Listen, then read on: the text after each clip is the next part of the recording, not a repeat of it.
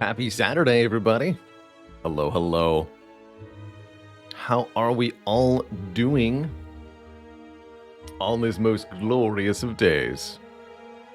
Let's make sure. I don't think I'm quite close enough to the microphone here. Hey there, 75 Grisby, Stiltskin, Flarp Freak, and Flarp Cat, Spirit Spire. Laying on bed to watch stream as it should be.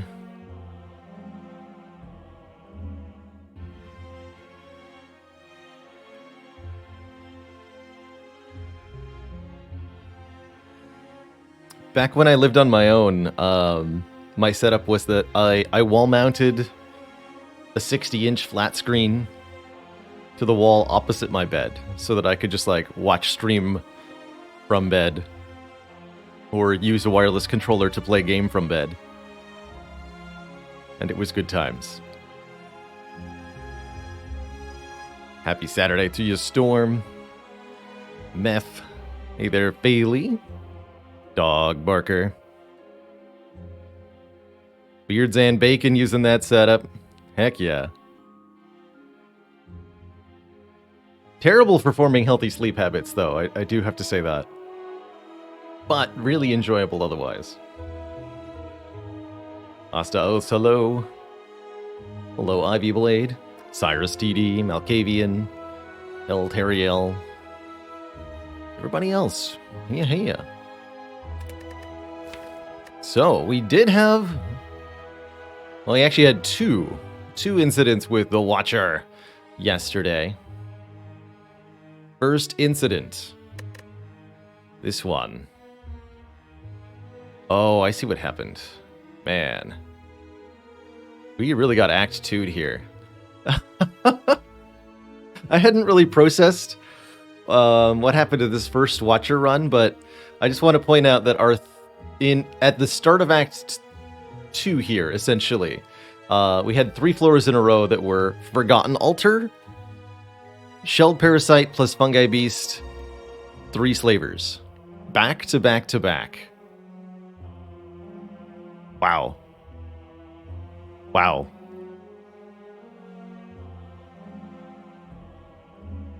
That'll do ya.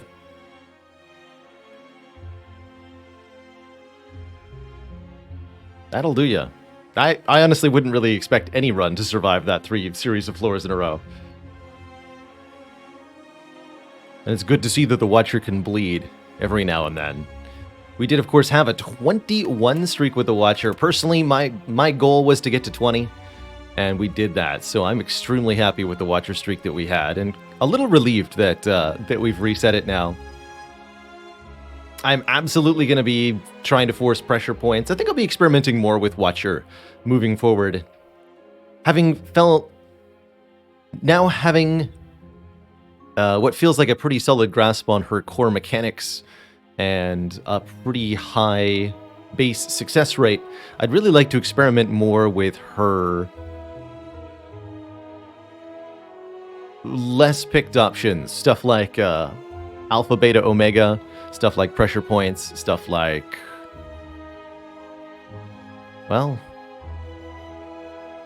stuff like the bad stuff.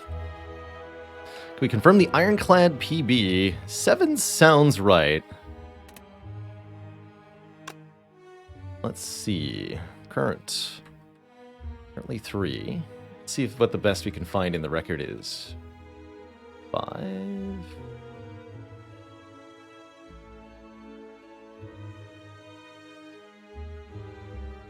One, 2,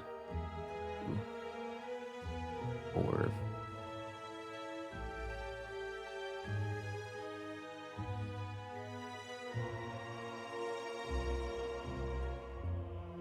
2, 3, 4. 1, 2. Looks like I didn't win more than 4 or 5 in a row with Ironclad at any point during 2021. That's actually as far back as the record goes, so I can't even verify 7. But I'm pretty sure that I've done 7 before.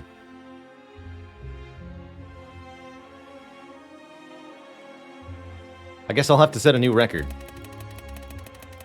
I know that Ironclad is fairly win streakable at A20. Definitely feels like an area I still have the most to improve in is Ironclad. In terms of my performance. Alright, 5 is the official.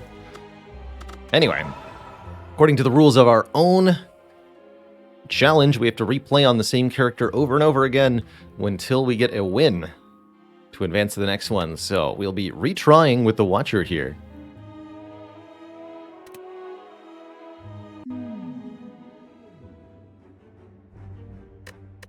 And seeing what we can do.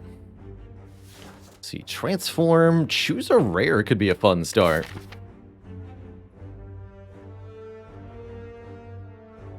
Then I could choose Alpha.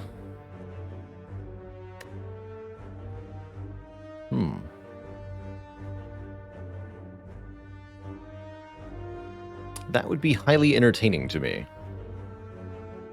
That said, I probably want to pass through this store. As I think our best path is up the left here. Fire into Elite.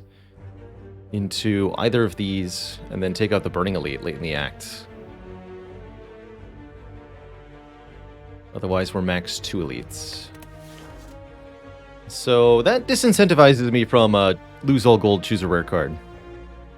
Stiltkin says, which character am I most confident in?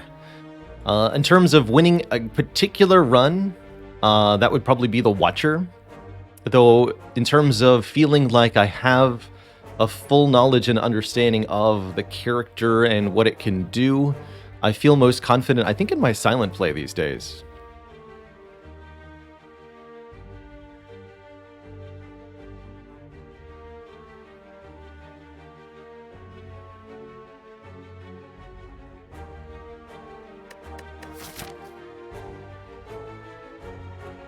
Defect is still eternally a mystery, and Ironclad I feel off-kilt in. So I think Ironclad is my weakest. Silent is probably my personal strength at the moment. And then I'm feel quite good about my Watcher and my Defect.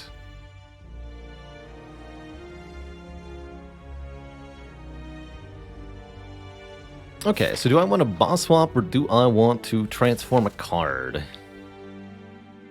Let's do some boss swaps. Sozu start. Okay. Normally, I am intimidated by a Sozu start. Here, I think with Watcher in particular, I am not as afraid. And I think I will just be very happy with extra energy every single turn. Notably, lets you do stuff like Eruption and Vigilance in the same turn. Can't kill either of them. I'll just full block them. Maybe wanted to strike one time.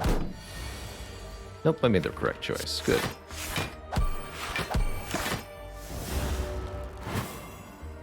I do remember back when Sozu was an S tier energy relic before we had Act 4 to deal with, and also very notably before they added the new potions in. Before Ambrosia existed, before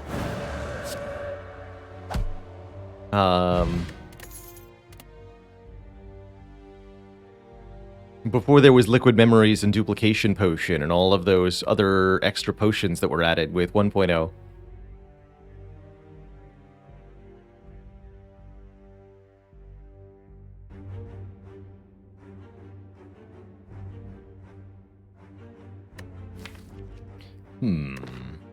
I actually don't mind a Protect so much with Sozu. We have the energy to play this card, and it provides sort of guaranteed block in a way that I like quite a bit when we don't have potions to save us.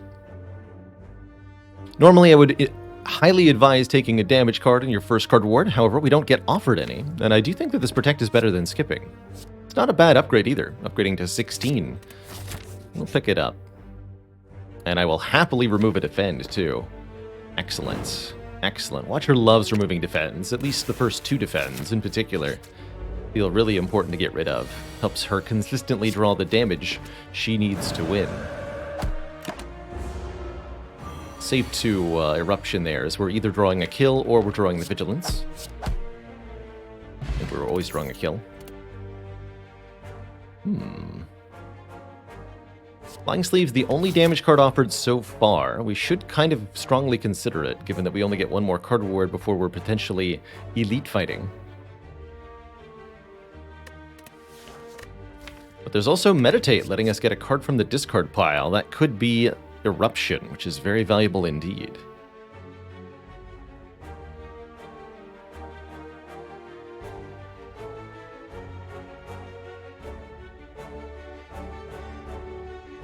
Yeah, no kidding about phrasing. Adding the heart to your runs is such an enormous challenge.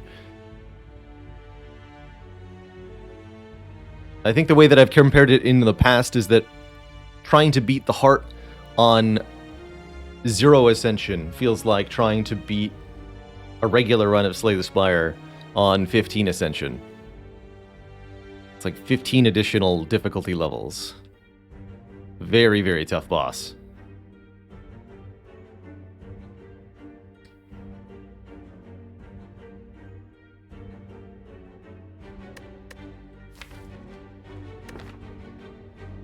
I'm gonna grab Meditate. I think with the 4 energy, it's more acceptable too.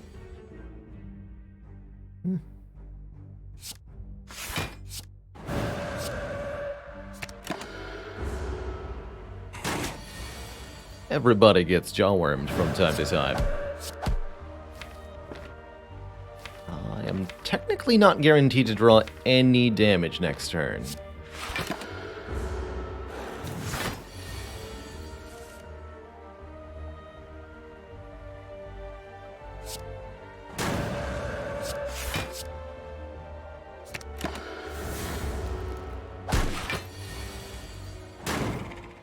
This deck wants a Windmill Strike. Oh no. I should have taken the Flying Sleeves. Oh dear. Finn Gray, thank you so much for 20 months. We can buy an attack in the shop. It'll be fine. It'll be fine. And as Bonus says, how often do I kill the Act 3 bosses but then fail to beat the hearts? These days, maybe 5 runs out of 100. 10 runs out of 100. I remember last time I looked at the numbers on a big scale, my deaths were mostly to the Act 1 boss, to Act 2 elites, and sometimes to the Act 3 boss, and then a decent number in Act 4. But most deaths occurred in Act 1 or 2, not so many in Act 3. A Cyclone says, I feel like I die more prepping for Heart than actually fighting it. That's definitely the case for me, and I think for many players who seek to fight the Heart consistently, the amount of preparation required is so enormous that you have to take risks, and inevitably those risks will result in failure sometimes. I skip these cards. I always go for the Heart above Freezing, even if I don't think I'm able to win. Doesn't feel like a real run to me otherwise. Okay, here's a damage card. Sash Whip. Not the best damage card, but I need a damage card. Please. Help. Not bad with an upgrade either. Although I'm probably upgrading Eruption. And we'll be removing another Defend here. It's actually a decent deck for Like Water, because I already have 2 calm sources.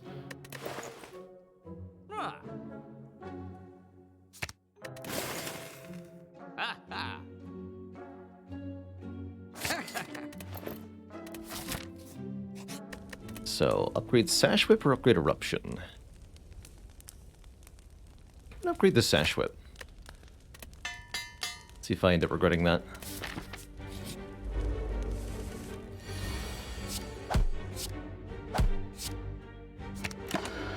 Specifically because with 4 energy per turn and calm entries, I don't feel like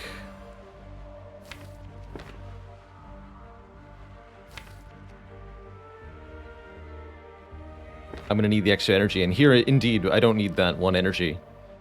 Although I could play Vigilance. I believe that I want to end this turn in Wrath to maximize the chance we simply kill Nob next turn without having to face this attack. Yeah, okay. All went well. We get bonus relics out of our next 2 chests. Perfect timing. Perfect timing. And I'm happy to add either a Conclude or a Bowling Bash here.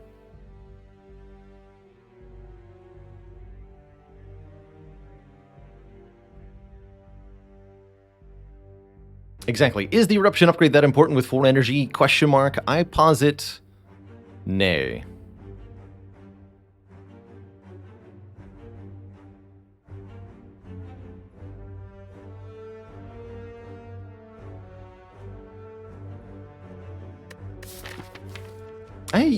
No, I don't want Conclude because that's an end your turn effect. We already have a Meditate. I'll take the Bowling Bash.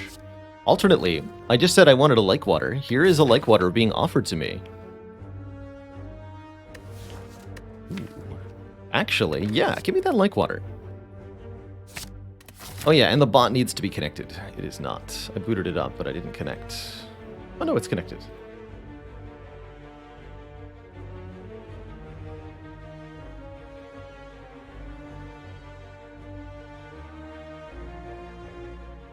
Sweet.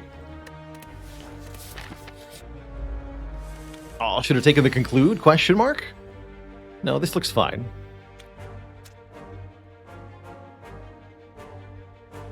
Yeah, this looks absolutely fine. We go Vigilance.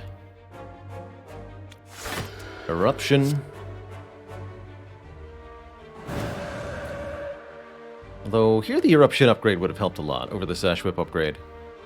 Because then I could play all 3 of these.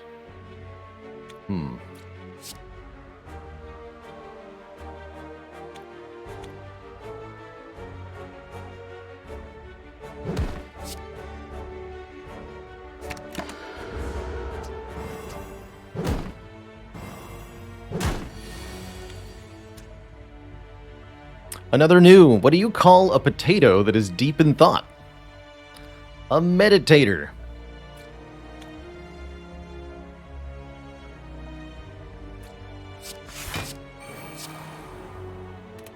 Guess I'm just going to full block this turn.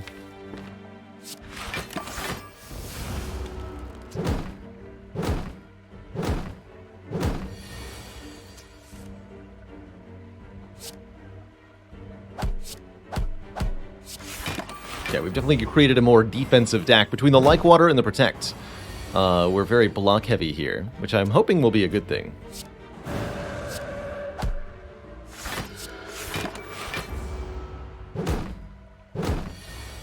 Do I own a Thesaurus? I don't need one because I am one.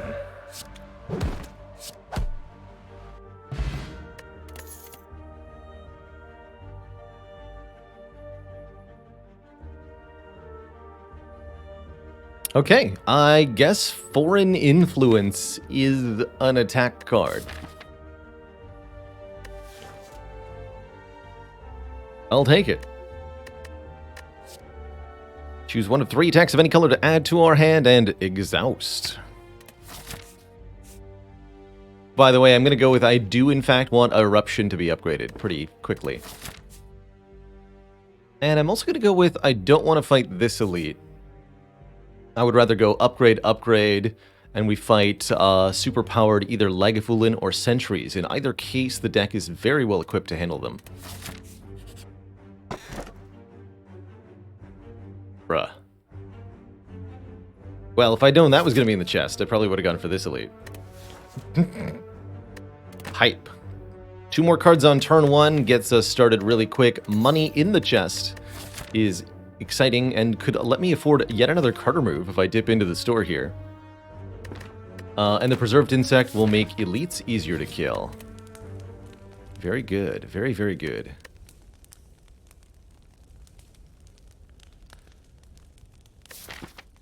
Many important upgrades. First and foremost, I will upgrade Eruption.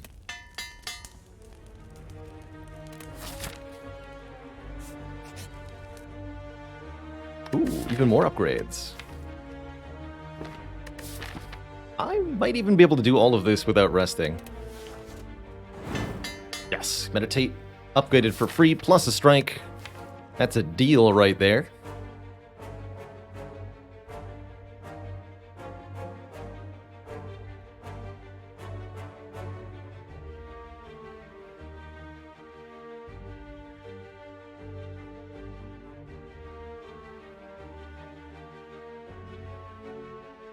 Let's just say I've watched a lot of episodes of Simpsons and Asmana.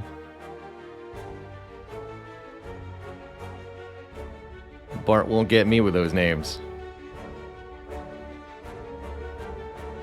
There have been some pretty funny moments in Games Done Quick marathons where people have subscribed with certain names. That's always pretty funny.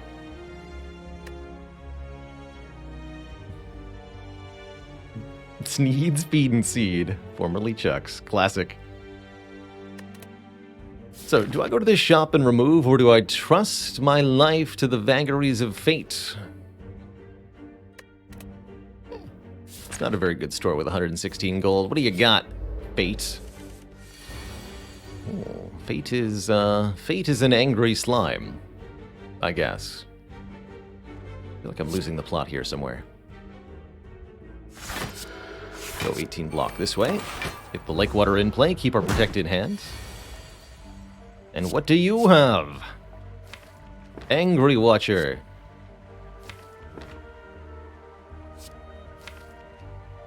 I could draw Eruption right now, but I want to draw it next turn, actually, so I will be an Angry Watcher.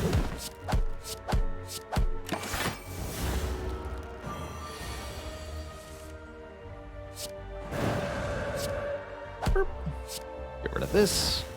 Meditate back the attack cards. Love that Meditate can get us our damage cards again. Such a helpful thing overall. The Angritude. Beautiful. From that random fight, we get a Scrawl. Draw cards until our hand is full.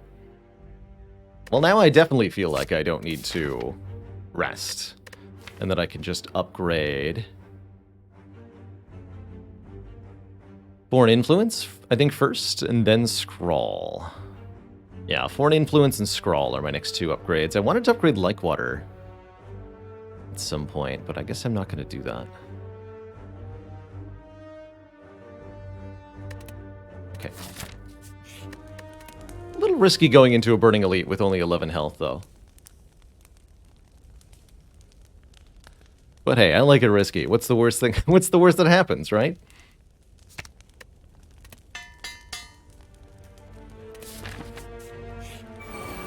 Okay, we get Metallicizing Mini Sentries.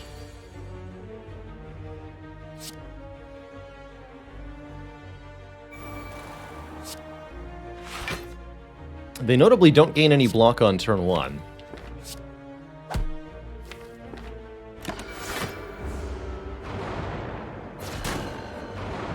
Opting not to use that Scrawl the first time around. Fortunately, that means I don't draw Eruption. It's okay, though, because I can easily full block. Actually, can I kill one? 23 plus 4 is 27. We've got 19... 25. No, I can't kill.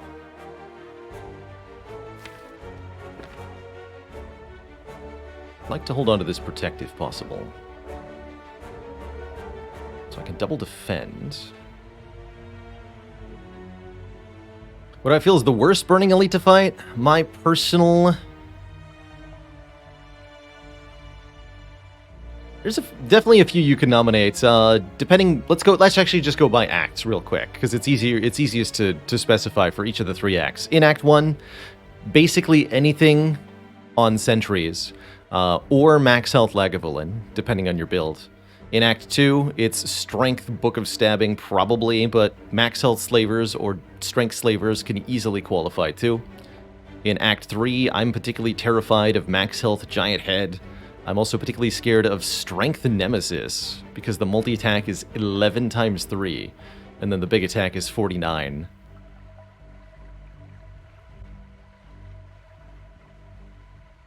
Regenerating Nemesis can also be a real pain in the butt, since it heals every turn, but you can't damage it every turn.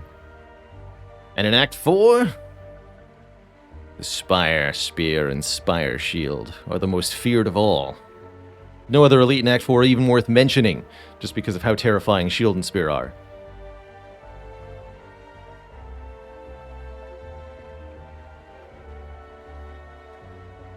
Or do I play Protect? Maybe I just do that.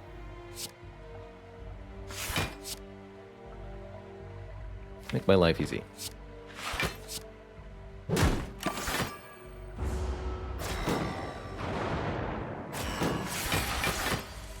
Alright, foreign influence, oh, nice. What you got? Dash!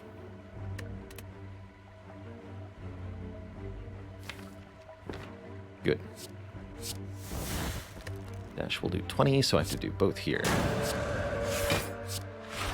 Really counting on the like water to save my bacon. Because we could get a dead draw at any moment.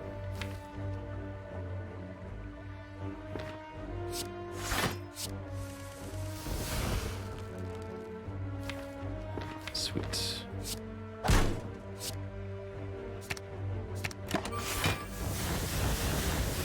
Using Scrawl to get rid of all those days was a really good choice. Got our Protect back in hand, too.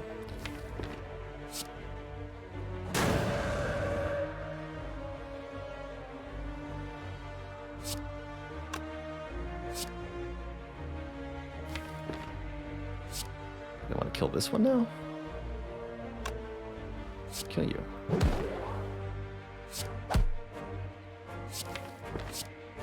Schmark.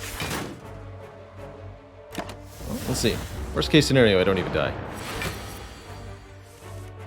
Now we're good. Alright, that went perfectly. We get a Juzu bracelet for all that effort. Oh boy. Now we won't find normal enemy combats in question mark rooms. And do we want a Scrawl?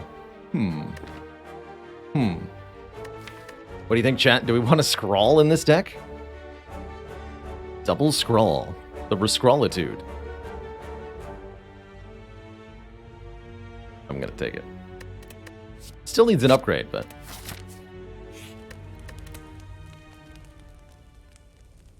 guess if I have 2 Scrawls, I'll upgrade the Like Water. How entertaining. Like Water upgrade's not that helpful for Slime Boss, though. It's okay, don't tell Slime Boss.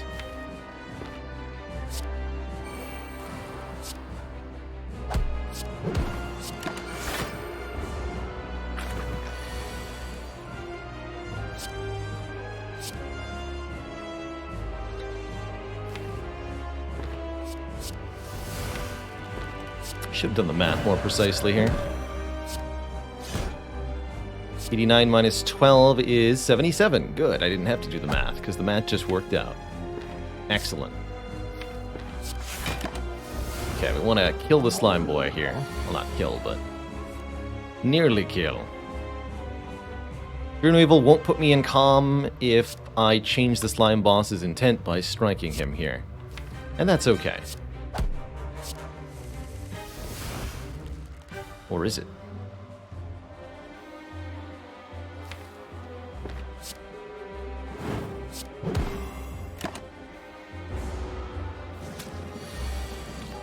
It is.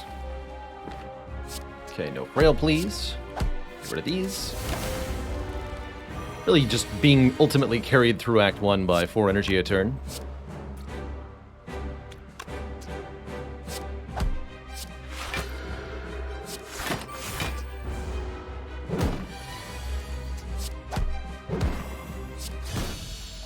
GG. Obelisk, thank you so much for 9 months, 9 years of dad jokes.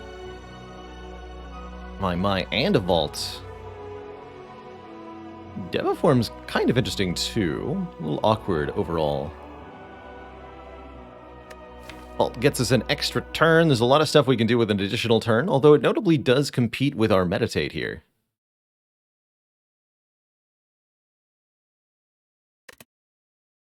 We have no mantra to make brilliance any better than basic. Devaform is big and slow. I'll take the vault. Vault, very good as long as you have at least 4 base energy. And starting to look pretty good with a Snecko Eye here. I think Black Star is also rather reasonable, although with Sozu, it's a little sketchy to fight elites in Act 2.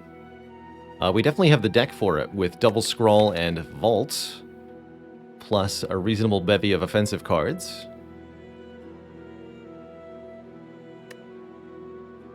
I think we're pretty reasonable against the elites of Act 2.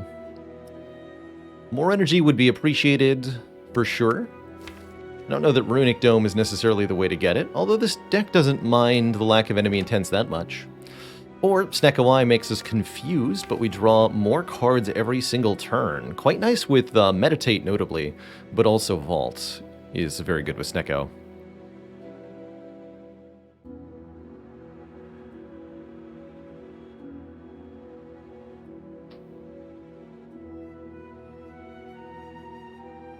I think my personal preference is Black Star. I think we'll kind of end up with the most interesting run if I take that. But in terms of direct power right now, we'd definitely be better off with Dome or Sneko-Eye. Hey there, kind of fungi. I think that boss swap has been kind of disproven these days. And Merle's work in Streaking Watcher has really convinced me of that. If you boss swap every run on Watcher, yes, you can have a very high win rate. And I do think boss swapping is very strong in general. But you will eventually get a busted crown start that kills you without you being able to do much about it. You can't always win busted crown starts on Watcher, and you will eventually, at the very minimum, get a busted crown. Whether it takes 20 runs or 40 runs or 50 runs for that to happen and end the streak, it will eventually occur. Whereas it seems like with diligent play, good calculations, and patience, you can win more consistently than that if you keep your starting miracle intact and instead choose other powerful starting bonuses.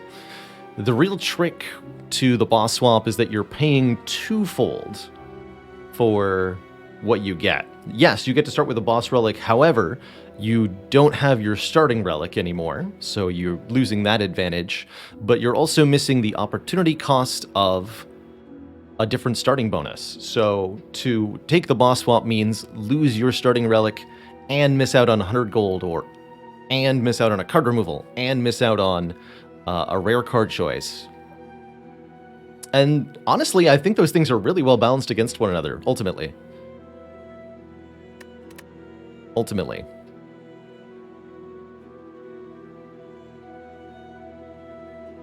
Now, that said, I think, like I said, boss swap is very, very strong, and I think you can win very consistently, like 95% plus, if you boss swap every time on Watcher. But without boss swapping, I think you can reach 99% plus. Isn't Sozu kind of a bad swap for Watcher? I think Sozu is kind of a bad swap for everybody. I'm going to go with Black Star with no potions. I'm going to do it. Black Star with no potions. Coffee Dripper is very tough if you don't have a healing method above freezing, even as a skilled High Ascension player. Usually balk at the prospect of Coffee Dripper with no healing at all, but any one healing is usually enough to convince me. Like if I have Pantograph or Meal Ticket or Meat on the Bone or something similar to that, just any one of those things, then I'm pretty happy with the Coffee Dripper. Or Eternal Feather, that's right, Eternal Feather is a really good one. Birdface Turn or Blood Vial might not be enough on their own. Depending on how many powers you have, of course. If you're getting 12 hit points per fight from Birdface Turn, then yeah, it's really good. But basically any one of those things. And if you've got 2 or more, definitely. So, we have 233 gold. I certainly wouldn't mind removing a card at a shop. Let's see. We have Matrushka, Juzu. Ultimately, I can only fight 2 elites this act. Makes it a pretty sad Black Star. We'll go for this one and this late one. And maybe get 2 removals at shops. Either way, I'm starting with 1 combat and 1 event. It's the Thieves. They're here to make me fear that they're here. Go for the Mugger first. Something I think I should be choosing to do more often.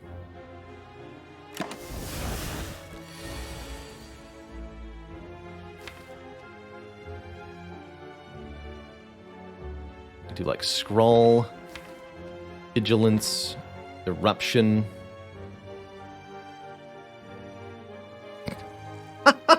And now I'm actually 1 damage short of killing the Mugger, perfectly highlighting why I go for Looter first, usually. Oh, that's so funny. Eruption Smite is 33 damage here. Heck. That'll teach me to go for the guy with slightly better stats.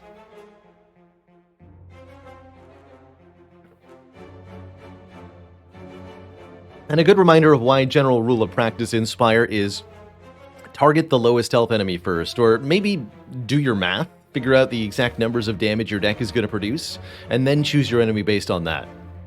That takes forever, though.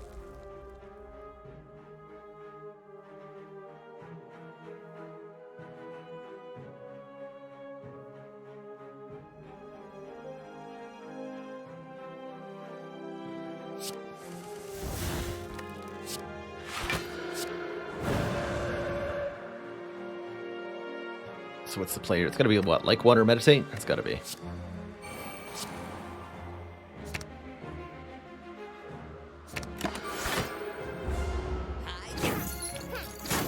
Four there. All in all, not a bad fight. Oh yeah, and that was only technically turn 1. Kind of.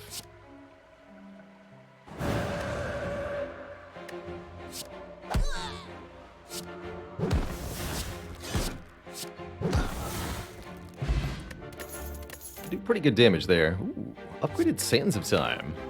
Very nice with Vault in particular. Not bad with Meditate either. If you use Meditate to retrieve Sands of Time from the discard pile, and it's not already 0 cost, it will get cheaper. And I like that it gets cheaper with Vault also. I'll take it.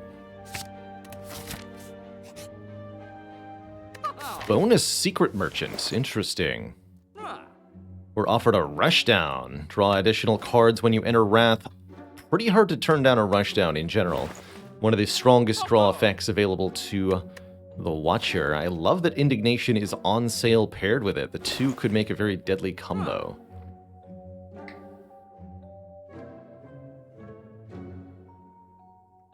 I'd say it's always one Looter, one Mugger. They're mostly identical. Their attack damage doesn't differ on turn 1 or 2. But the Mugger has slightly more health, and on turn 3, if they attack, the Mugger does more damage, 18 instead of 14. The Mugger also blocks for more, using their block move.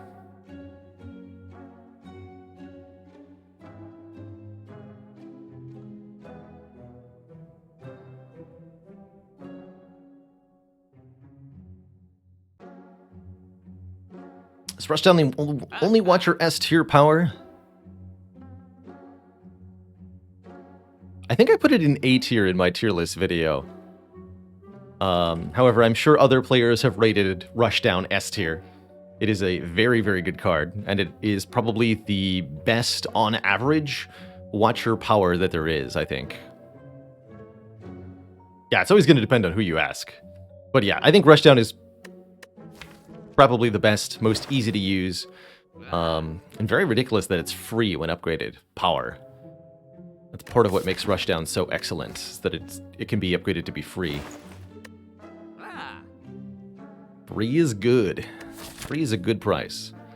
So am I deliberately taking 2 more combats here?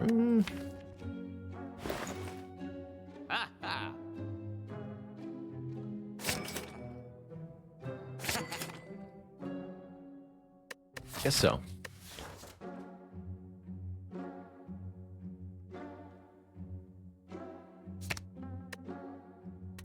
At this point, I'm going to lose a strike.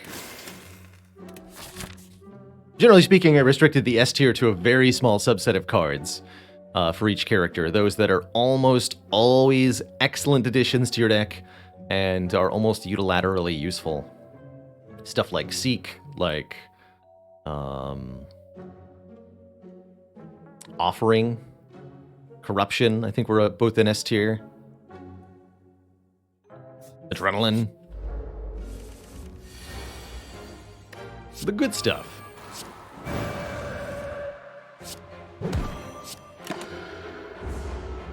Once you have Rushdown in play, the, like, Wrath into Meditate combo is so strong.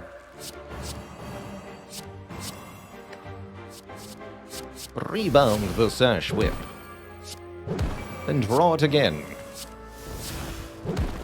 Yeah, we're destroying stuff now. That fight was ridiculous, and to make it further ridiculous, add a Wallop Plus. 12 block, 12 damage, and more if we're in Wrath or the enemy is vulnerable.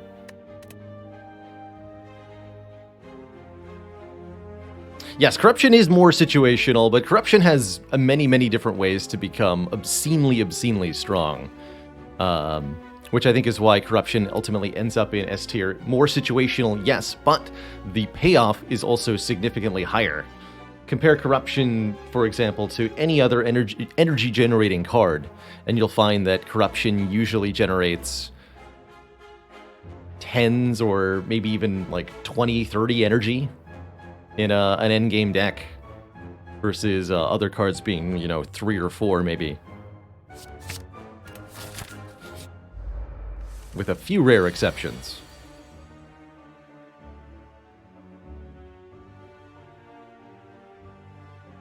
And speaking of S tier, actually, yeah, shout out to my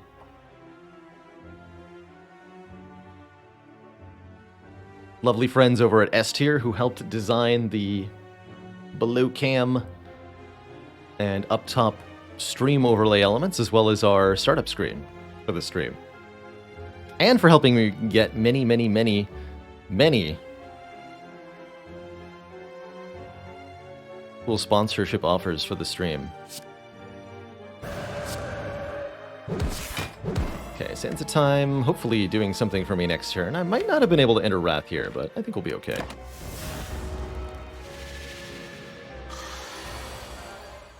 Oh yeah, we're okay. We're super okay. I got Vault. And you got Crush Joints. Bonk. First pressure points on the run. It's also an Empty Fist if we want a way to leave Wrath, which we might want to consider. But I feel like I can wait for more upgraded cards to appear at this point. The deck is absolutely slapping, so we should be very discriminatory about what we add to the deck. Discriminatory? Discreet? Discerning? Discerning is probably the word I'm looking for.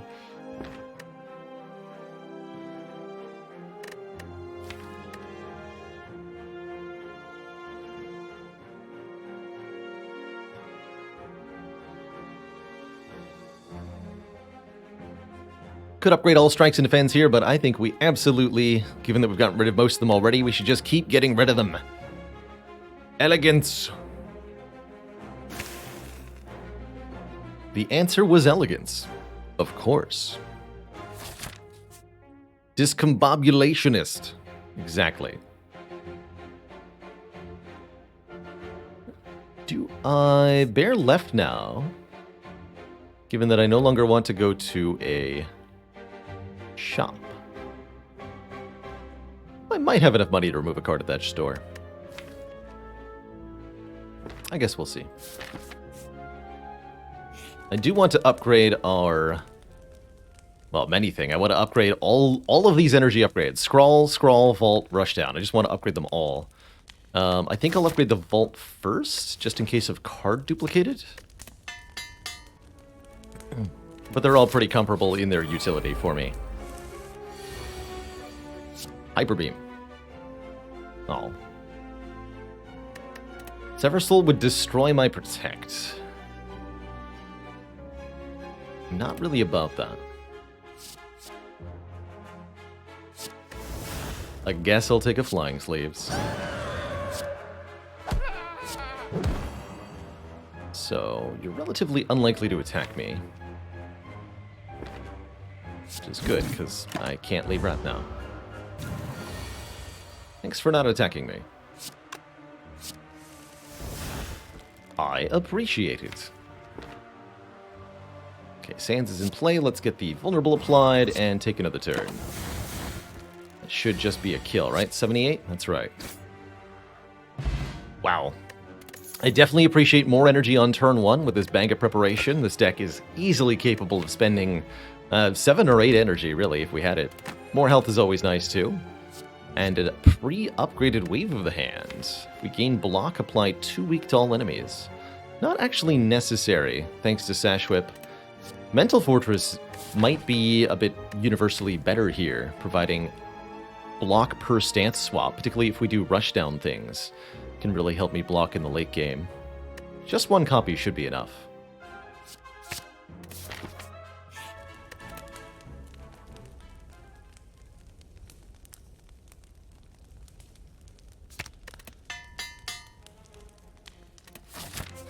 Rushdown first. 2 relics. Boot thingy and potentially strike dummy, making my strikes hit harder. Problem is, these strikes are relatively likely to get removed from the deck. But if I chose to leave them in at +3, they would actually hit relatively hard, at least. Be Water, thank you so much for 2 months of support.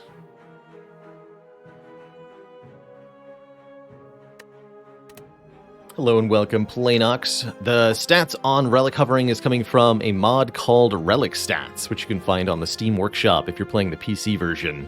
Keeps track of the numerical value contributed by every relic, which is mostly for fun. Doesn't really give us a whole lot of information we can use to get better at the game, but I think it's really cool to know what everything has contributed.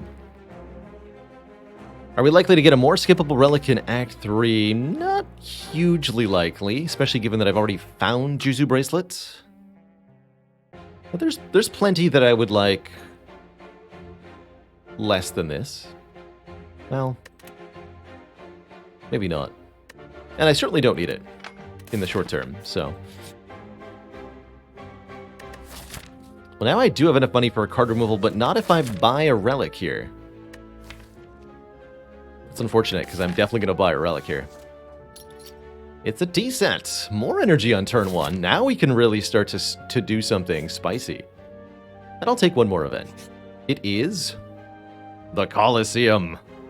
We were knocked unconscious, groggy and with a throbbing head. We awakened to find ourselves thrown into the center of a massive stadium. Pretty much my favorite event in the entirety of Spire, just because it's the most rewarding event in the entirety of Spire. You get 100 gold and 2 relics for winning this fight. Well, winning both fights, more accurately. And that's pretty sweet.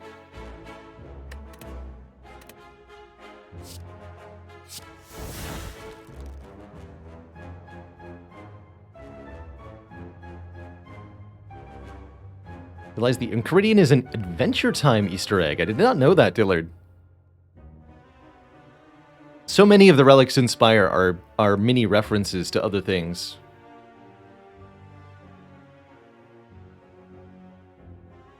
Okay, what's the play?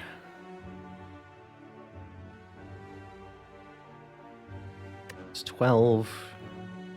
This would be what? 24 plus 22. Indignation, Wallop, Core Surge. I'd have to strike, and then I would take a little bit. Is there any way to full block?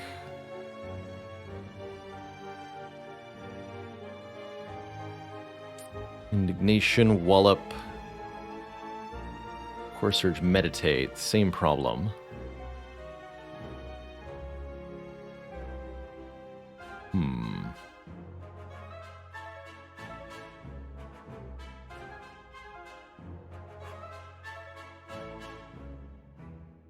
Do I prefer an Act 1 shovel or a Peace Pipe? In Act 1, I definitely prefer the Peace Pipe.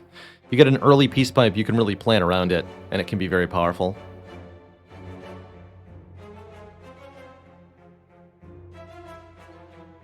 Alright, I don't see a way to full block this, so I'll do it this way. Oh yeah, I draw a card too. I didn't remember that.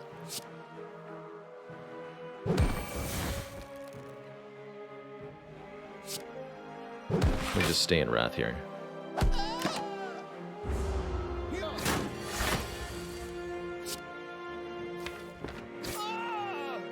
Okay, just 2 damage.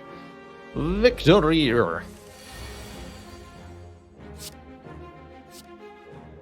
3 sands a time. Victor free.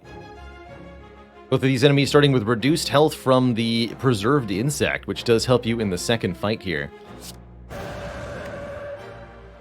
Easy peasy.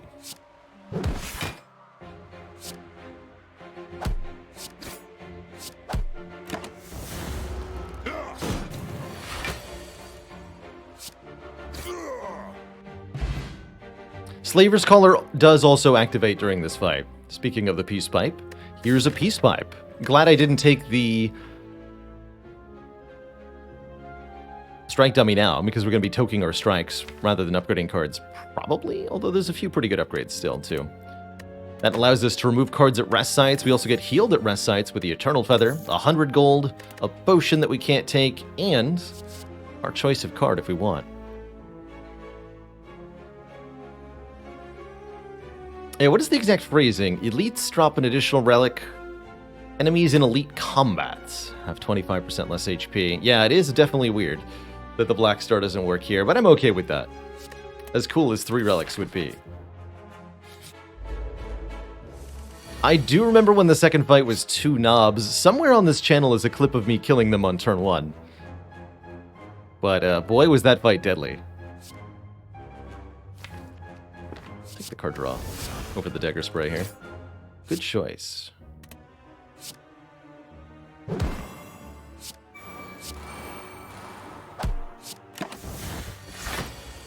That's right, we get Orc. Yeah. Not Orc Huckum. Get Boot thingy.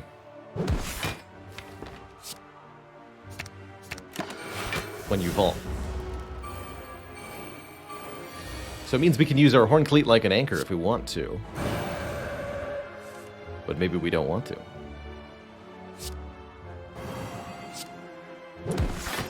Bonk. These do 18. And then Sands of Time kills.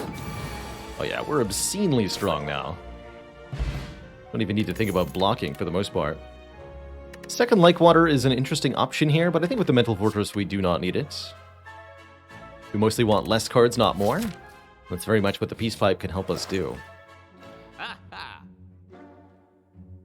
Could take more strength against elites with a Sling of Courage, although we're already having a very easy time against elites in general.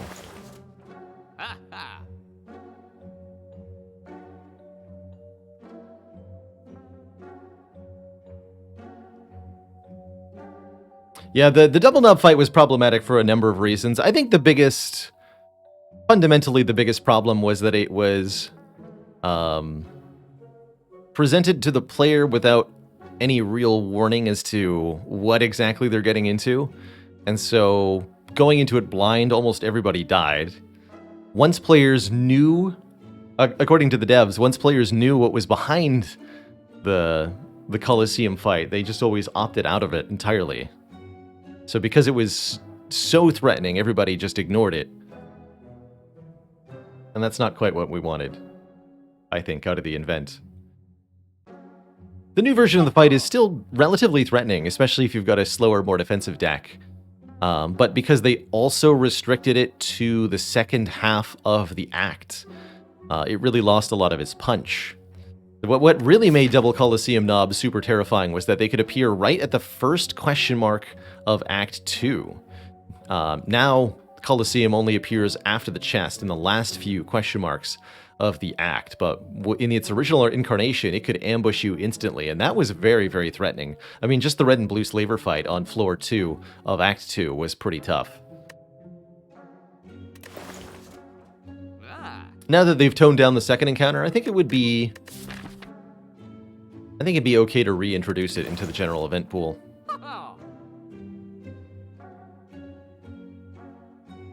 Otherwise put, I think they needed to do one or the other, but not both of those two things.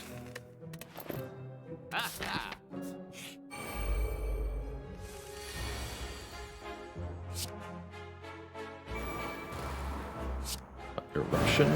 You just go Eruption like Sash Whip Meditate? Yeah. Give me back Eruption and Wallop. Just ignore Vault completely. Eruption. Vulnerable. Bonk.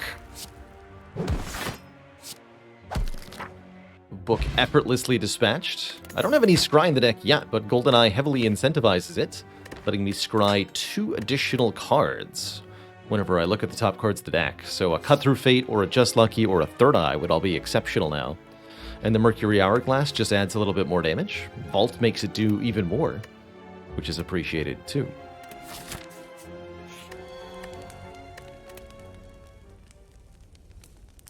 Now, the Double Dub is gone from there. They gave us Avocado Rat. But do you remember, Crit Error, that Avocado Rat is the nerfed version of that fight? It used to be worse.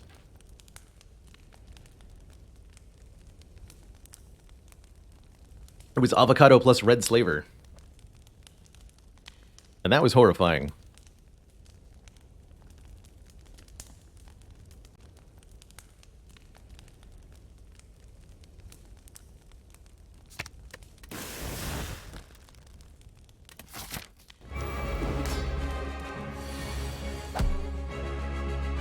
I have 7 energy? That's so exciting.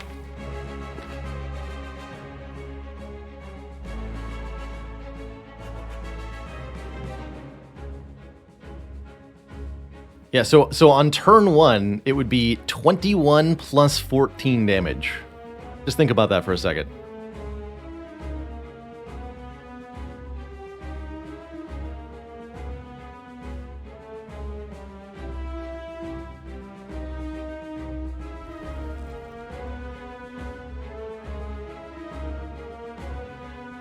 That's actually more damage than the triple slavers do on turn 1, which is 34 damage. Yikes. Might be stripping through the artifact. I am going to be stripping through the artifact layers in this fight. There's no might, there is. There is only do. Okay, give me back, in that case, the eruption and the indignation. But I may do exactly that. This is not a good turn for vaulting, and I'm okay with that too.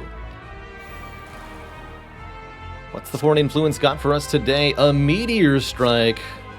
Commence the destruction. It's free. It will give me an orb slot when I play it. Next to Mod the Spire, and that means Silly Town is here.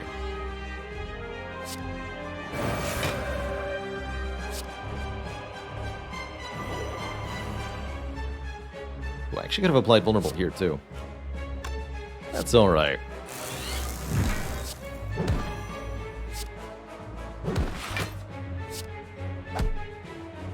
Ba-bonk.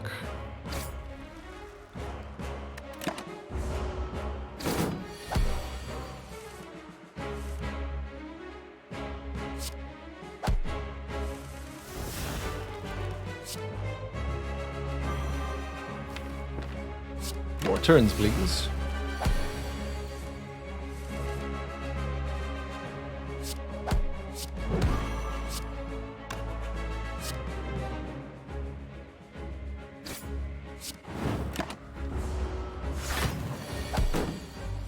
Not even close to Hyper Beam. GG. Scroll number 3 is here. Take an Omniscience, allowing me to double a card in the draw pile. That can be pretty potent, too. Double up on one of your powers for getting set up. Notably, double Rushdown can be a thing. Last but also least, Master Reality upgrades cards we create during combat. Just the card from Foreign Influence currently.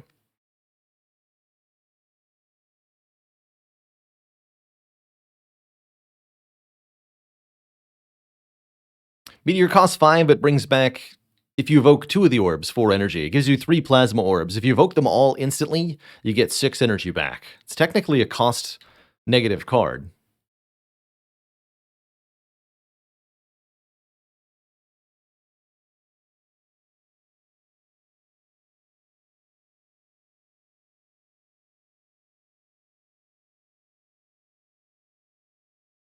And yes, Man asks, if you don't have Mod the Spire, then you do not get the orb slot from Foreign Influence into any orb generating card. That's correct. Cards from Foreign Influence normally do not make orb slots.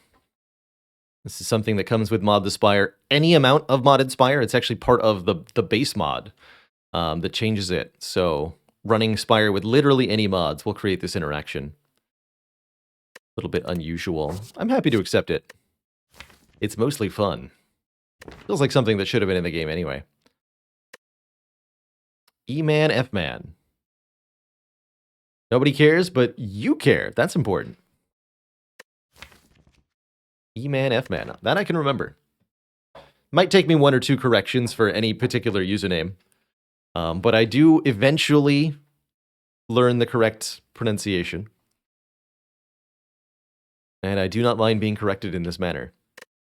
I have to guess at hundreds of different usernames every day. I'm inevitably going to get some percentage of them wrong.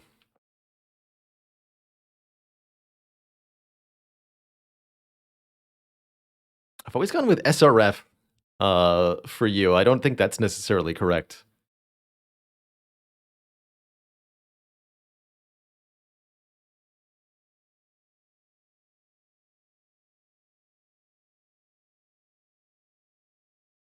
English Narwhal, a prime numbered subversary. Just accept anything I throw at you. Well, there you go. You'll take it and you'll like it. Signor Farquaad. Lord Farquaad. Prankster says, does Master Reality upgrade Deus Ex Machina? Yes. If you have Master Reality in play when you draw Deus Ex Machina, it will generate upgraded miracles.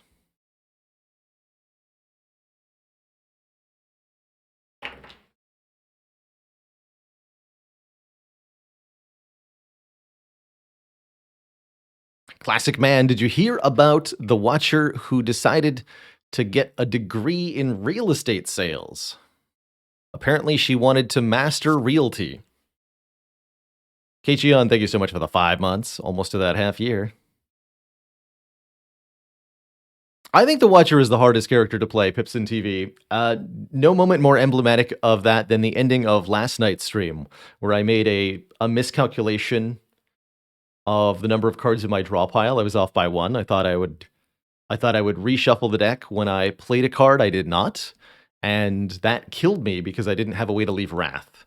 And I took 40 extra damage from Nemesis.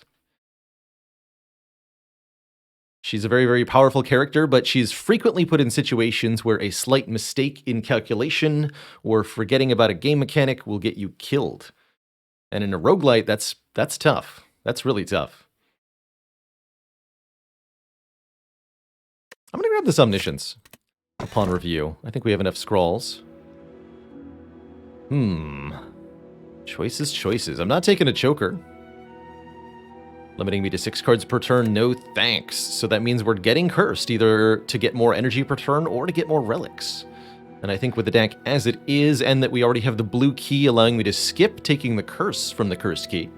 Always think about if I took the blue key or not when I'm looking at this relic.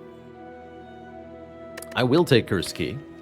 5 energy per turn should be plenty to spend these big expensive cards, and we can make a lot happen. That's right, we can also toke the curse from the key, whereas the one from the Calling Bell is quote-unquote unremovable. We're also going to get a lot of relics this act, as I see 4 elites that we can face. More if we can get our hands on Wing Boots, but that's pretty unlikely. I'll visit one early event. We do have Juzu Bracelet. If this is Mind Bloom, we're going to have a good time. And if it's not, still going to have a good time.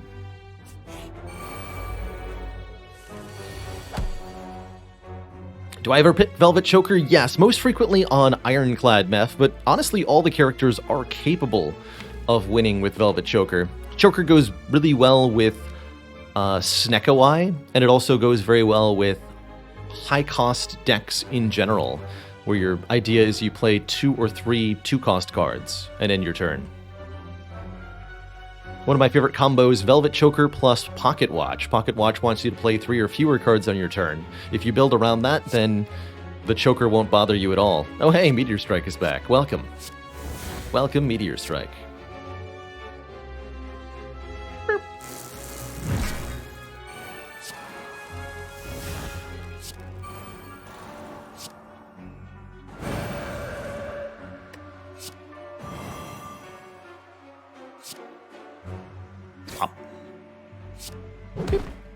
If I meditate the Sands of Time, it should go down to 3 cost here. Yes. Because it was being retained. Even if not by itself.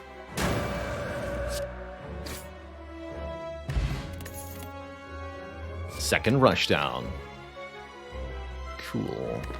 If I knew known I was going to find that, I wouldn't have needed the Omniscience. Real Kick's quite reasonable, too. Card draw in a deck that has lots of energy.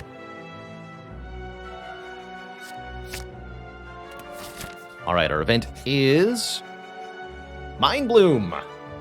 While walking and traversing through the chaos of the Spire, your thoughts suddenly begin to feel very real. Imaginings of monsters and riches manifest themselves into reality. Was that a Juzu proc? No, I don't think so, right? It's just regular. So, we can take a rare relic for an easy boss fight. That's always good. Upgrade all of our cards, but prevent ourselves from healing. Deck does appreciate that. Gets both Scrawls upgraded, Rushdown and Omniscience are upgraded. Honestly, it would be very good to take an upgrade all here. But what about 999 gold? We get to visit a shop with that money instantly, and I can remove the other normality very quickly thanks to Peace Pipe. That's my choice, personally. Can it really be this easy? Yes, it can. And there's beautiful, beautiful things in the shop here. Helix is an amazing relic, preventing the first instance of damage each combat. We're definitely going to spend a little bit of this money on a normality removal.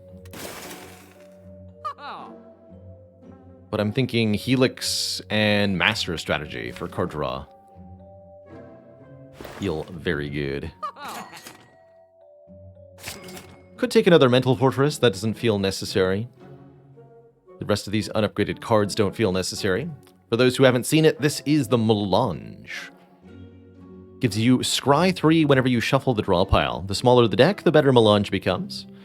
It's kind of like setting up your next turn a little bit after you reshuffle. It's oddly timed and a little bit niche, but it does have utility.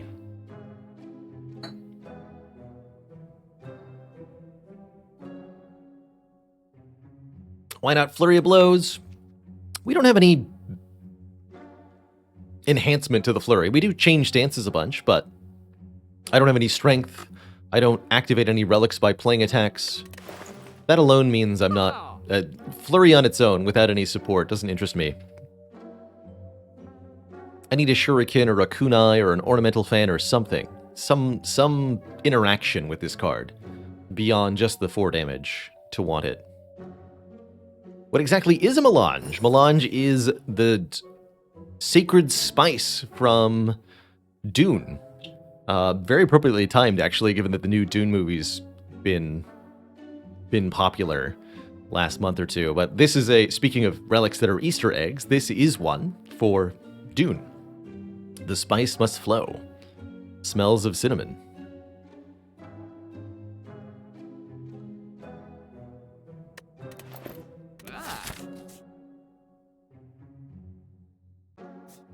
Take an event. Nay. Stinky Tomb of Lord Redmask. See me refuse this a lot. I usually, if it's less than 100 gold, I'll take the deal, but usually not otherwise. And here's the event I was looking for, the Double Orb Walkers.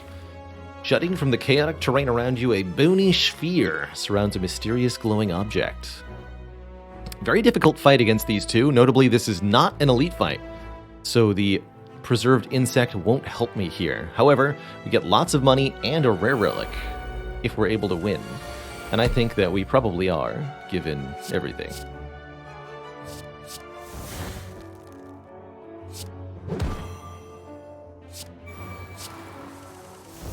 Oh, whoa, I didn't think about that. Right. Can't play cards if I draw the normality, which I may have forgotten that I had. So I have to be very careful then. Well, that's terrifying.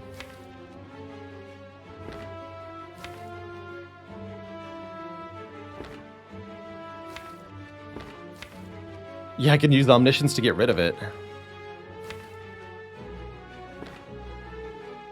technically true.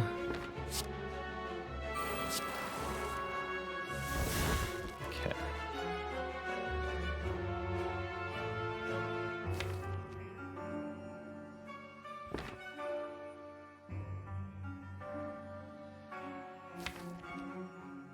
If I play the eruption, I might draw it.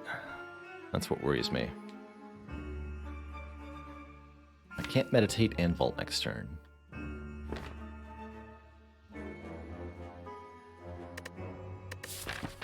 I may have totally forgotten that I had the normality when I accepted this fight, too. I think we can get out of it, though. I think there's a way here. I'm gonna go, like, Vigilance Wallop this turn. Set myself up for a good next turn. Oh, maybe I wanted to master strategy there, try to draw the normality.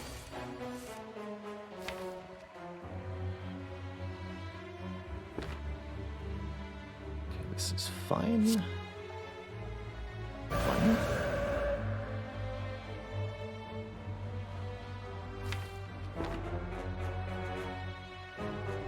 Shoot. Oh, we're in trouble now.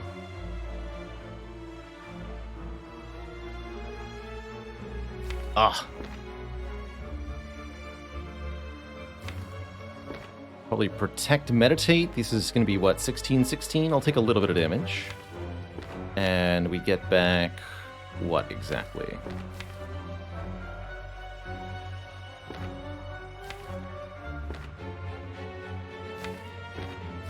Indignation, Omniscience.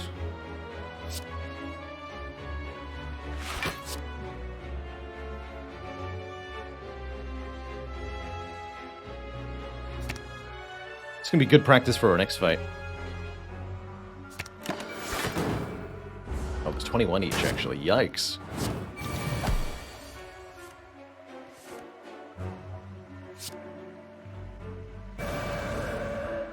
Okay.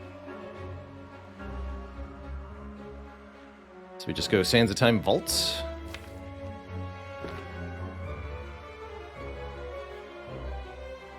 Played one card this turn. This normality is way more horrifying than I thought it would be. Ah. Am I dead? No. Good. Terrifying.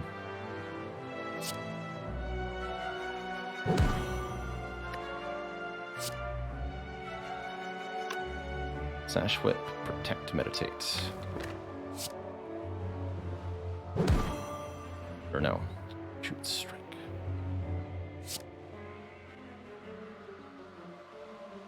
I meant to do Crush Joints here. Ah.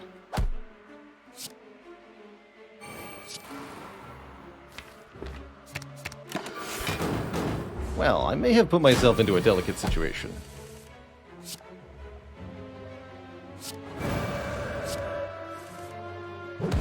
That was a lot more painful than I expected. I'll have to be very delicate in this fight. We can also just avoid that elite fight. Opt to do 1 or 2 fewer here. It's probably wise. Take a heal.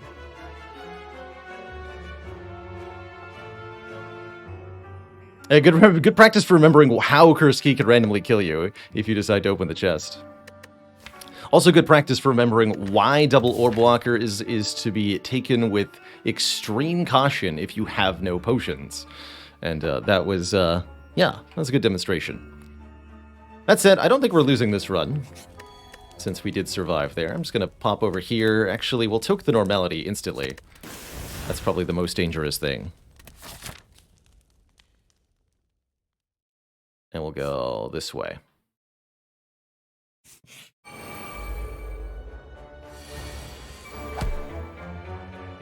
Makes more sense to get rid of the normality so that I don't have another dangerous fight than it is to rest and have to navigate another fight with the normality in it.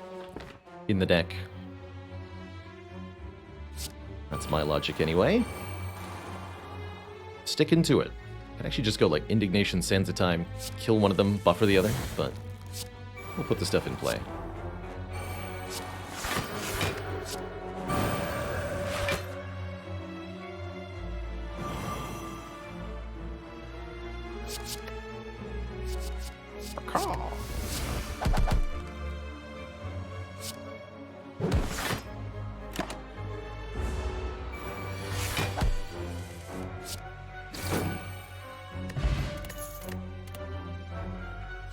Cut Through Fate says Scry 4 on it. Thanks to GoldenEye. We'll absolutely be taking that.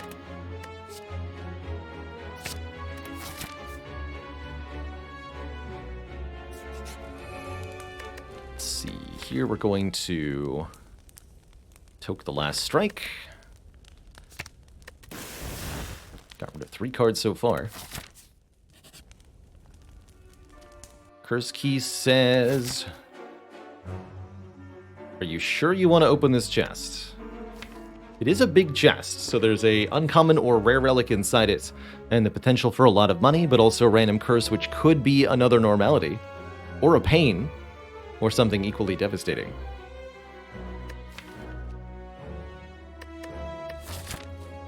And I think we've brushed close to death enough on this run. I'm going to skip it. I would like my 2 relics now, please.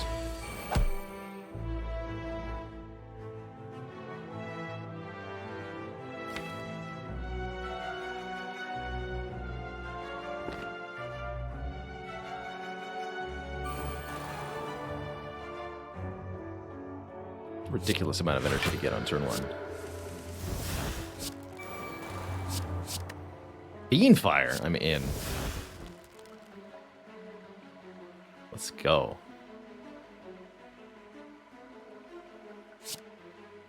Omni Indignation puts me in wrath and makes everybody vulnerable.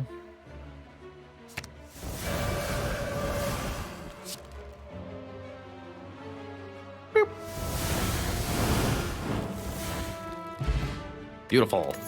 Ice Cream means we can preserve the obscene energy we're creating. Smooth Stone makes our blocks a little blockier. These cards aren't any good. Mr. DNA, thank you so much for 22 months.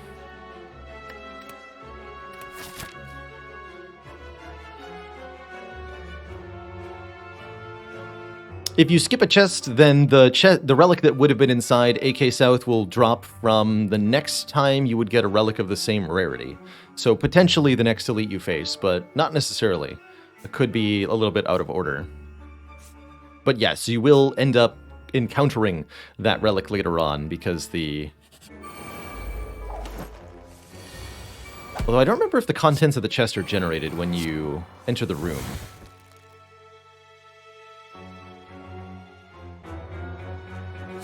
Or not. Now I'm not sure.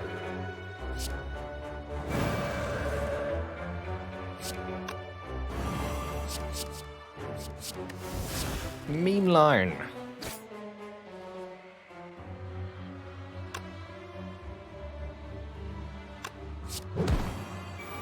Give me back that streamline and the eruption.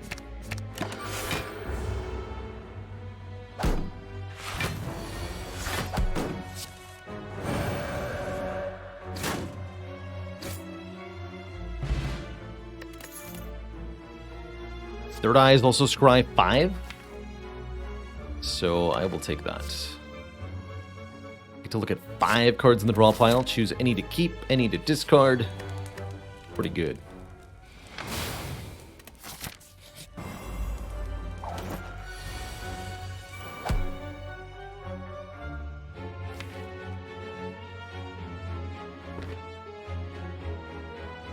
Okay, what have we got here? An interesting set of cards. That's what we have here.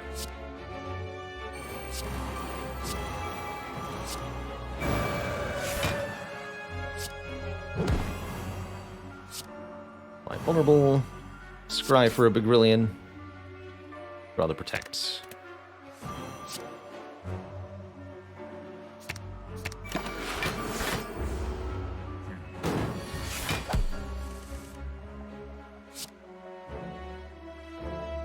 I guess I'll take the scry of this too. Discard those.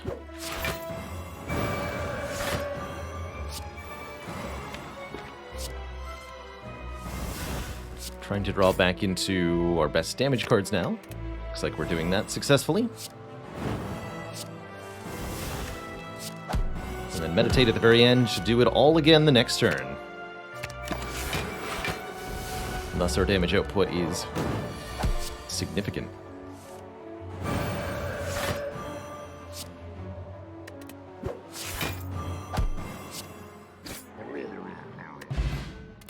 Bottled Tornado allows us to start combat with Rushdown in our opening hand. Or one of the other powers, but probably Rushdown. One more Rushdown plus if we want it. I think 2 is enough, though. Hey there, Burger Flippers. I expect to take most of, most of the year content-wise. I'm not going to be exclusively streaming Slay the Spire, nor am I going to be going, 80 hours a week or anything.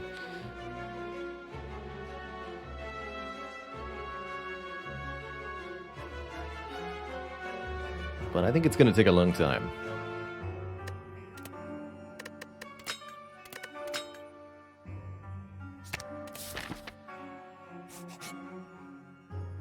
Falling. Use Vigilance, this unupgraded Mental Fortress, or the Sash Whip. My Mental Fortress. No. But I like that Mental Fortress. If I lose Vigilance, I lose one of my 2 commentaries. I don't really like that either. If I lose Sash Whip, I lose my only access to Weak. These are all pretty important pieces of the deck. I guess I'll lose the Mental Fortress. It might pain me greatly to do so.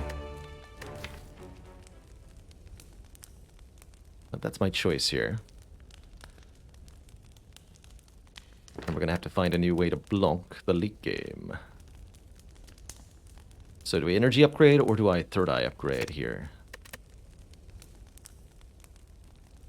I could also think about upgrading Vigilance or Protect to help me through the block requirements of the endgame here.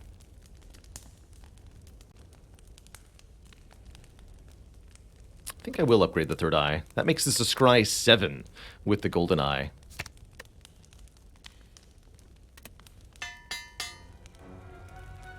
Very nice.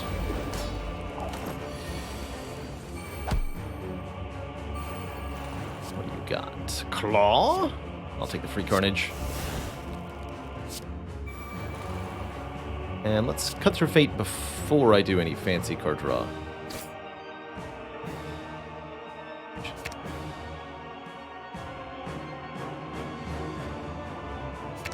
It's all artifact stuff.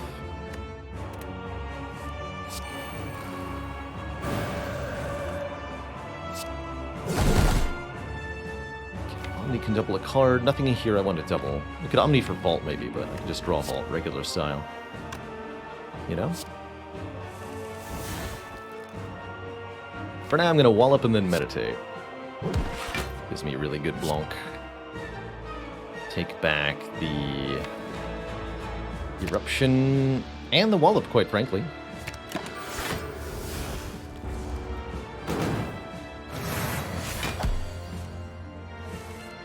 We block by entering Wrath and hitting as hard as we can.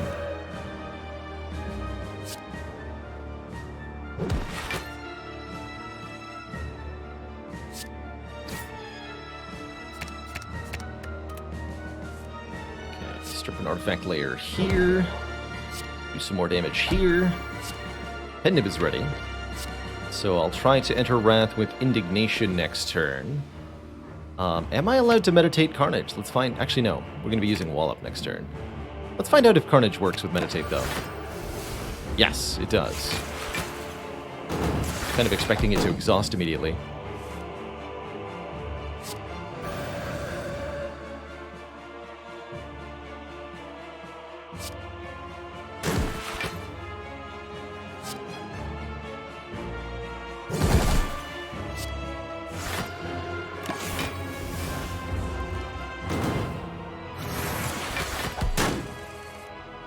Well past time to kill the Donu. It's time for the Donu to die. Go Sash Whip, Indignation, Meditate, the Eruption, and the Indignation. Now we can apply Vulnerable to Deca to finish the fight quick.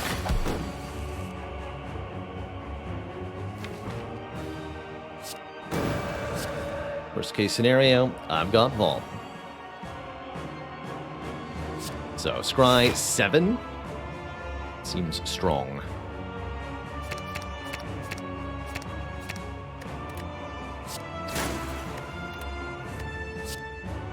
Basically lets me find any one card that I want at any given moment.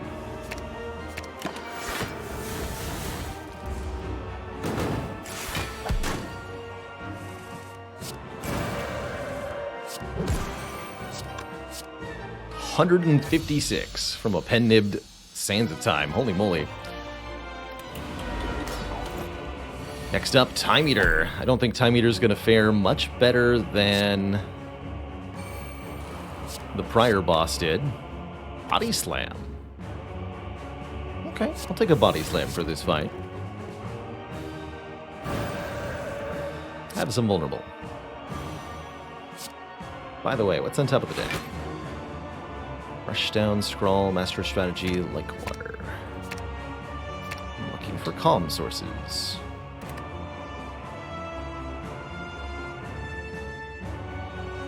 Don't have to spend all of my energy because of the ice cream.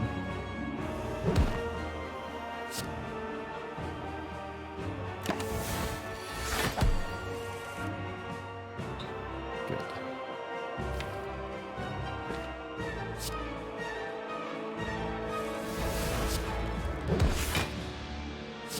Flash Whip. Let's go Rushdown Meditate. I have enough block here. Give me back Wallop and Eruption. Never liked you. So it looks like the idea is to have our block engine be primarily Wallop plus a little bit of Like Water,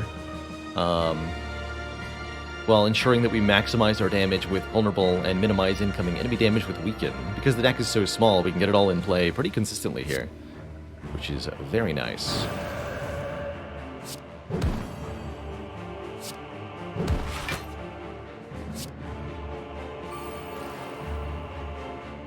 Just save some energy for next turn. Meditate lets us get back the Wallop and the Eruption every single turn, too. This deck almost wants an Establishment, but I think it just has so much base energy, it really doesn't care.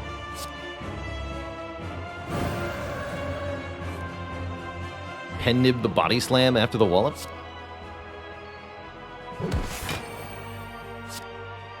Holy moly. Alright. Bonk. Two thump, two thump, two thump. A deep pulsing dread can be felt throughout the room. Is this the heart of the Spire? The source of this fiendish gold total? You prime your stick with the memories of almost dying to the double orb walkers and resolve not to let yourself have that happen again.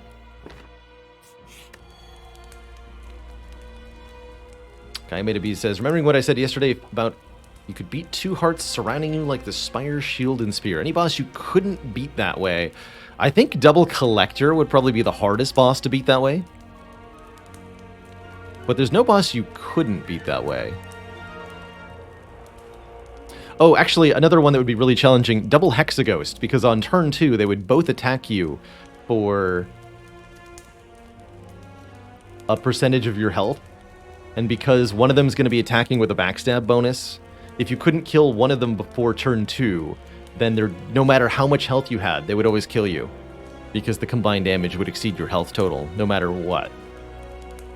I guess you could also, like, double Impervious that turn, or something.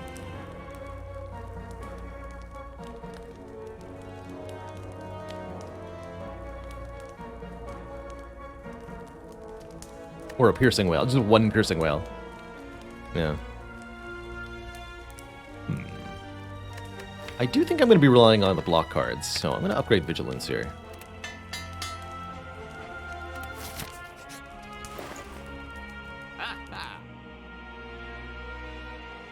Okay, Orange Pellets lets us remove debuffs. That's not bad. War Paint upgrades 2 random skills. That's Protect, or Scrawl, or Indignation, or Omniscience, or Master of Strategy. Those are very good hits. Art of War could give us additional energy. That's not bad. Panacea is nice, but redundant if I take the pellets. Card removal is okay. Double Donu, double Deka. If both Donus buff all 4 of them, that'd be horrifying. 6 Jawworms.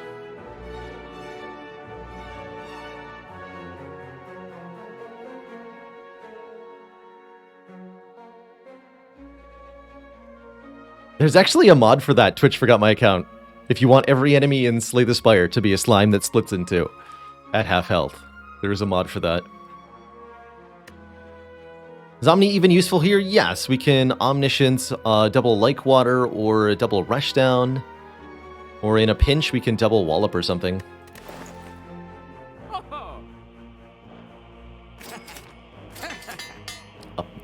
Upgraded Omni and Scrawl, I love it. It's going to remove anything. What would it be? Strike Plus? Strike Plus.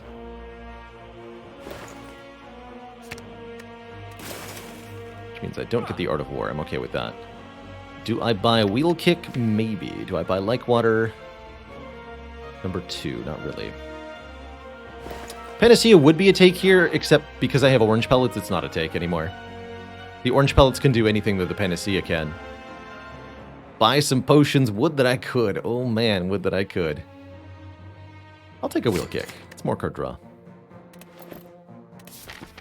Only a 21 card deck here. We've got a very refined set of cards, partially thanks to the power of the Peace Pipe. Peace Pipe power. So here, for example, I might just Omniscience Sands a time or something. What's on top of the deck? Sands of Time is... Okay, well then I can't do the thing that I want to do. I can Omni the Like Water. I guess that's okay too.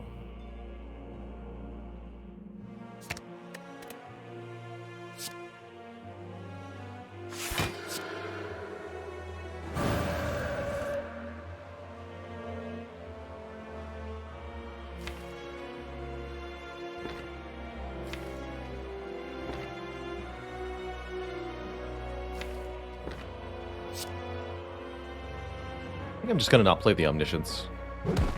Upon review, I've decided no. We'll save some of our energy this turn, get back Eruption and the Wheel Kick. Get 2 burns put on top of the deck, they both gain 30 block. The goal is on this turn, kill the Spire Spear. Can I make that happen? With Vault, I sure can.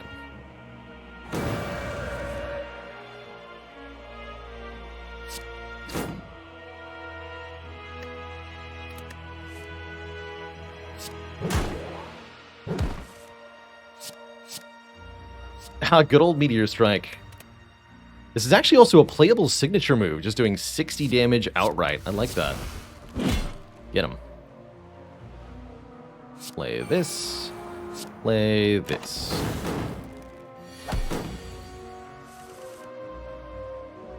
Again, playable signature move. And now if I Omniscience the Sands of Time... Not only... Well, we do win. Didn't quite get the pendant to the right number. Love to see a Teardrop Locket here, starting us out in Calm Stance. That'll provide some additional energy, as well as Sundial. More energy every 3 times we shuffle the deck. Both of these combined should lead to lots of energy for the Heart Fight, and I'm feeling very confident here. Aaron J, thank you so much for the 2 months and the Prime sub. Unlimited energy. These I'm going to skip. Alright, we don't have any potions for Heart. We haven't had any potions this whole run, after all. And this is an unfortunate reality. Our buffer here has to go, or we can't play any cards on this turn.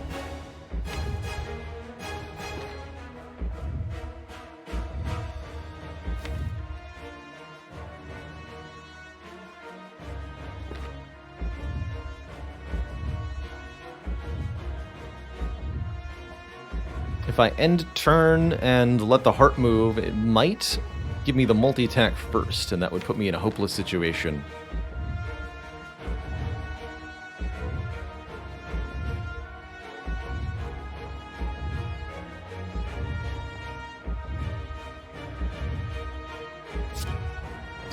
It's up top.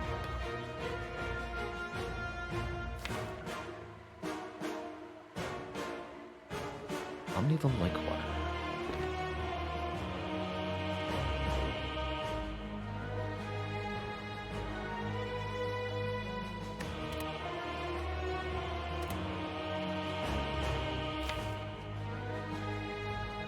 May make it difficult to remove debuffs.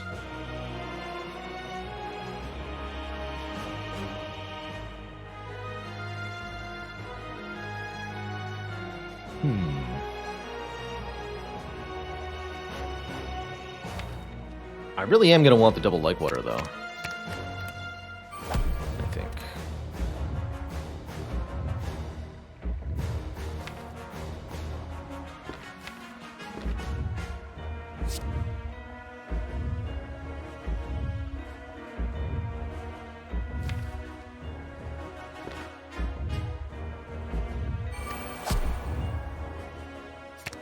So I'm not going to play this rush down. That's what I'm going to keep.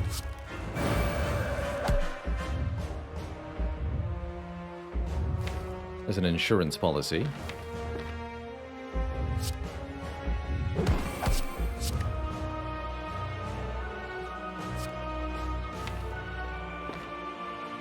Relatively few cards played to work here.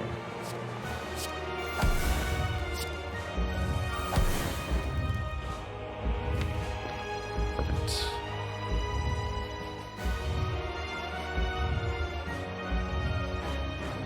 Just meditate.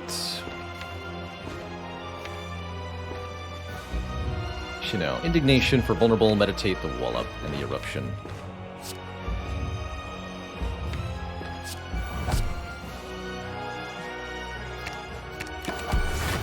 Like water's after beat of death. That's just fair. That end of turn after all. Yeah, and I do draw the statuses. Was the multi-hit first, so I was right to be suspicious.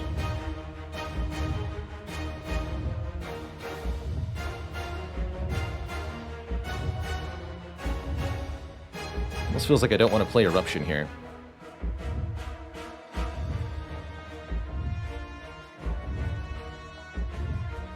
Or Vault. Actually, we're basically blocking it fully if I just Wallop Vault. Although if I Slimed Vault, I can set up an even better turn next turn.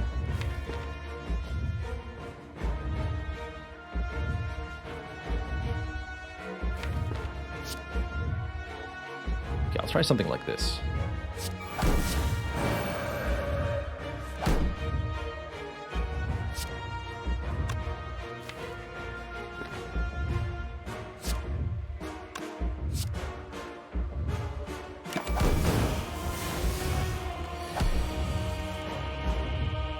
Perfect.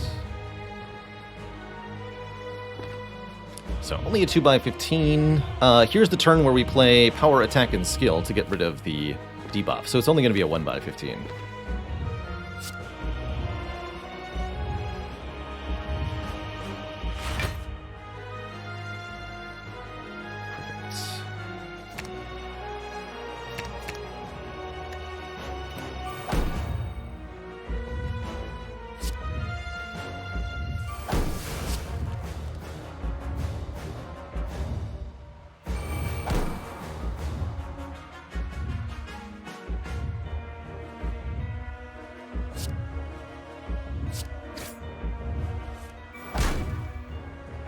Slightly wrong order.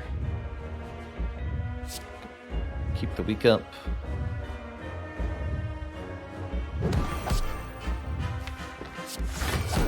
Let's meditate.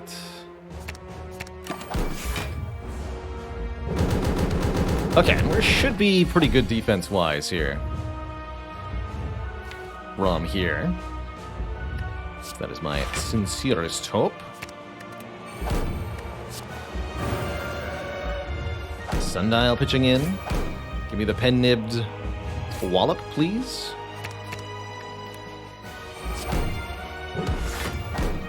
That's a lot of block.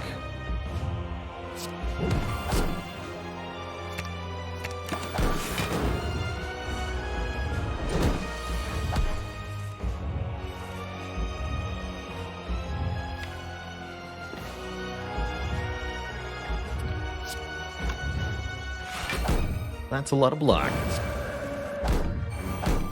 Vulnerable applied. Bop. Bop. Bop. Meditate. Get back this, get back this. Hey, what's up, Merle?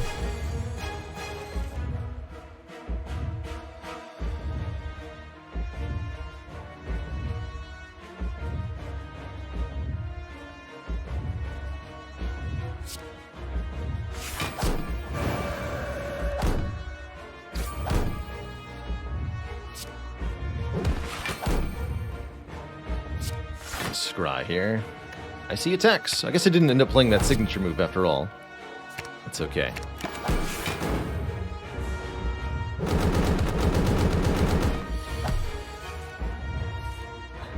Everybody should be glad they weren't here for the double orb walkers fight. Everyone. GG.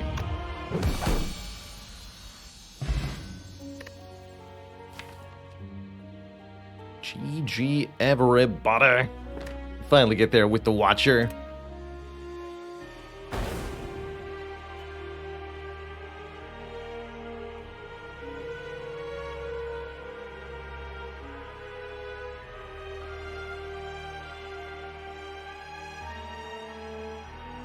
GG.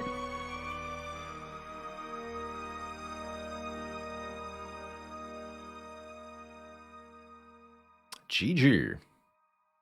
Yeah, the brightness of the camera does change a little bit from day to day as the sun intrudes, despite my best efforts.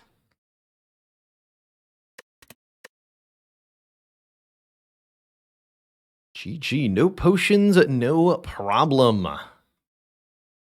Ultimately,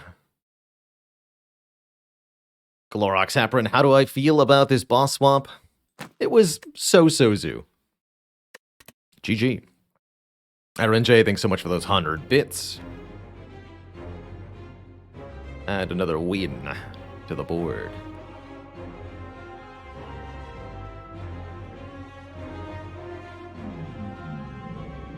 Has it been done? The Spire sleeps, and so shall I.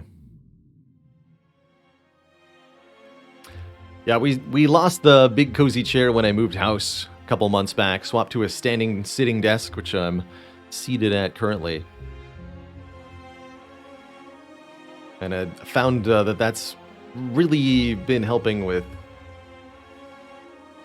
my overall ergonomics. I've never felt more comfortable sitting at my PC, never felt more comfortable using my device for long periods of time. How did Protect fare that run? Mostly we just ignored it in our hand while we killed things. But that's partially because of bag of preparation. I think it could have been useful before I got the meditate.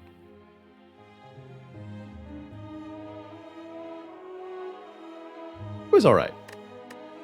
Definitely didn't end up upgrading it like I thought I might, because it ended up irrelevant so quickly.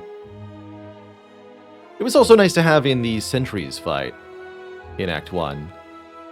But for the most part, I didn't use it in any of these fights meaningfully. I would still take Protect on first floor again. I would always take Protect over skipping, I think, even and especially if I had 4 base energy.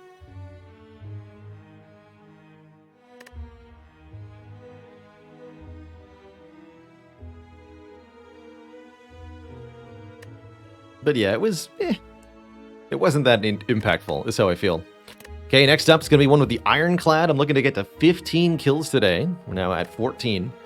And then in the second half of the stream, we'll be picking up our Dark Souls Soul Level 1 challenge.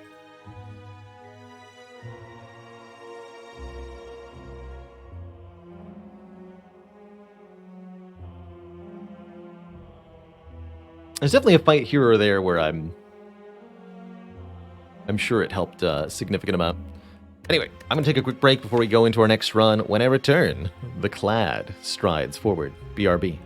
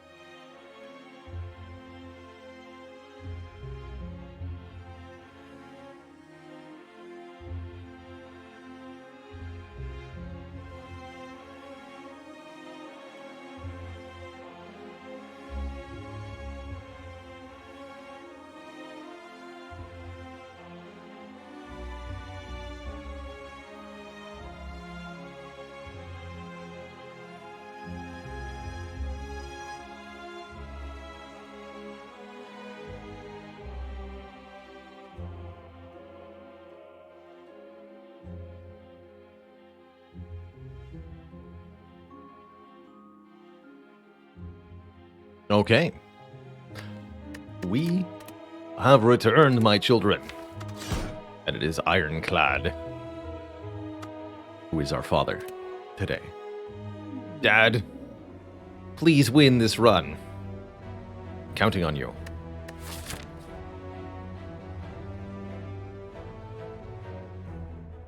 Got a potential elite snipe with Niam's Lament here, but it's mostly sadness after that. We're willing to charge headlong into a burning elite. We could make something interesting happen. Looks pretty tough. Might just be a rare colorless start for me. Definitely some rare colorless cards that can lead to really cool starts. Hand of Greed, Apotheosis, Master Strategy, all pretty good.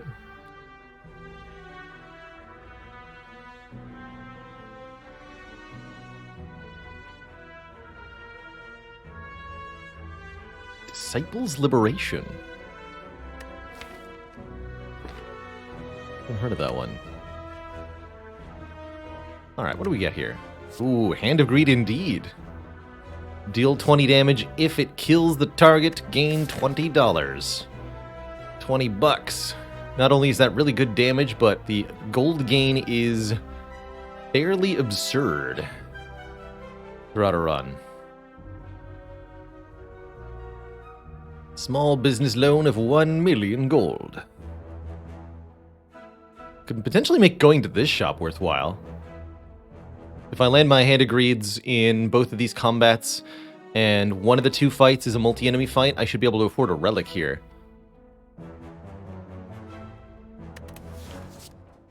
I think Magnetism can also be a start. It's a little too expensive. I wish Magnetism was a one-cost card.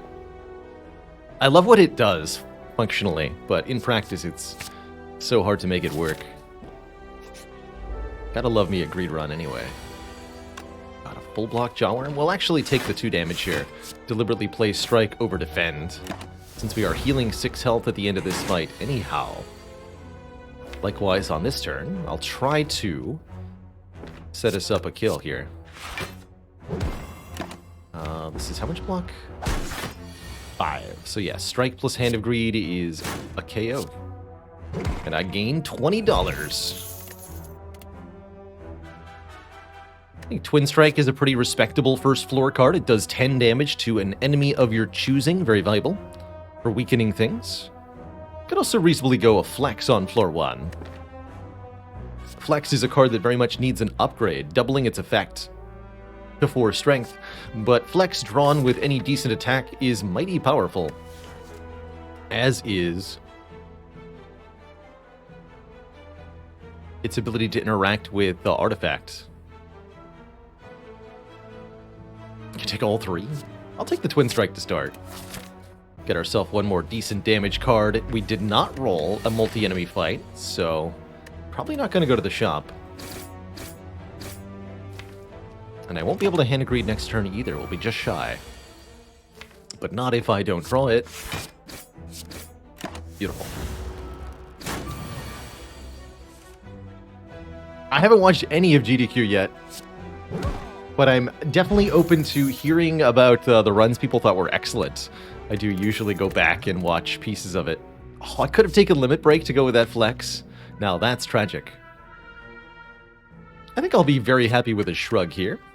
Card draw and block, always very nice. Good numeric output for a Clad. Yeah, if you don't know, Spire is on the schedule for Games Done Quick this year. So there will be a speed run on Wednesday the 12th. We'll start stream late on that day so that everybody can catch the run live. And I'll be hosting GDQ for the first few hours.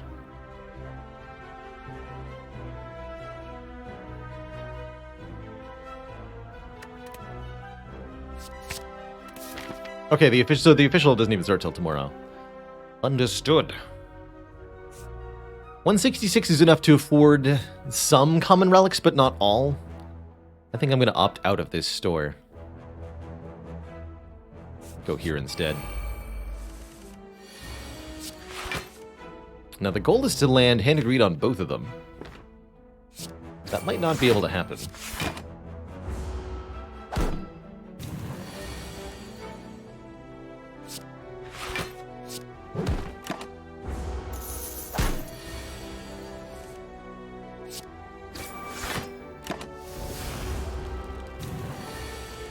Worked out.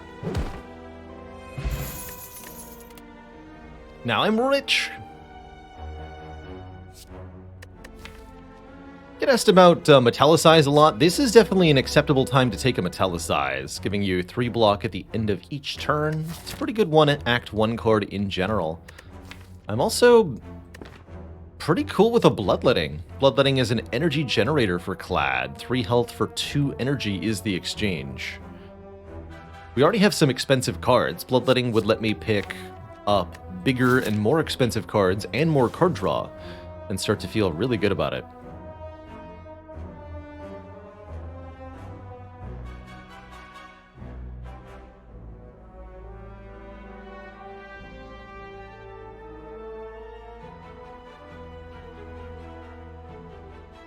$173 sounds right for the max common relic price.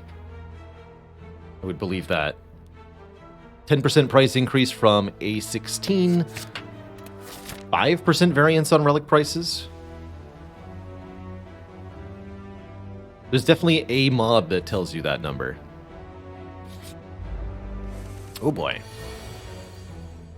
Ouch. Okay. Another opportunity for double hand agree though. Probably going to avoid the Burning Elite. We'll go event regular Elite here. Soften up the slime. And here, Bloodletting lets me play everything in hand, which is, well, just peachy. That way I can land the hand agreed and block. And attack. All at the same time. The power.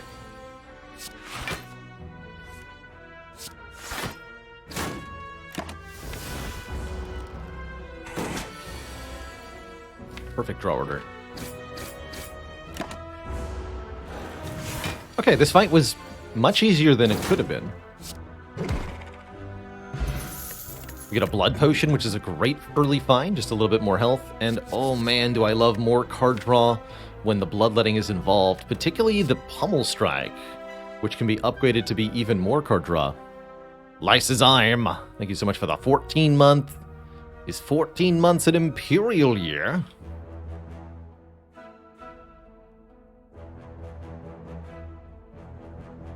I feel like it's something like 144 months. A dozen doesn't.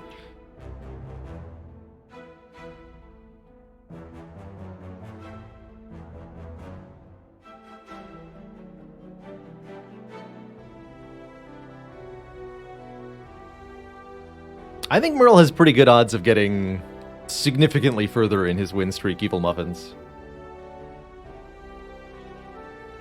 I see no reason. I'm actually not sure what it would take to unseat him at this point. What kind of circumstances the Spire must create. A Veda's year. Ooh. How about a face trader's year instead? Give me a face, sir. Early in the game, the good faces are really good. And the bad faces are, well, they're okay. Well, and that's what we get. In-loss hungry face. We lose the relic out of our next chest. That is a sad time indeed. Oh well. Can't get the good faces if the bad faces don't exist. Now we're in a Gremlin Knob fight, and this looks a little terrifying with the draw order. Give me Bash this turn. Hand agreed next turn. No, I can't dupe the hand agreed with Bash. With Satitude. Looks like I'll be trying to redraw into hand agreed then. Bash, strike. Let's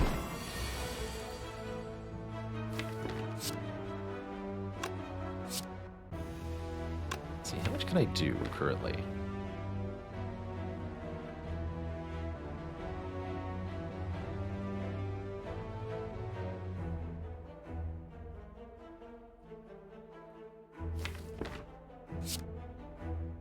This is 13, this is 14. So if I'm going to duplicate anything, it should be Pummel Strike to get the 2 draws.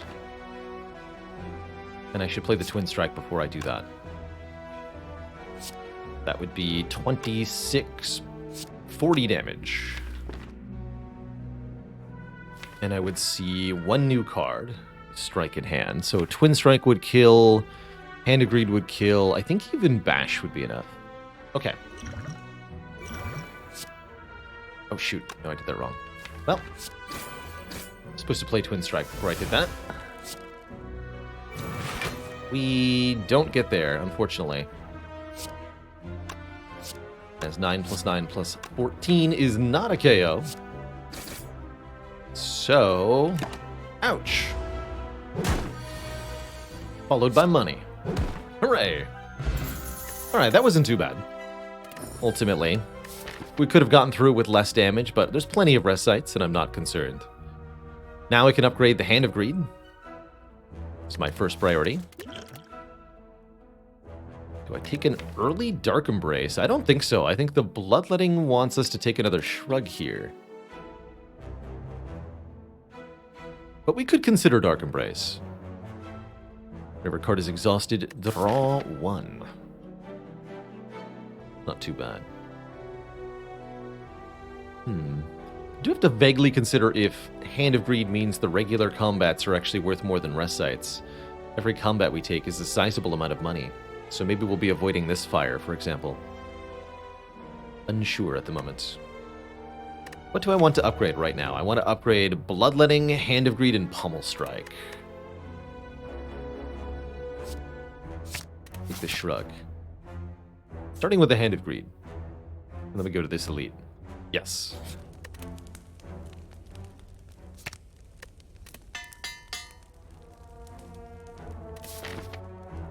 Cullen's ass is at 50-50 to get good face, bad face in that event. There are 5 faces, and it's 20% for each. 2 of them are bad, 2 of them are good, 1 of them is cacaw. But it's even odds for each face.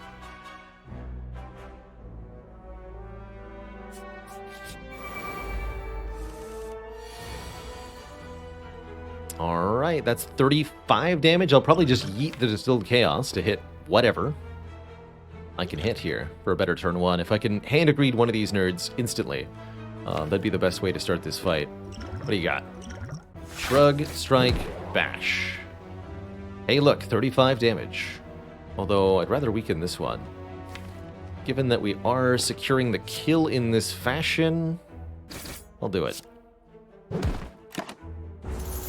Wastes the block, unfortunately.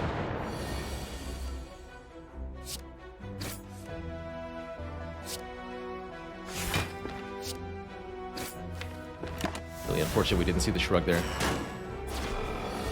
This is traditionally why you don't kill the middle one. That way you don't have turns where you can't do anything. I want to weaken you now. Actually, I need to make sure I can kill this one next turn in the event of an emergency.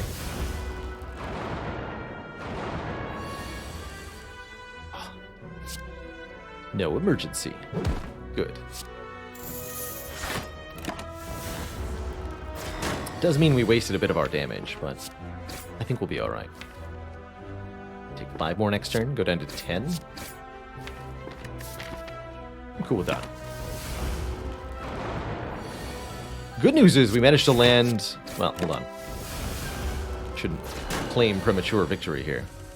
Yes, we managed to land Hand of Greed on all 3 of the sentries, meaning we cashed out big time in that fight.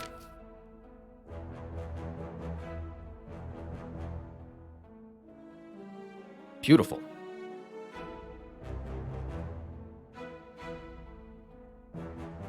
So we could opt for the shop, or we could go for another elite fight this act and try to cash in on the shops later in Act 2. I think that's what I'm going to attempt to do. Continue to grab relics for now. How do I feel about a bludgeon? Bludgeon with the Bloodletting. Now, there's something to spend our energy on. I love it.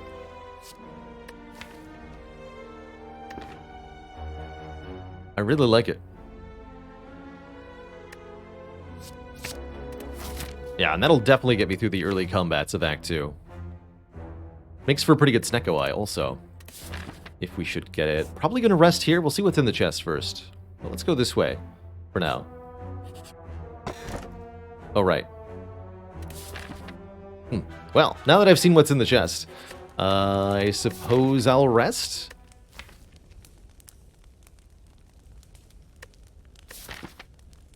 A little unnecessary with the blood potion, though.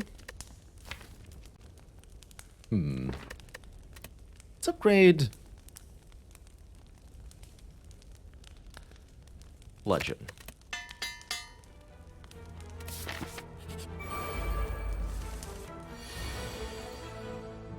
Ka-ching.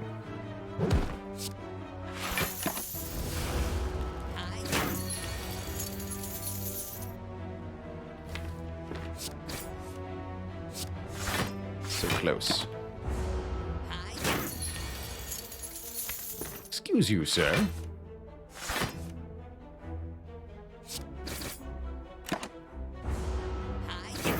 Might have been correct to bloodletting so that I could bash there.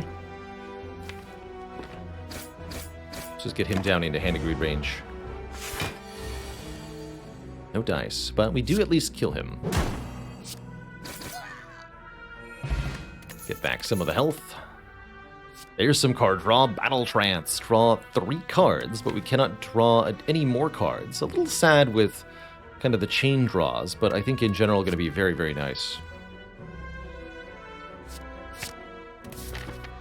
Body Slam also kind of a reasonable take with 2 shrugs, but we have a pretty good set of damage options at the moment. Okay, now this is what? Not sentries, either Laga or Knob. 15 health. I could do a 15 health Knob fight, but Lagavulin could be rough. Definitely easier with an upgrade on the Pummel Strike or the Battle Trance, though. Okay, I'll upgrade Pummel Strike.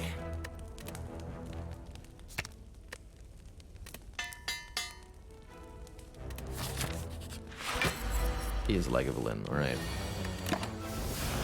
Very well.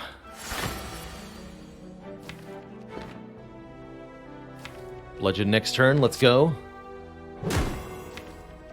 Please? Yes?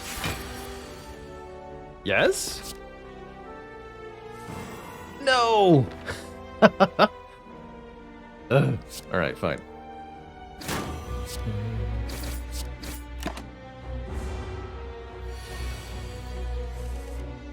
But I do get to play it this turn.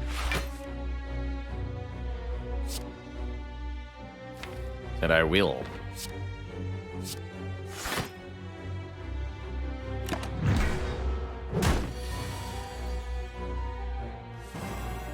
Okay, we must use the blood potion to survive.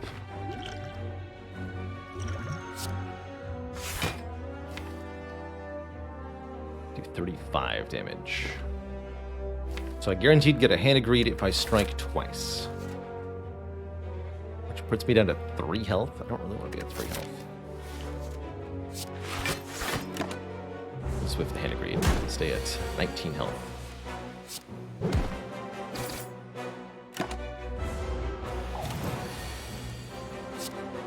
Okay, that's fine. And I get a regen potion, which means I don't need to rest. We also get a kunai, giving us dexterity if we play 3 attacks. That body slam that we passed actually looking more and more tempting. I'm down for 1 more pommel. Interesting option of a limit break here, too. I'm definitely down for 1 more pommel. I think now our upgrade is the bloodletting, truly.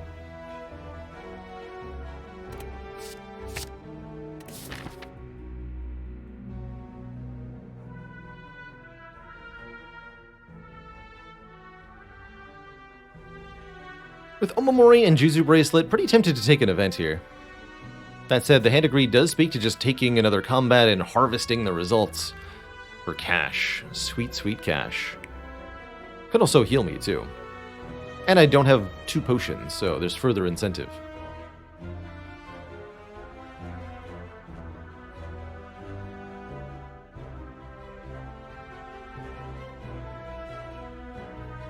Could be a nasty, nasty fight. I think I'd be okay. Thanks to regen potion. Tough choice. The event could be something great too, like probably the best outcome would be the free mushroom combat, and then I get 75 gold and the odd mushroom. That could be a genuine elite here hidden too. I think all of the things being equal, I've got plenty of cash for the next shop, and I want to know what's here. A transform.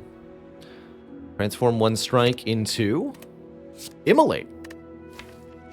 Okay, yeah, that's a solid outcome from that event room.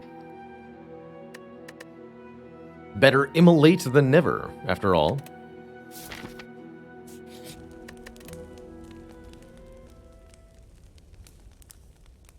Pretty good upgrade too, but I do feel very motivated to upgrade the Bloodletting now to give me one more energy.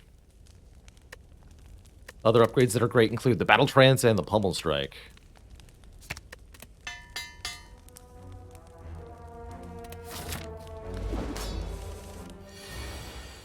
Uh-oh.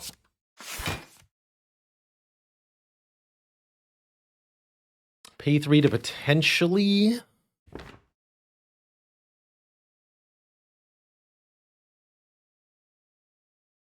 get a kunai proc? Yes, do so. That was good. That was worth it. Okay, we won't use the regen potion this turn, but depending on what I see next turn, I might think about it here. This is pretty comfy. What's my strat for actually winning this fight? I don't really scale my damage. I have a bludgeon I can play. I think I'm going to need this. So I'm just going to use it now. Whatever I do, I can't play this Immolate too quickly. Or we're in real trouble. Take 6 to get another kunai proc. That feels worth it here.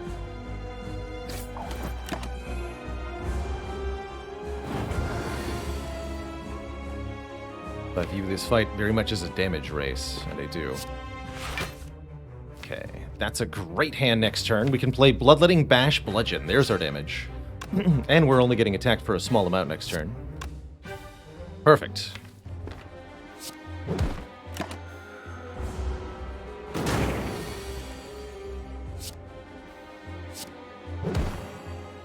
Bonk.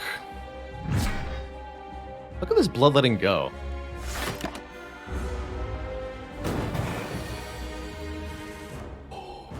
The double bonk. My god, the power. Without the potion, we would have been on 2 hit points there at the end, so I technically could have kept it.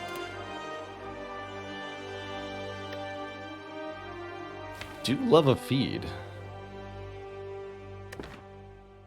Our feed competes with our Hand of Greed. Can't both feed on something and get money from it.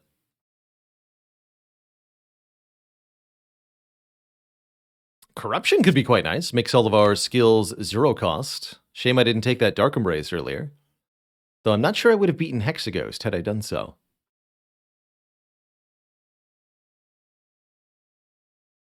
I tend to think Corruption's a lot better with Shrugs. It's also quite a bit better with the Kunai, because I can play 3 attacks and then my 0 cost block cards. Or Juggernaut does damage when we block. That's kind of mediocre. I'll take this Corruption.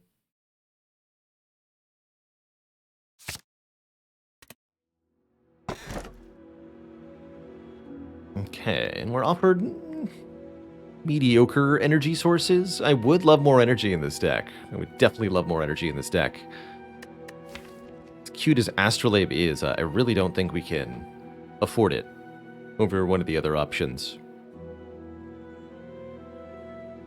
Given how much card draw we've added. And the multiplicative effect that comes with a kunai. With 3 energy, you can play 2 attacks in 1 block. Or you have to sacrifice your defense to play all 3 attacks to get the dexterity. If you've got 4 more energy, you can do both. Gain the dex and then block with bonus dex. Becomes very, very, very powerful. I do think Astrolabe's value goes up a little bit with the Corruption. We do have some energy generating cards that really help here, but this deck can use an unholy amount of energy.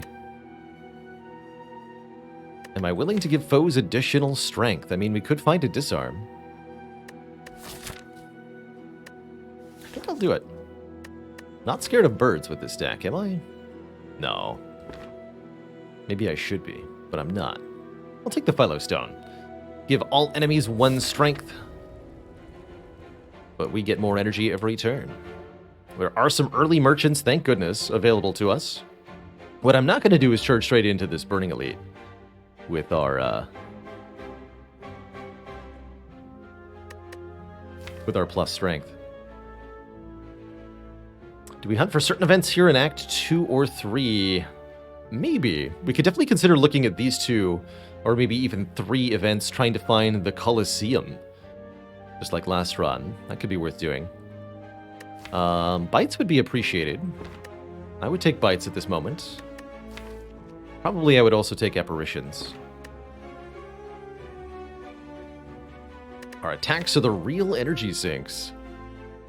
They are, yes, yes. And that what corruption does is let us draw our attacks every single turn, which is very valuable to us. At that point, we're just looking to finish the fight. It's going to work worst on the Bronze Automaton, so we're going to want to plan for Tomato Man before that arrives. Juzu has technically avoided 1 combat thus far, costing me some unknown amount of money in the process. I don't want to do 4 combats. I think that's a little scary. And let's take 1 event to start. Let's take 21 damage. No, sorry, 22 damage to the Shelled Parasite with this opening draw. Welcome to Act 2. Nice to meet you.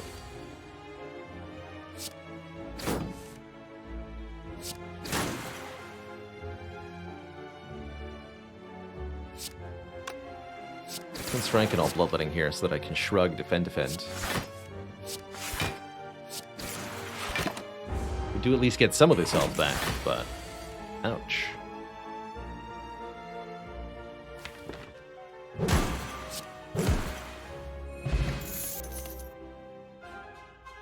Arma's pretty whatever. Warcry is underwhelming on its own. I think I'll skip them both. Give me an event. An event that I know won't be a combat. It's a shot.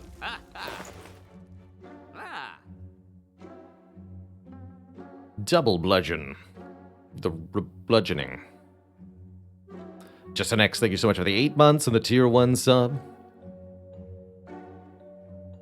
Yeah, something about drawing a bunch of strikes on turn 1 that just tends to make you lose a lot of health. I might just remove some strikes quite aggressively here.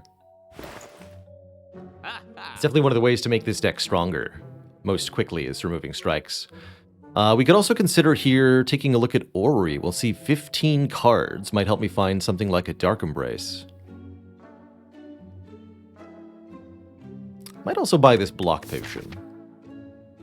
Just for some short term, like, don't die.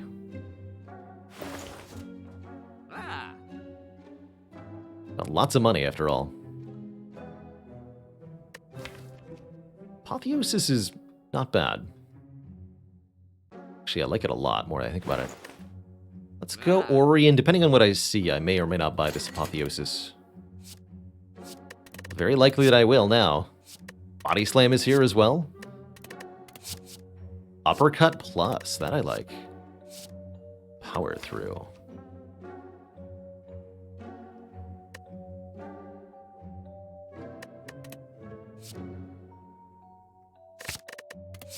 I'm going to take the following. Wait, do I take Evolve?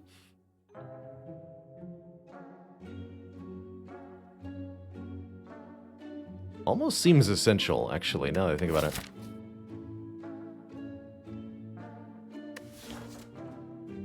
That might be too many powers.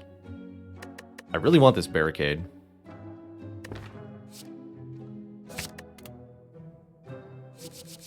I'm not sure.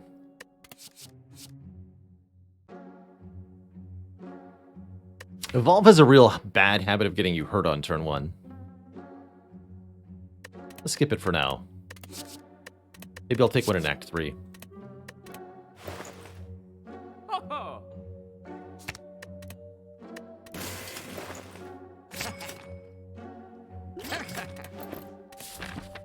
Shocking how fast that money disappeared.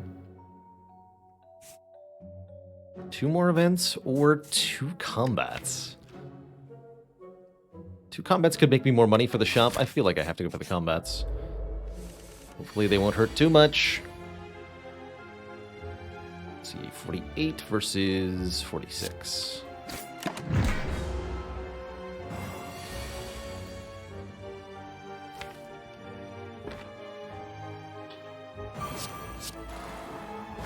Good luck to me. 25, huh?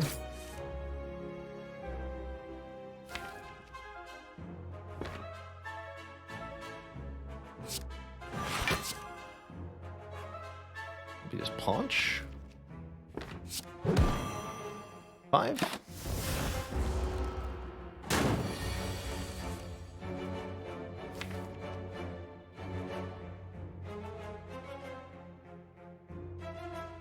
Getting attacked again next turn.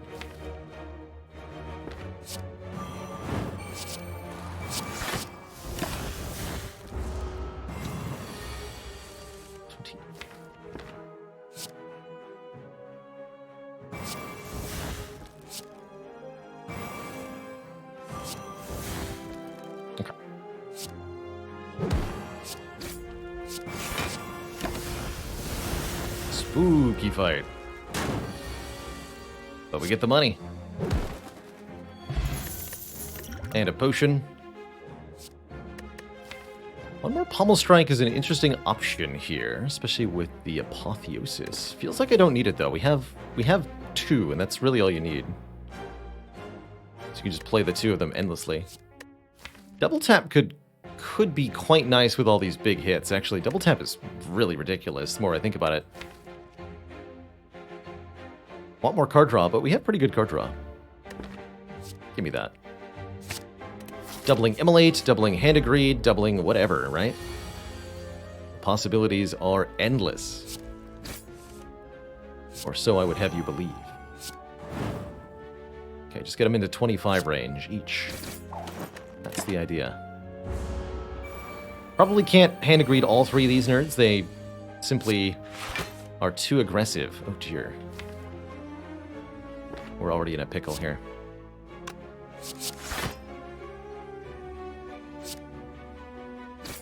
I'm gonna kill both the front and the back ones. It's the only way!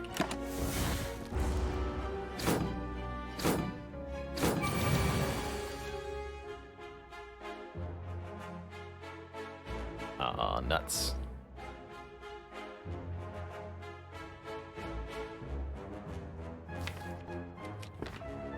That is one of the risks that you run.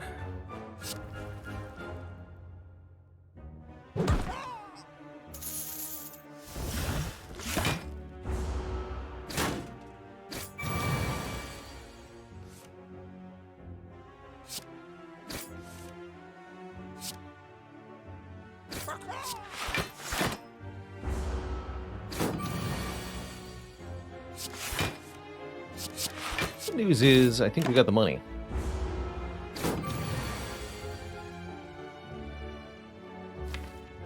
I should just kill it when I had the chance, huh? Hubris! Just be a waffle. It's fine.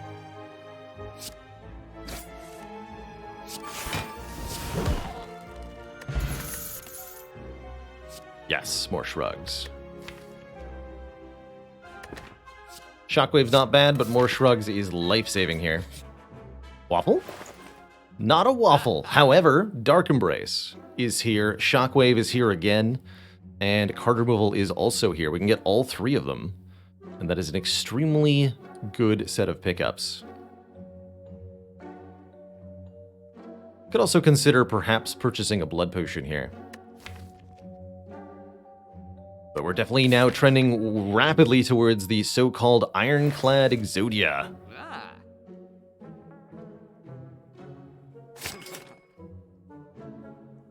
Perhaps better to buy 2 potions than to buy the card removal. Just to make sure I don't die here. Feels like a good idea.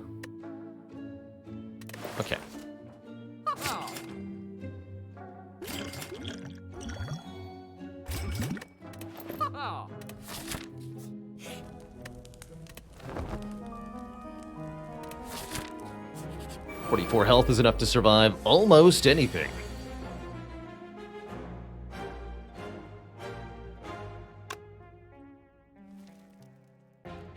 Let's use the strength potion here so I can kill you with one twin strike. No! Put that in play with the blessing, or I can just play the Dark Embrace. I'm just going to play the Dark Embrace for now.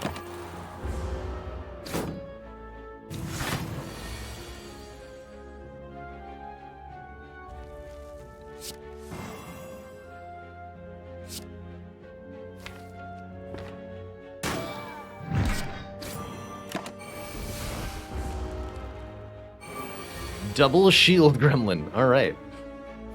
You got it, buddy. Just Shockwave Immolate seems pretty reasonable here. I could also double tap Immolate. And then strike for a dexterity. I think just Shockwave Immolate. Get the Shockwave out of there. Heyo.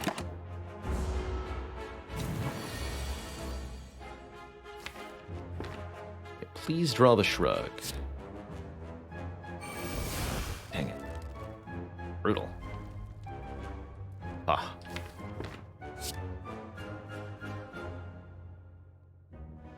Tough, man.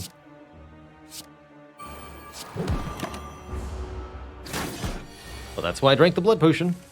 Or bought the blood potion, I suppose. 15, 16. Not quite.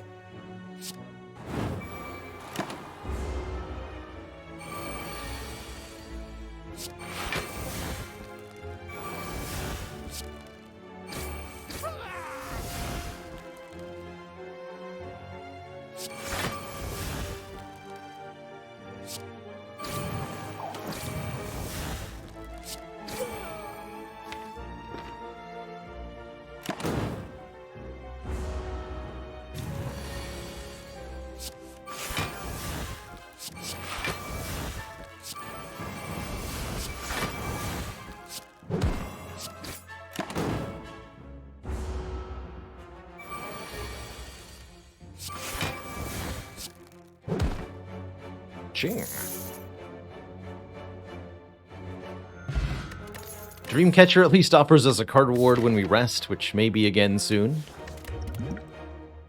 Don't mind the Flame Barrier. Nice big block card. Pairs really well with Corruption, Dark Embrace, and Barricade, after all. I'll pick up one of that, too. Ascension 21.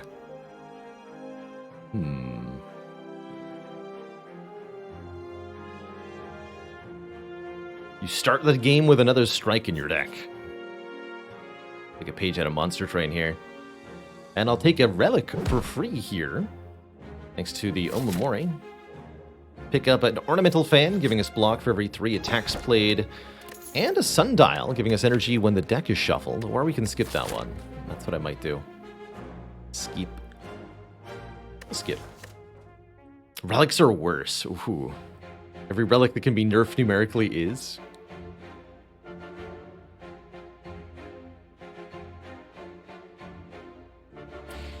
Actually, here's an evil one for you all. Anytime a relic would activate, there is a 10% chance that it does not.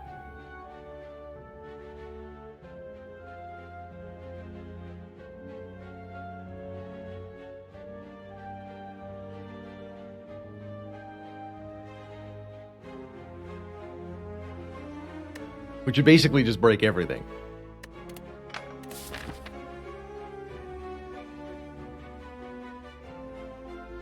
I'm gonna go over here. Oh. Well, that wasn't Juzu Bracelet's fault, but we're now unconscious. And we might be at the mercy of these nerds. In a not too pleasant way. Let's see, 24 incoming damage.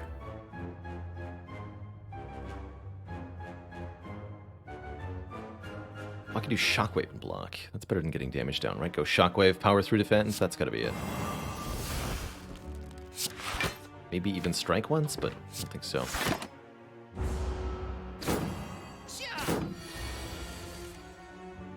then...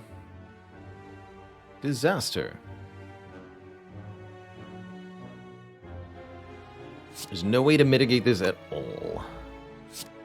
Wouldn't even... Had I even played the Hand of Greed last turn, this still wouldn't be enough damage to kill either of them. Oh boy. I just need to... Blessing of the Forge and get both of these in play.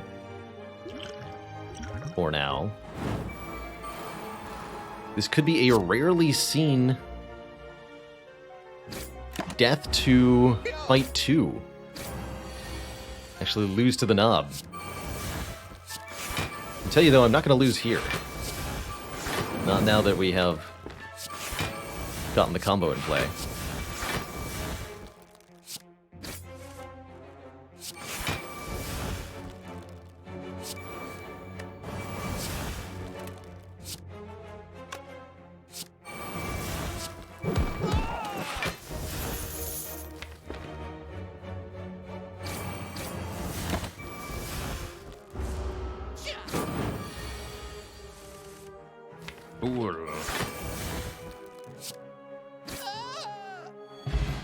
Probably should have just played Barricade. Anyway, I'm not going to say no. I'm going to say victory.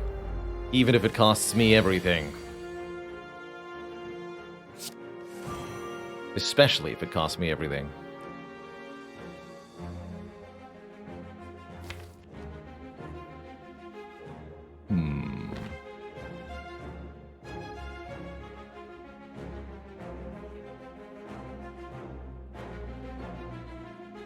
I need to Apotheosis here. Apo Twin Strike defend?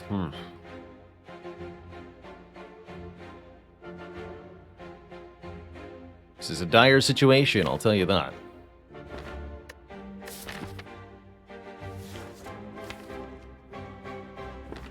Alright, I'm going to choose to Apo. Twin Strike the knob. Depending on what we draw or don't draw, this could end immediately in disaster. So far, well, I'm not sure. Barrier Defend keeps me alive for another turn. Do I double tap the Pommel Strike?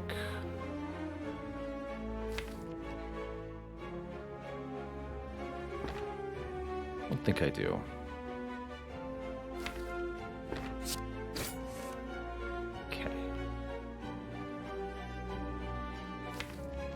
So I need to pop off next turn or else.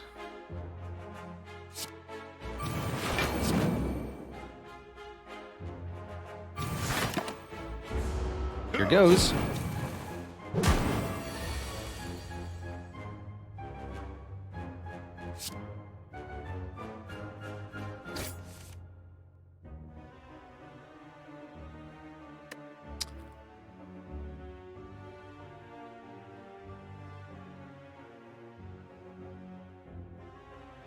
So we get 12 block. I think we're okay here. Barely? Math here. We're going to get 12 block, 5 health. Yes, we live. Sweet. Good. Might as well play the Corruption then. Let me just verify the total. If I play Corruption, I have 4 energy to spend on attacks. No, I can't play Corruption. Well, I could, but I can't Hand of Greed if I do. Yeah, we're alive because of Ornamental Fan and the Kunai, actually, so I get one more block out of the defend also.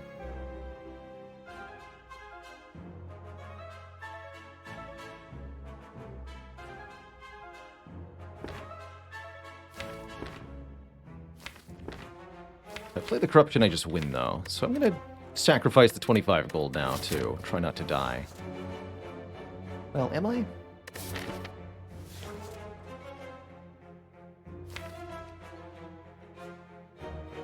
Means I'm more likely to get this 25 gold? Alright, fair enough.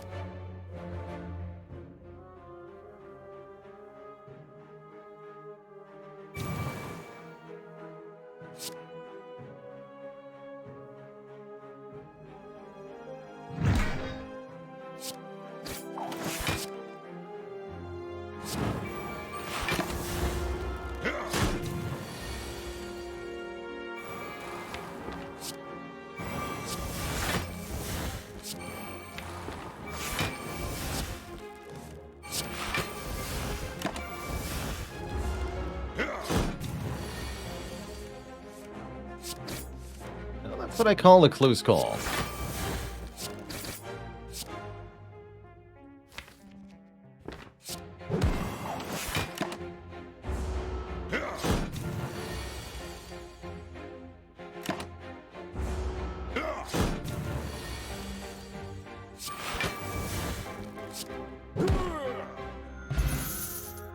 Okay, health situation no longer immediately dire thanks to the mango. We also get a paper frog, causing enemies with vulnerable to take more damage, and a block potion to bail me out here. I think we have successfully avoided death, chat. That was close. That was very close. Seeing Red's nice with Dark Embrace, but only if the Dark Embrace is actually in play.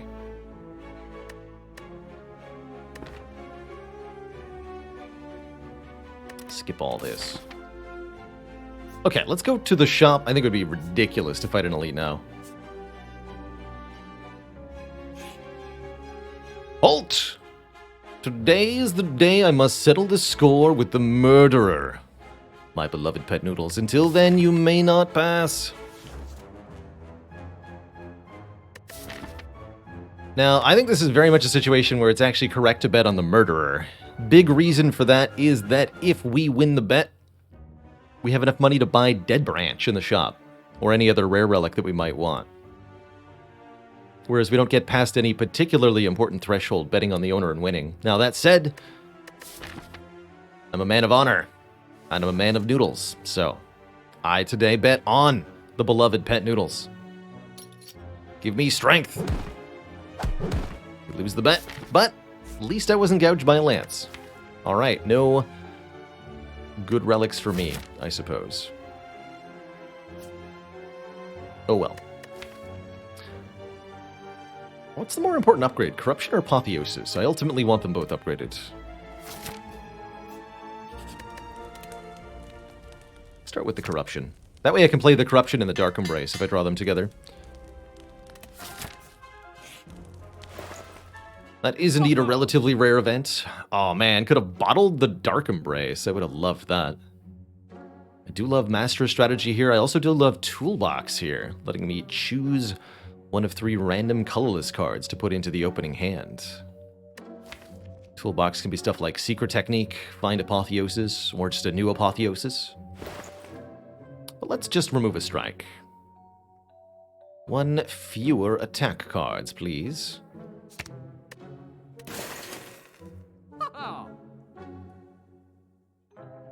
Thanks.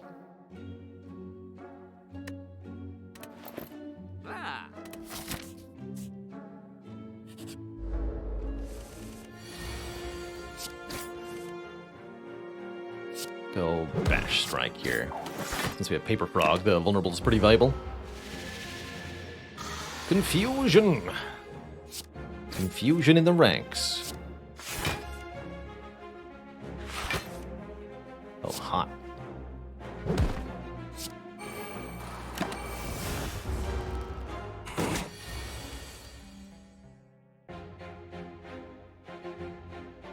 Ouch.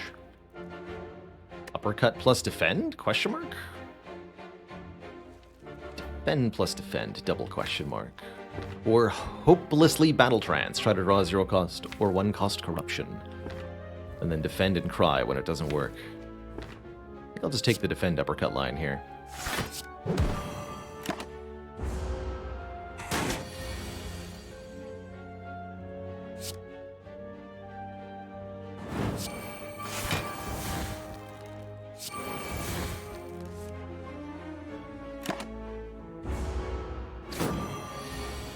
And now I would like money. Thanks. Inflame, a little bit of a way to scale our damage. Not a particularly important way to scale the damage. I think we'll be fine just like double tapping Bludgeon or something. 21 plus 12 health should be enough to beat Bronze Automaton. We're not worried about Hyper Beam because by the time Hyper Beam arrives, we have set up Corruption and Barricade. So let's just get our Apotheosis upgraded so that it's cheaper to play.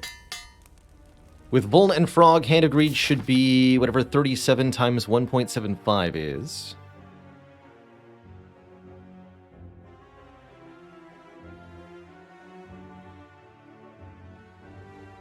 which is 43. Pretty good. Bludgeon hits for like 70-something. Easy kunai proc here.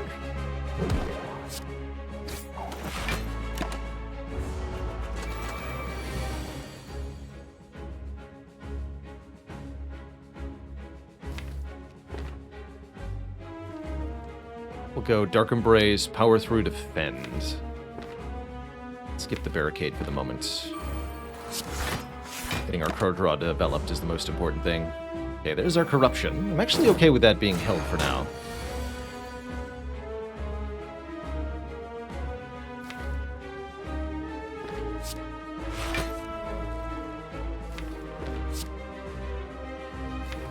You're going to steal one of the other rares.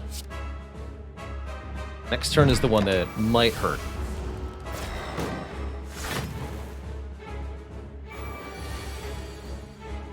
By 2 and 9.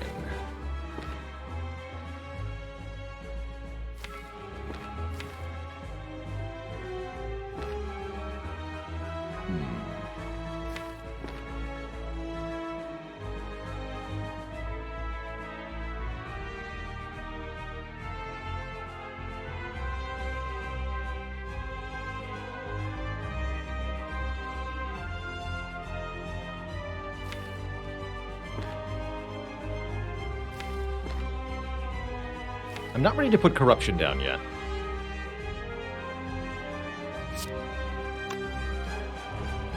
Why is this guy known as the Tomato Man? Did you... Can you see it now? I can't quite cover it up with the mouse cursor and have the name still appear on screen.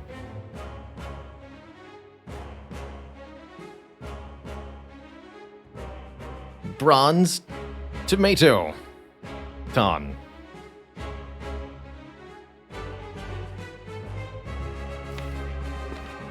Can't spell automaton without tomato. Tomato. Okay, we'll use the bloodletting here.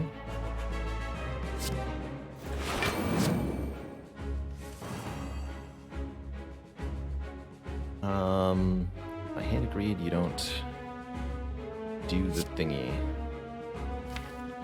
Let's strip artifact off you. Okay.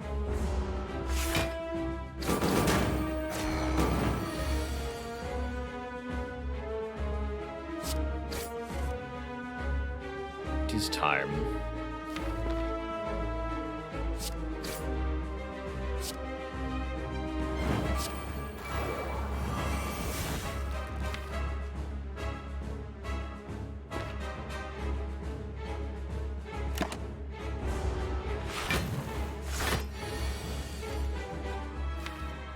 It's a big hyper beam, sir.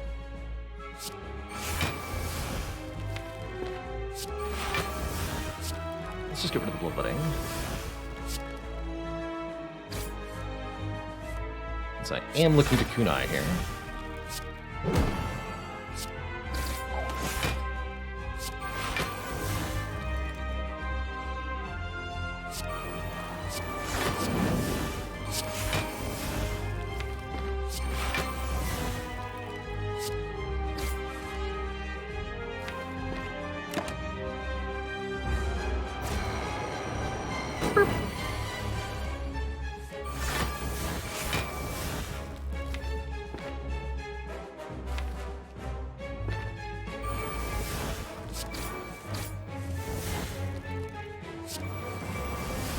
Double bludgeon.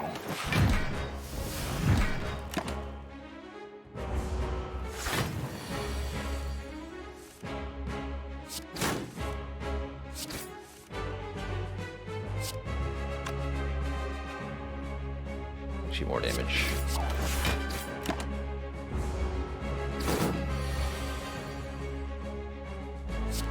$22 plus 43, that's a kill. Alright, we're through the automaton fight. The so-called Ironclad Exodia is working. We just need more energy and or more card draw in order for this thing to really start spiraling out of control. If only there was a way to find either of those things in one card. Oh, hey. Offering is perfect. Helping this deck get set up more quickly, although it will cost us health. It won't cost us as much health as letting our enemies take a turn. I like this speed potion a lot. And I love Runic Pyramid here.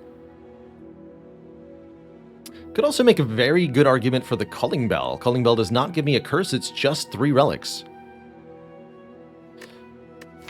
That said, Pyramid allows me to retain all of my cards every turn, means that Hand of Greed will be easy to land. It means that we'll be able to keep, if we draw Corruption and Barricade together, I don't miss out on playing one of them.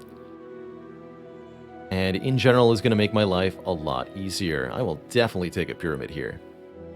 One of my favorite relics, and one that I think is exceptionally good in this particular circumstance.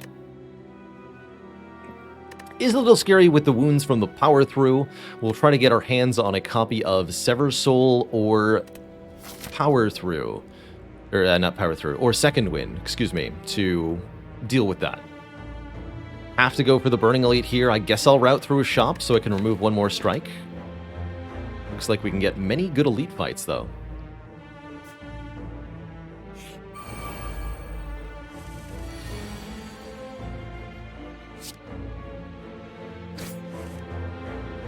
Beautiful.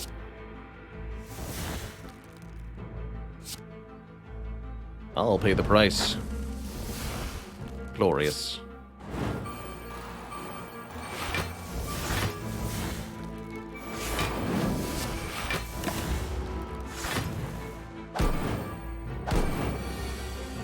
And that's the turn 1 you want to see. Fortunately, you can't farm Hand of Greed on these nerds. Hand of Greed has the fatal keyword, and it will only give you money if the enemy dies permanently. These things don't until the fight ends. So you can't get money unless it's the third one that's dying, basically.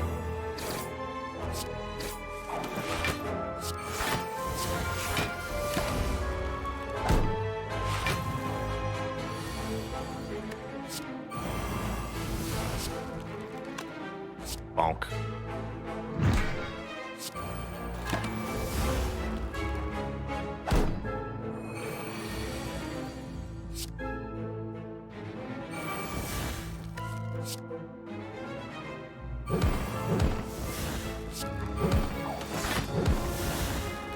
Like so.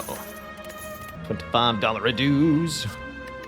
Havoc could be cute here. Don't trust it with some of these cards, though. I like what Havoc does conceptually, but in practice, there's so many Ironclad cards that I want to add to my deck that don't play nice with Havoc. Like Fiendfire. Or Second Wind.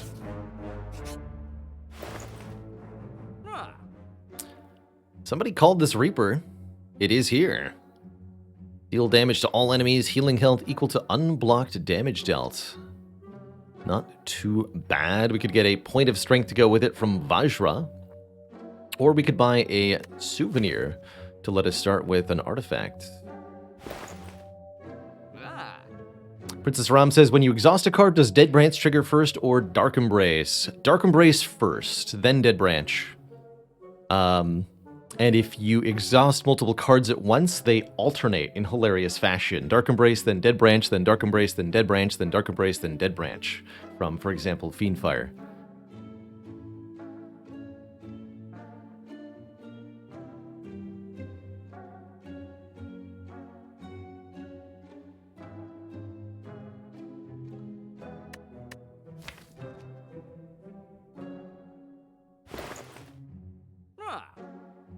How much do I actually want this Reaper?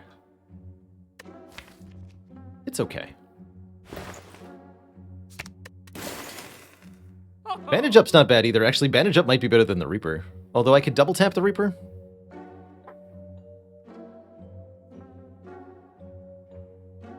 Also Souvenir Speed Potion, by the way.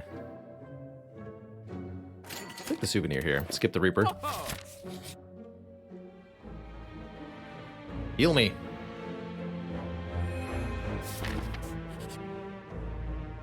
Alright, I need my revenge on these two. Fight.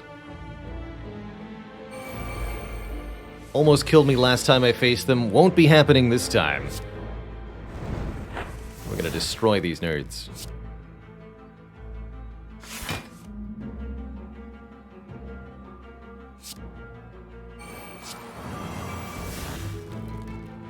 Nice.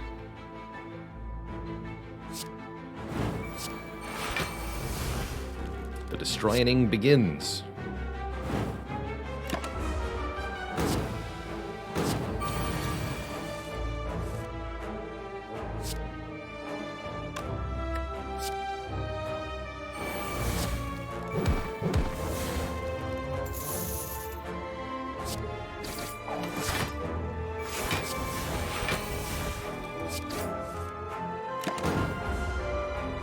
Question is, can I draw back to Hanagreed? I kind of doubt it.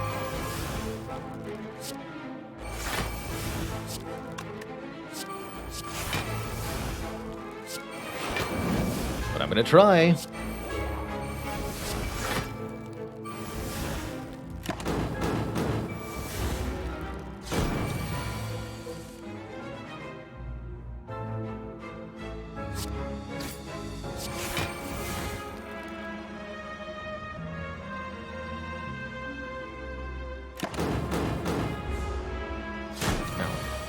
Aha! Money! Revenge get. Get a thread needle. I guess 4 armor. Love this elixir allowing us to exhaust stuff in hand. Might want to take this True Grit for the same purpose instead of another shrug here. Given that we have Pyramid, I'll take the shrug, the True Grit. The lack of upgrade not as important because we have that Apotheosis in the deck. Already seen double walkers, have not seen Mind Bloom yet. Take an event then. Or double tap Corruption or Immolate. I do not mind losing Immolate. The burns are a real problem. Although Reptomancer might be scary without it. That's okay. Guess I'll go ahead and recall. Best upgrade we have is maybe the Offering. Thankfully, a manageable fight here. Giant heads, no problem. Once we get our barricade set up, and he gives us 3 turns to do so, we're in business.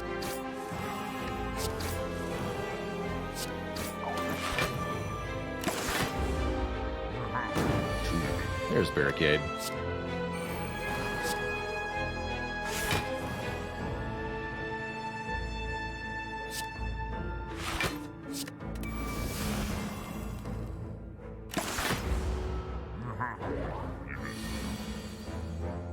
There's Corruption.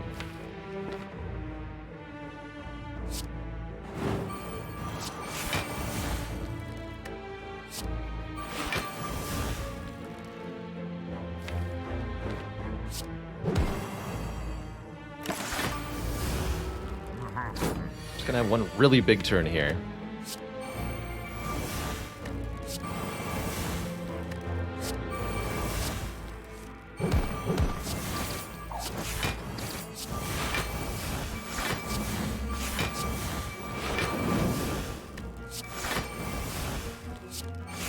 Get rid of that. Oh, we're shuffling through the deck over and over again now. Nice. Where's that sundial that I skipped? Tragic. Could have had an infinite.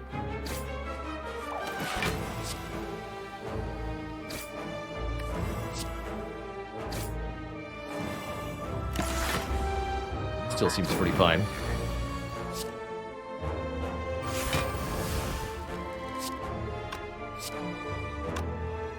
But is it really?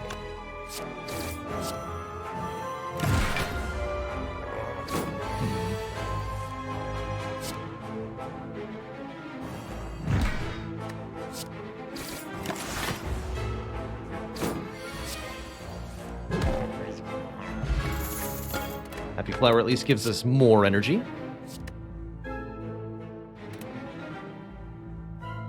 Feels like we want a body slam. Body slam would solve all our problems.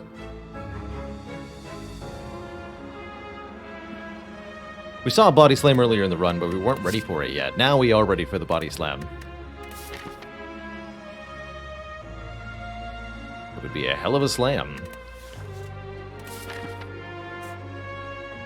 Let's go this way. Guess I'll upgrade the offering. Dropkick could also get us to some kind of infinite combo, that's true. Ink Bottle can also help. Whenever we play 10 cards, draw 1 card. And here's the Reptomancer that we were all afraid of.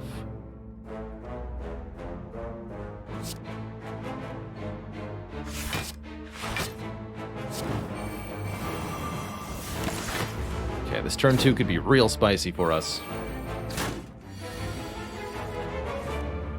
Okay, looking acceptable.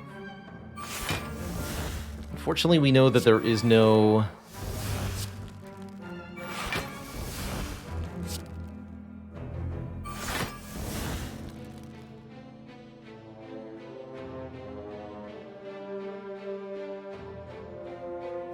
I was going to say Sundial, I think. Got very distracted by the incredible array of numbers that appeared on my screen. But looks like we've drawn pretty well. Now that offering's in my hand, I don't feel bad. Not one bit. 10 twice, of course.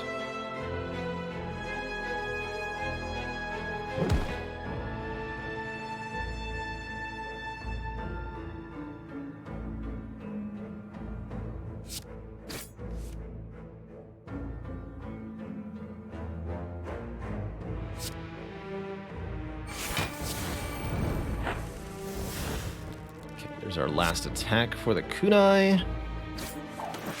There's Dark Embrace, about time.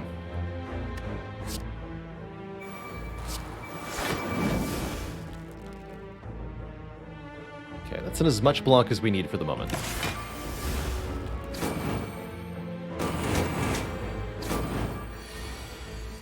Now I need to kill these daggers. Would really like to get Apotheosis in play now. There it is.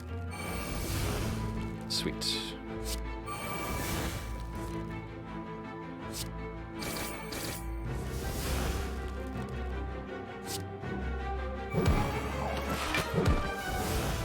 Wonderful.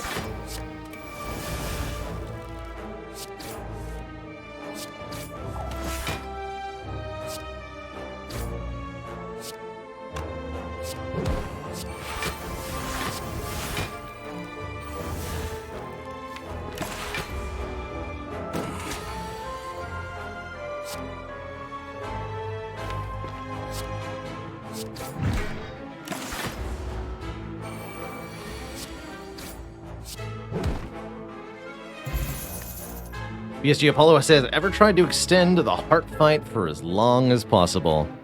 Take a gander at this. Dark Paxton, thank you so much for the Prime sub. Welcome to the Cozy Sub Club.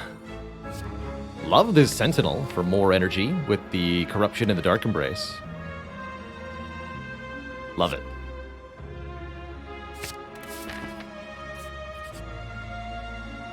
Immediately to the boss. I could actually take this portal. There's no reason to. I'd rather fight the elite and get the extra rewards here. But we could. That's right, the heart eventually starts attacking for more than 999 per turn. It's impossible to survive by any normal method. But Intangible can get you there. Kyramian, thank you so much for the Prime sub. Welcome to the QZ Sub Club.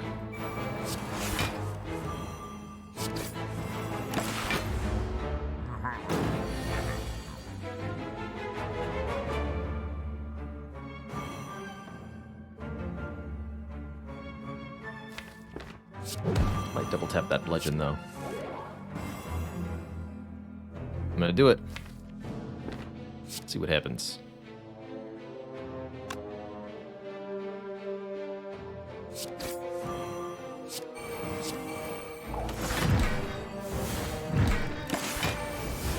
Maybe should have played the Ascender's Bane with the blue candle to make that do a little bit more damage.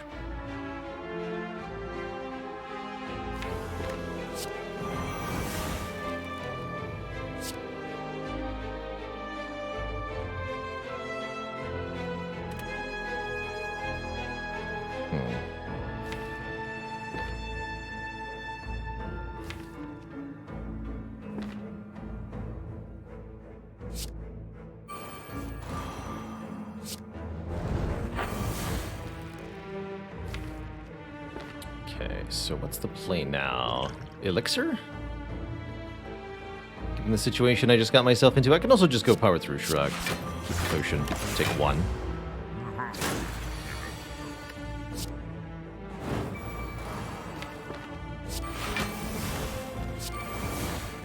Let your doom begin.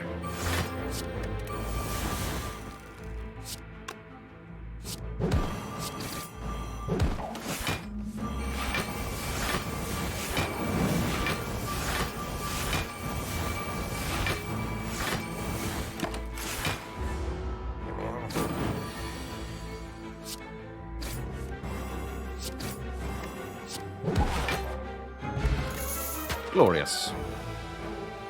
Ooh, Rage I like a lot, giving us energy per, block per attack we play. There's also dual wield to make more copies of an attack or of a power. Although currently I have nothing that would be worth making copies of. Dark Embrace would be excessive too. How am I drawing cards this fast? The power of the Dark Embrace. Whenever a card is exhausted, we draw one card, and that turns into a lot of card draw if all of your cards exhaust.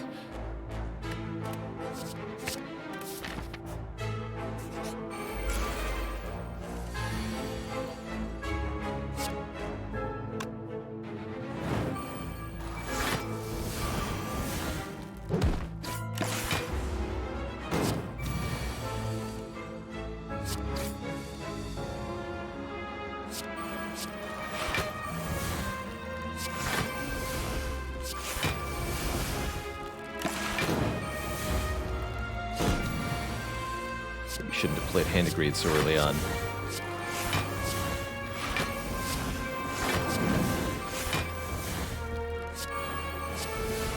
So many cards. So little time.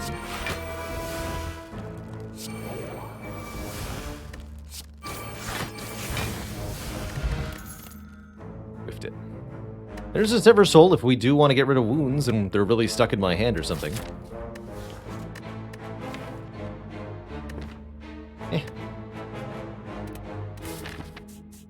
I've got the elixir.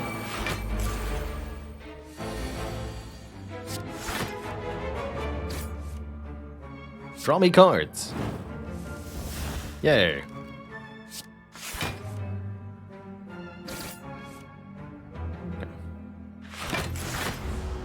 Play that defend just to make room in hand. Always a principle to keep in mind with Runic Pyramid. Even if none of the cards in your hand do something useful, you may wish to play them so that you have room in hand to draw a new set of cards on the next turn.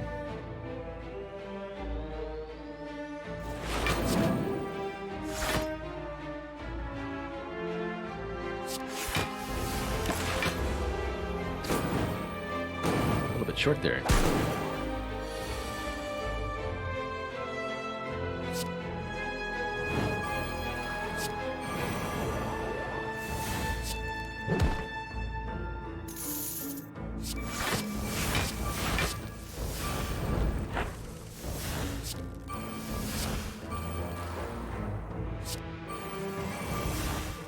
And play that.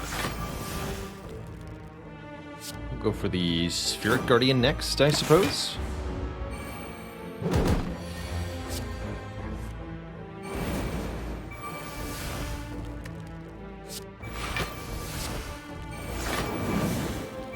Like that.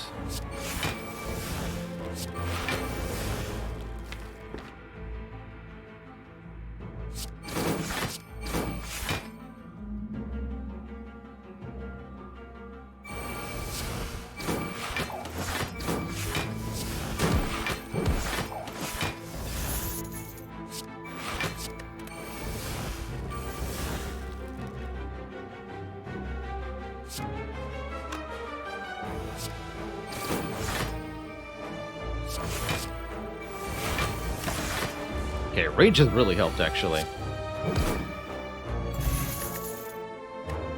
Ancient Potion's pretty powerful. There's the Fiend Fire, letting me exhaust everything in my hand. That will be taking as a way to get rid of accumulated statuses, like wounds from Power Through. Guess I'll make Barricade a little bit cheaper. Although that one doesn't matter too much. None of the upgrades here really matter. Against Time Eater, the goal is going to be to accumulate a whole lot of block. I probably won't play Corruption too early on.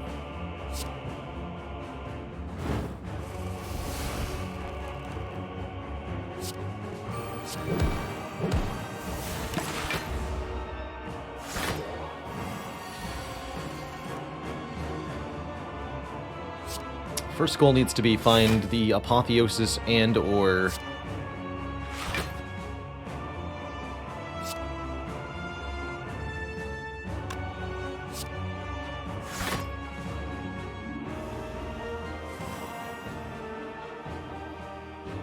all right.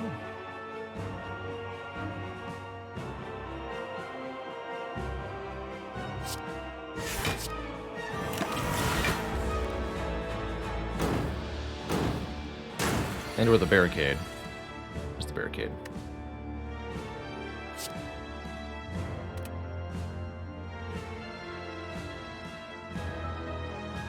No point in playing a barricade I can't benefit from, right?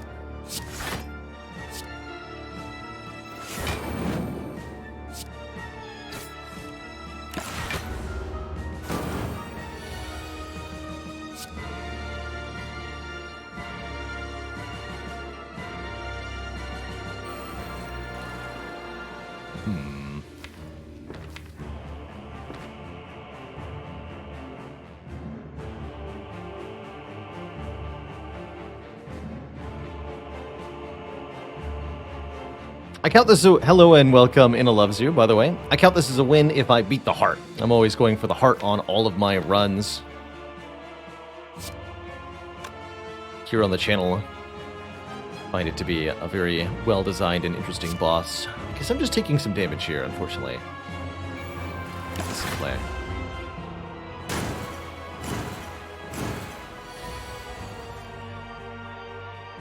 That's a real true shame.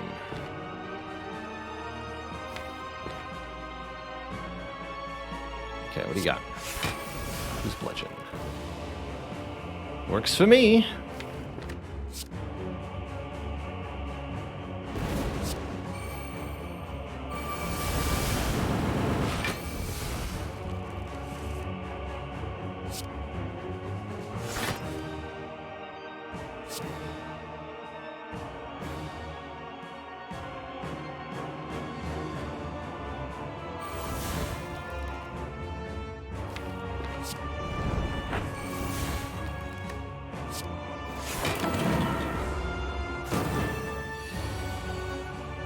Okay.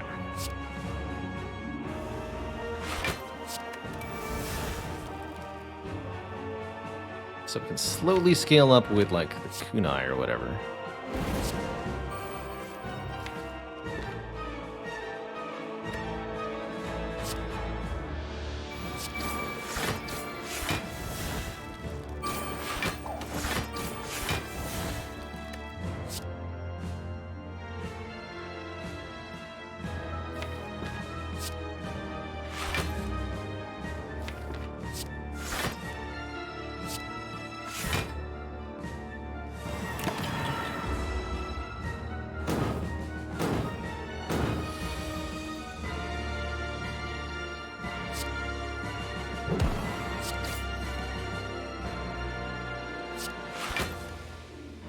Keep using bloodletting here as our primary fuel.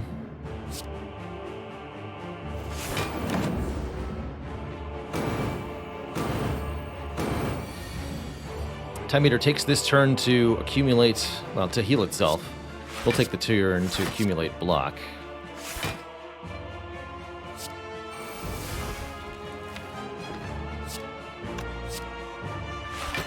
Play this to reset the counter too. Although 9 strength Time Eater is kind of terrifying, as these multi-attacks quickly become Yikes. In a big way, you know?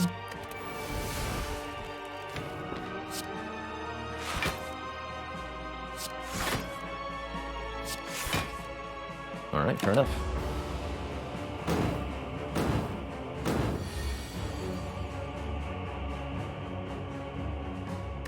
Uppercut flame barrier?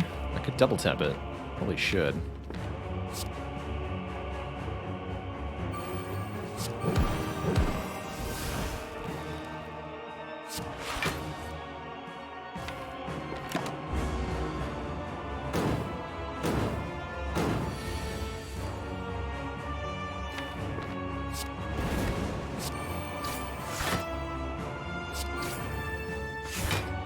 Nice.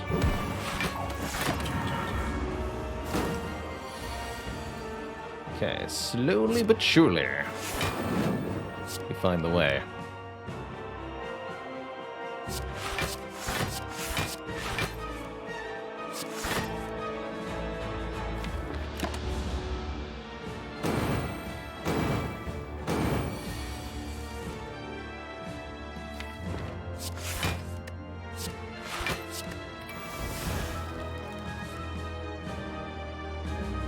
Three more cards.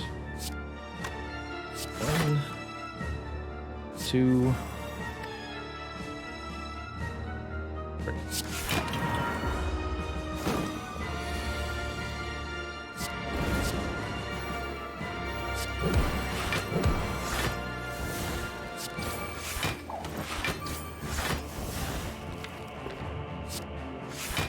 Rid of the wounds.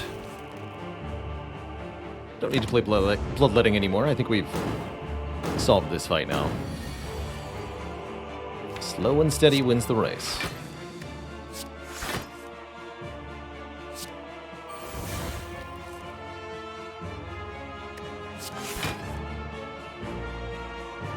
Alright, I'll even let it be one card next turn.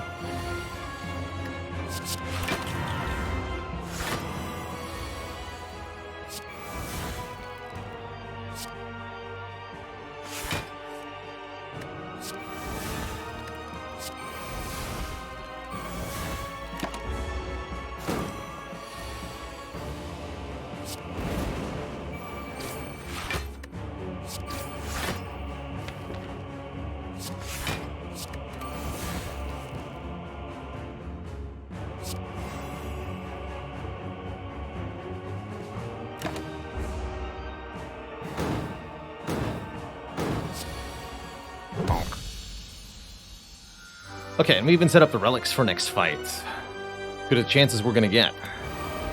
Was hoping for Awakened one. Donu and Deka will have to do.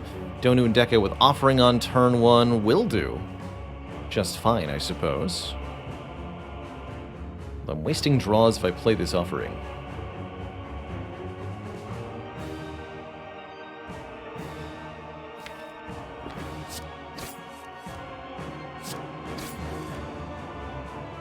That's hype. Alright, screw it. Fill the hand.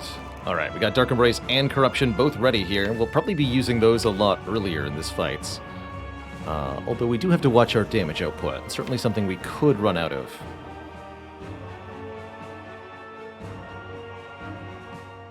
Definitely want a kunai here.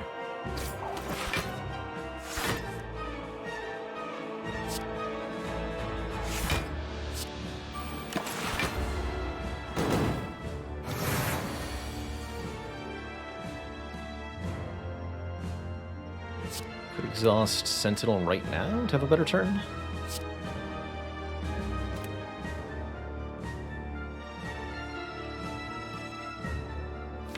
Not quite ready yet.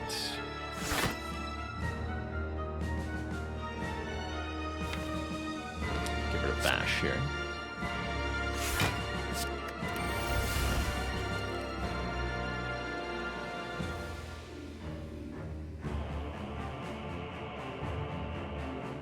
I'll take a little bit of damage to get this in play, too.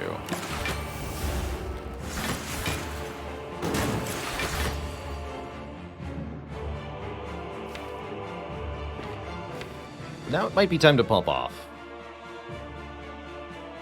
The longer this fight goes on, the worse it's going to get for us.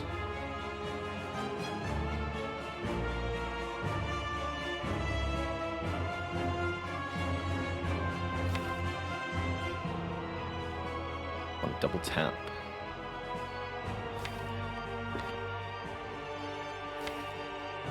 I think I can kill Donu in 2 turns. I don't know. Let's find out.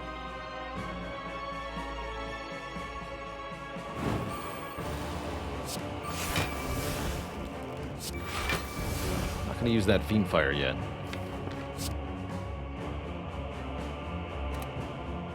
Cool. So we go double tap, uppercut.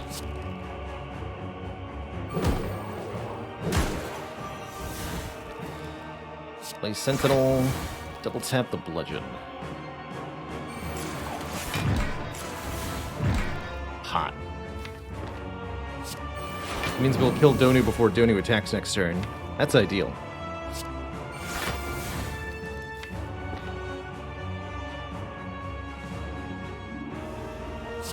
Alright, let's keep it going now.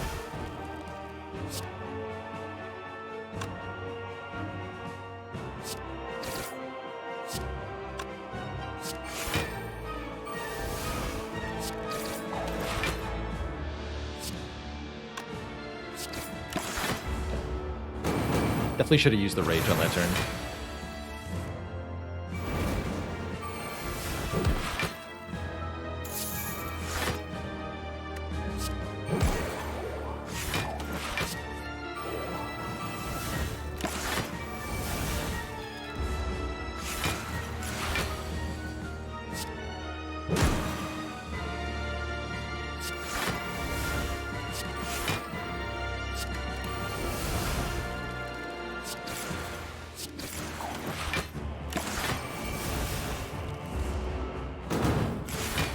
Now there's nothing left but the death.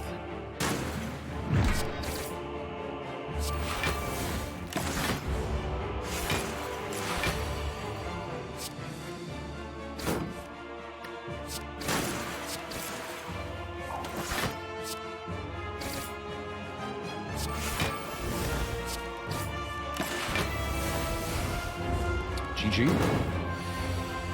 Let's also up the Happy Flower and the ink bottle for our next fight here.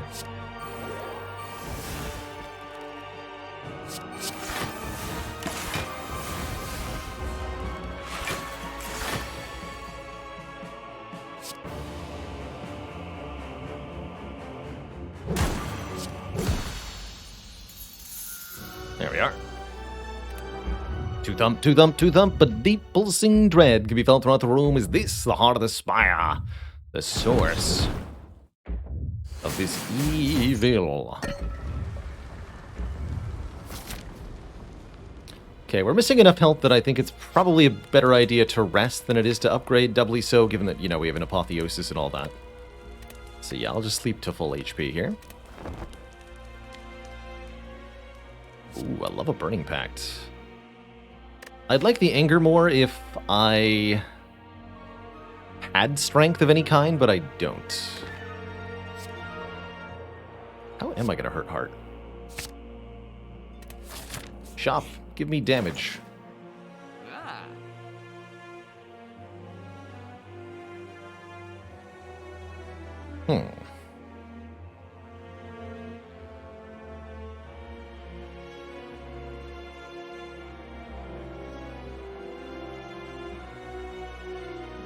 Strength, you say? Rupture is strength.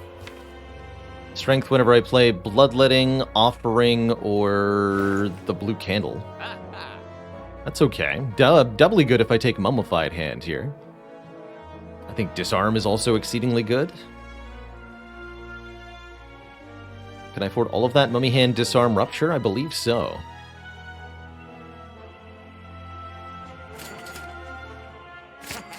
I'll take it all then. Cool, that gives us at least some kind of strength scaling. Just a way to do more damage. It doesn't have to be a whole lot, especially given how much defensive prowess we're going to have in the heart fight with these potions. We have a long time to kill the heart, actually. Hey, look. Would anyone like to draw 4 off of Ascender's Bane? Me, I would.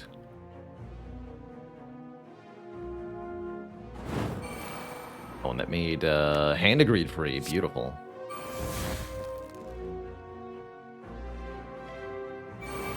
Please, more cards. Thank you. Excellent.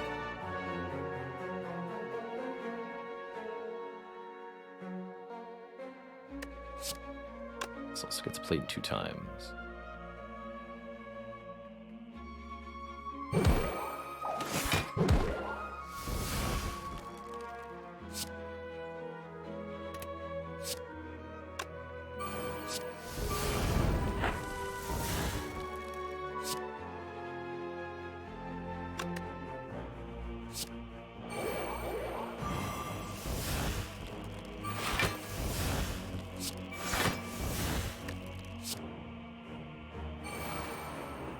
Fire free, but I don't have the Dark Embrace in play yet.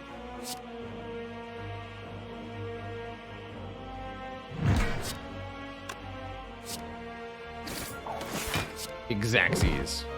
Hot.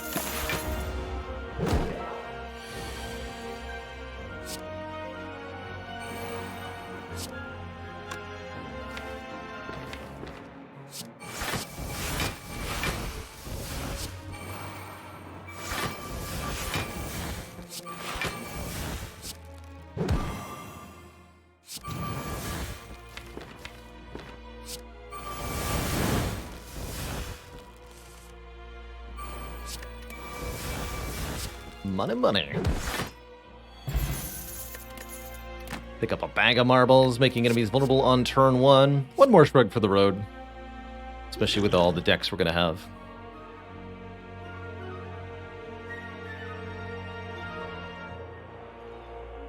The effect of the Mummified Hand wears off at the end of turn, Abyss Walker, regardless of whether you play it or not.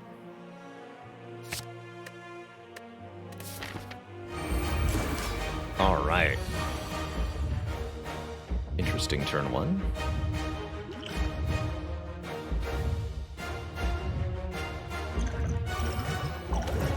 So, using that potion and the artifact potion together, we gain 5 dexterity.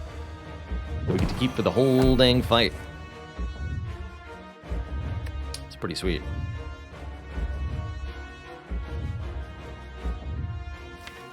I'm gonna get rid of Twin Strike.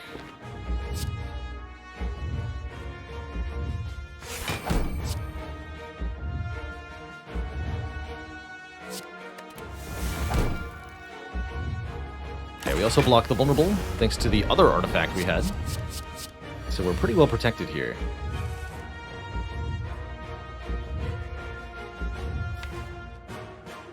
I think we want to go later Corruption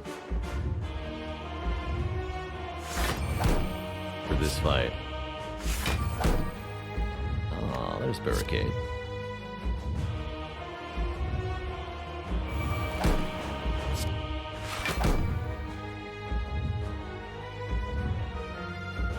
I'm gonna lose all my plated armor. Suppose I'm okay with that. Oh, or am I?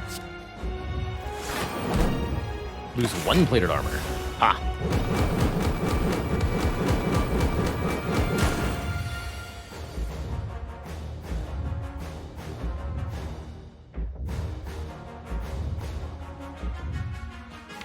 Okay, now might be the time for Corruption.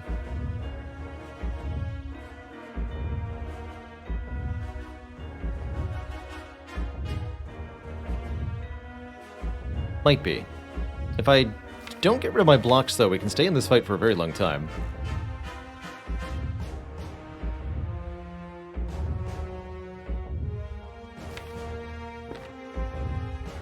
I think it's better to take this hit, partially.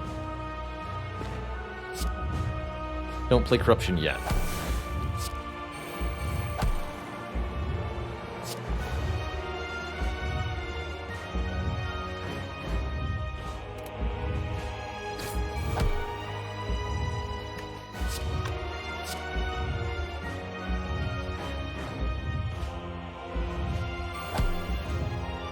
That disarm. Don't do it.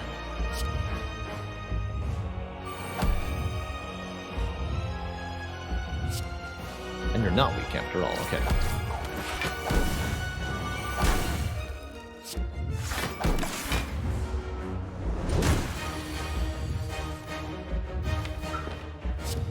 Okay, now that we're no longer frail, Things are a lot more in our favor here.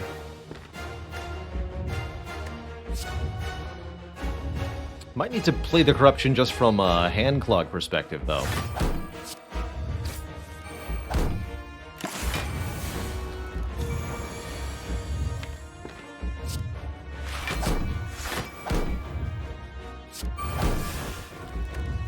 Here we go.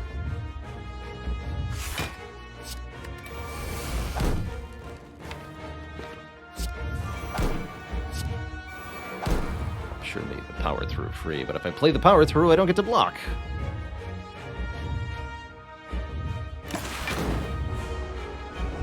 Or I don't get to draw, excuse me. Draw, block, same thing. Okay, here's our disarm. Strip artifact layers. Reduce your strength. Shrug.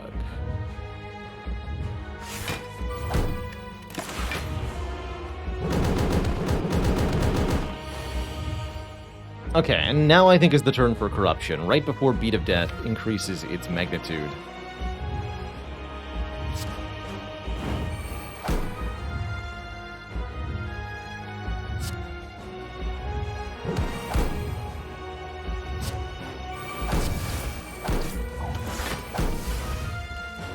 I think that's the right time to do it.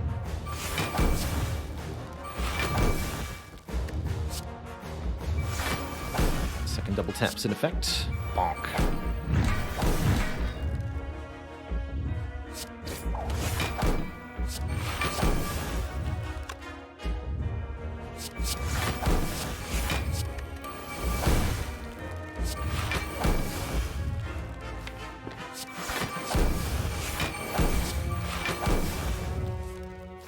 Okay, that should be plenty of block. Let's get rid of this too.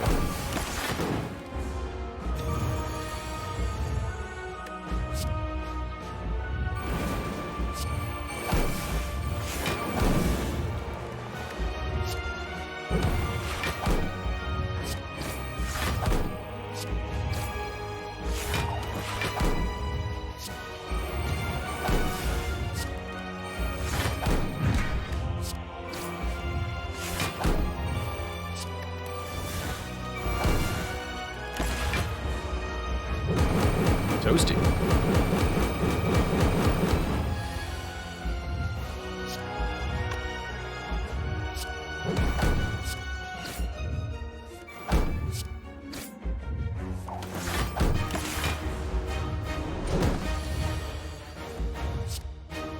Bonk. GG, Mr. Hart. GG.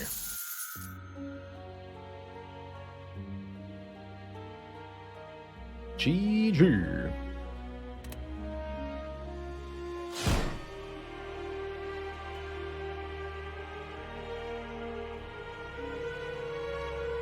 Well, that run certainly had good fortunes. Lick Dixon, thank you so much for the Prime sub. Welcome to the Cozy Sub Club.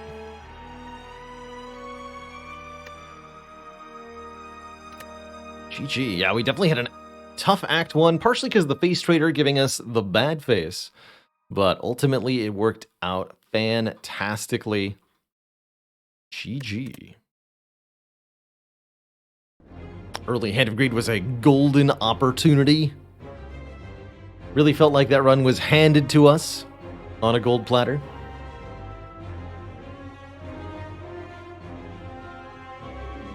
GG. Now, what has it been done? The Spire sleeps. So, shall I? GG. 15 winning runs in our first week of the challenge. I guess week and a day, 8 days so far. 15 wins feels pretty good.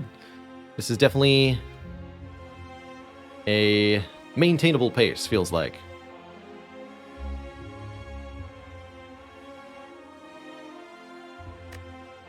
See, any other really interesting decisions this run? I think this flex could have gone really well for us. If I'd taken the flex, then I could have maybe taken Limit Break. Would have gone Flex, Limit Break, Metallicize or Clothesline maybe. Definitely Pummel Strike. Maybe Dark Embrace? No, I wouldn't have taken Dark Embrace. That'd be crazy.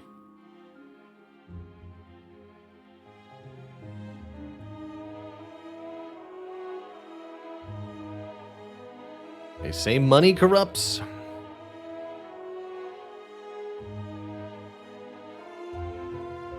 So does the Abyss.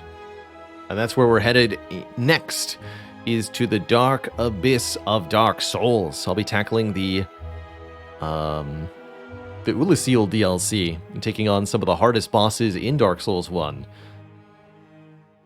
Artorias, Calamite, and Manus. That's going to be after the break. First, though, I'm going to refill the run, refill the legs, stretch the water. When I return, we'll play some Dark Souls to round out the week. Be right back, everybody. Don't go nowhere. Or if you do, don't forget to follow me on Twitch or check out the YouTube for lots and lots of Spire content. Appreciate being here, whether it's just for Spire, just for non-Spire, or for any mixture of the two. All right, BRB.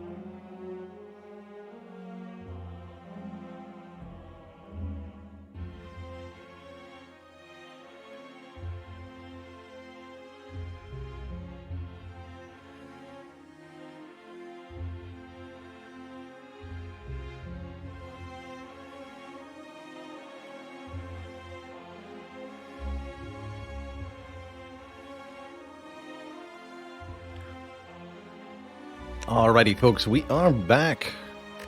A couple quick things as I get switched over here. I'm going to update a couple bot commands. Let's see, kills. Make sure these are all up to date.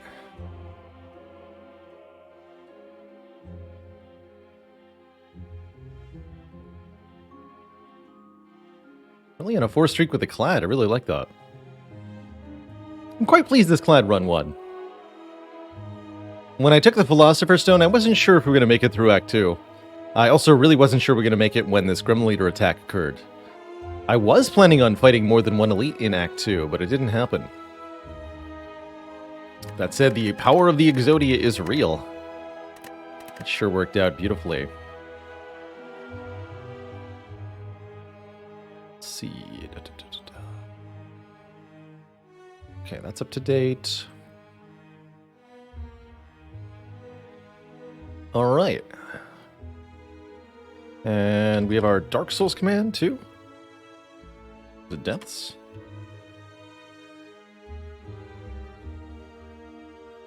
$30.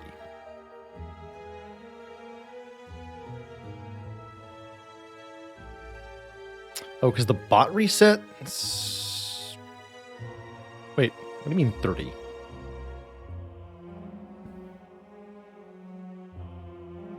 Oh, that is death. Okay.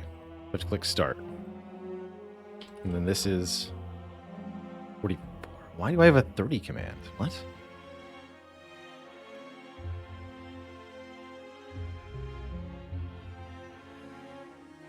Oh, I see. That looks like it was a manually made command.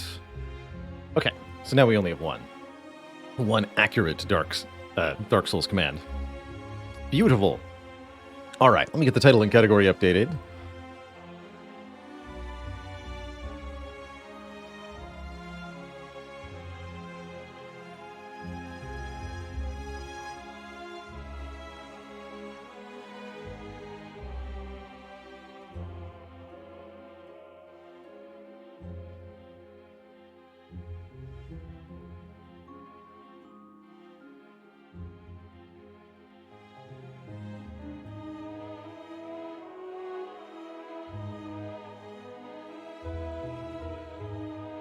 No, not Bleach Dark Souls.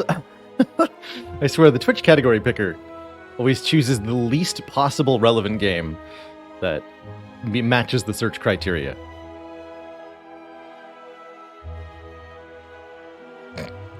Okay.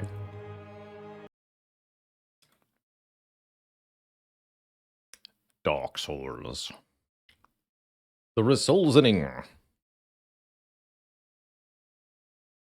Yeah, you could see this as a little bit of Elden Ring prep. I'll definitely be playing Elden Ring around the time it comes out. Probably for my first playthrough, I may do that off stream to avoid being spoiled. Go figure. And going off of experience, it seems a lot of you folks out there also will deliberately avoid watching such content to avoid being spoiled. So since nobody's going to watch the content anyway, I might as well not stream it.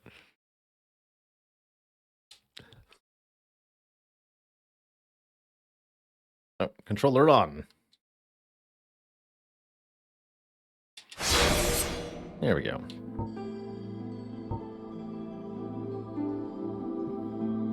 But I might stream playthroughs of it after the fact, like, for example, a Soul Level 1, or whatever the equivalent of that in Elden Ring is, playthrough maybe months after release.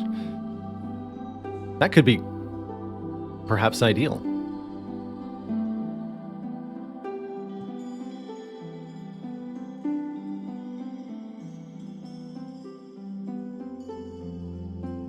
Generally speaking, I don't try to hype myself up too much for games that haven't come out yet. You never really know how a project is going to turn out, and sometimes things get canceled or delayed, or they're just not what you wanted them to be. And I think after that happens maybe 2 or 3 times, you kind of stop wanting to get as invested in things that aren't already existing. That said, the games that I'm looking forward to in the future are those by studios that have produced a lot of games that I've already enjoyed, done in a similar style, and that would be Baldur's Gate 3, Hollow Knight Silksong, and Elden Ring off the top of my head for the quick picks.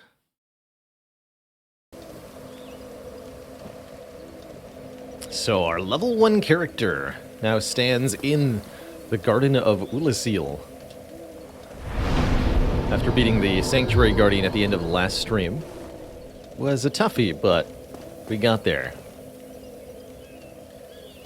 So, if you're brand new to Dark Souls for the first time, Dark Souls is a... Action RPG is not quite the right term. A third-person role-playing game. This is all about really refined combat. A tight set of controls, carefully designed areas, carefully designed bosses that have kind of these intricate movesets, and lots of tells that ultimately creates an experience where the goal is to die multiple times to the big, very, very scary boss until you can learn precisely how to dodge against the monstrously terrifying demon, enough to even have a hope of survival in this desolate, desolate little world. Well, look at this one. I'll say hi to Elizabeth. From what faraway age hast thou come? Thy scent is very human indeed, but not intolerable. Ah, Princess Dusk's savior. Thine aura is precisely as she described. I thank thee deeply for rescuing Her Highness. But Princess Dusk is here no longer, snatched away by that horrifying primeval human. And so I must ask, couldst thou once more play the savior? Sure. Elizabeth the Mushroom here gives us about as much of the story as we're going to get. Thank you. For the DLC. I am Elizabeth, guardian of this sanctuary. Something of a godmother to Princess Dusk. I shall assist thee to my utmost, for I am one with the sorceries of Urasil.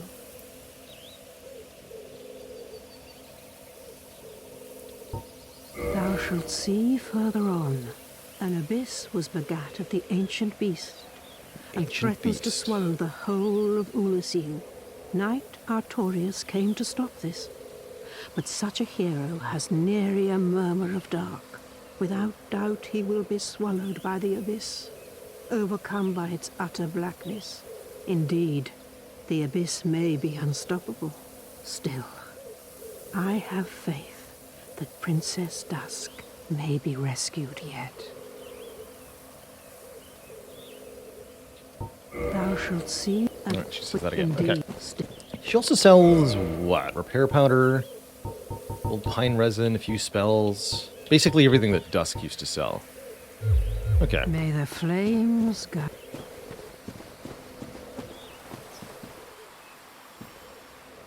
So Elizabeth bids us on to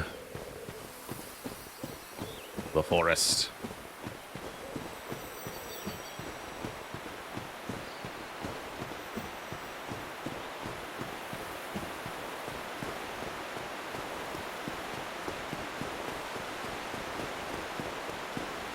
There's a quick little warning for you if you're playing the DLC for the first time. It's hilariously easy. If you are running off of this bridge and you try to go on the pathway, it's really fun, really easy to fall into that little crook on the ground, like that guy did. Yeah, as the enemy just showed off conveniently for me. Dangerous here.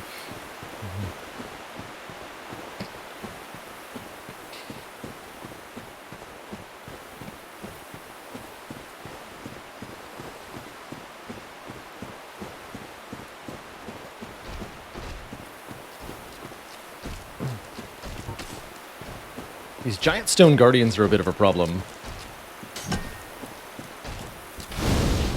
They've got some really mean attacks. And if you miss time and get pancaked, holy crap, how am I alive? I'm not. Fair enough. You have to dodge later than you'd think, which is generally how I feel about all dodges in Dark Souls. Right before the moment of impact is the correct timing.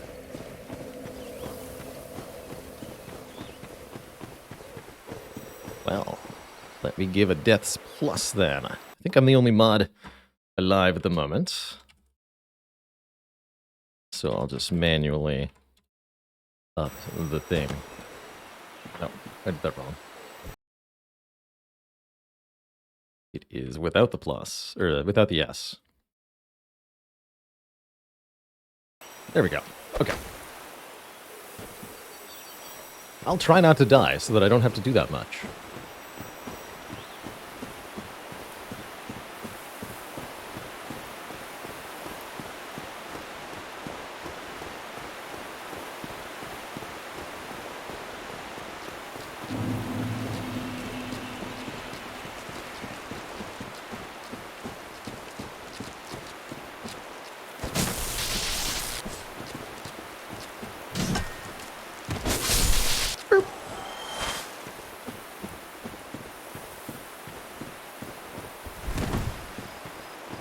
Yeah, I might give somebody a Battlefield promotion to moderator for that purpose. We'll see.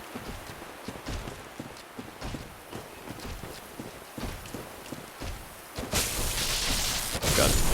Ah, there we go. Correct dodge timing.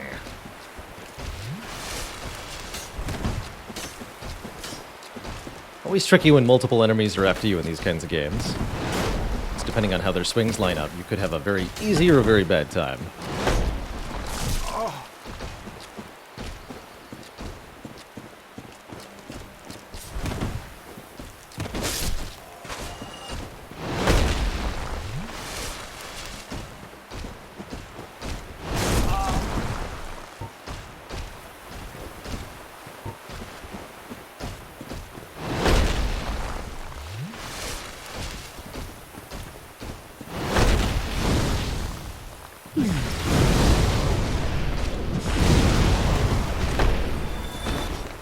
Well, if that fireball hadn't killed him, I'd be in for a really rough time there.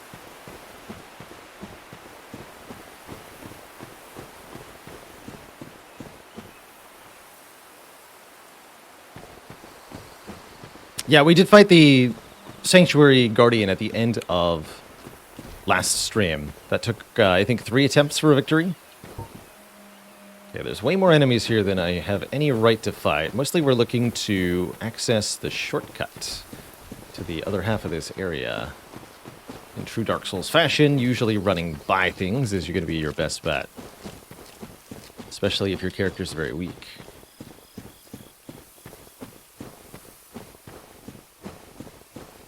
I'll run around the perimeter of the forest area here.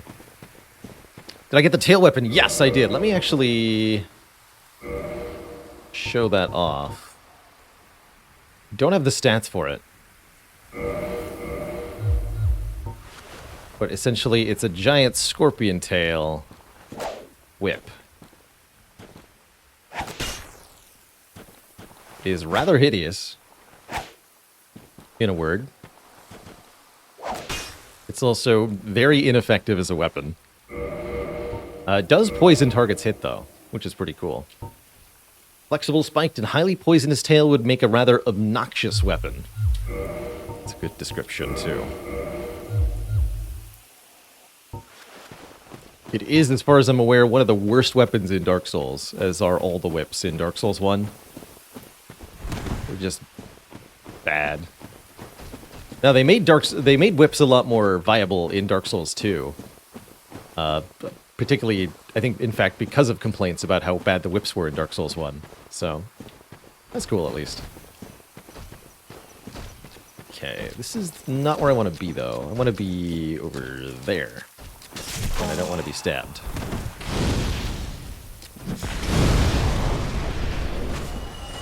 I'm actually just going to run back to the bonfire and reset stuff. I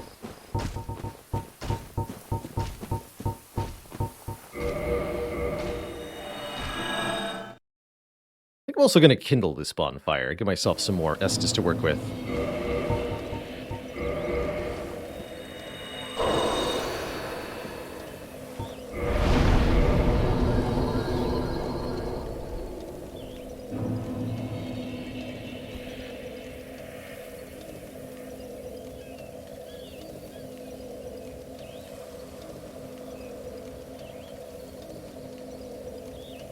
Byronium says, which boss do I anticipate being the most trouble of this DLC? I think I'm probably going to have more deaths to Manus than Calamite.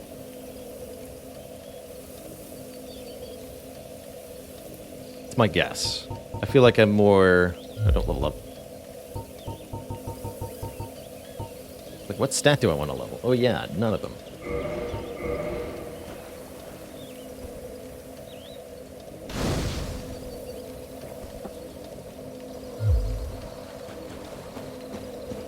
Okay. I'm not going to be cheesing Manus, nor even summoning any assistance at all.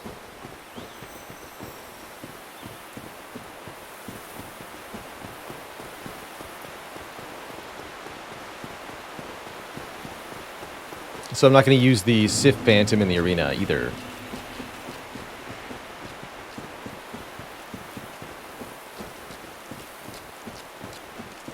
Okay, the path I'm looking for is somewhere through here.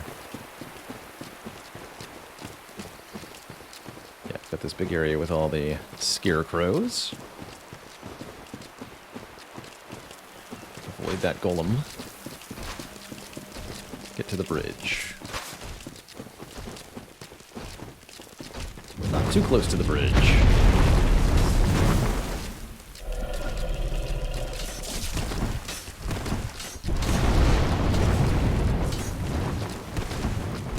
Oh no.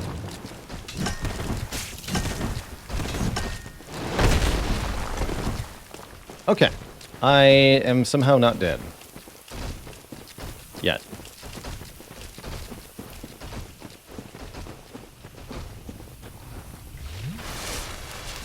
Success.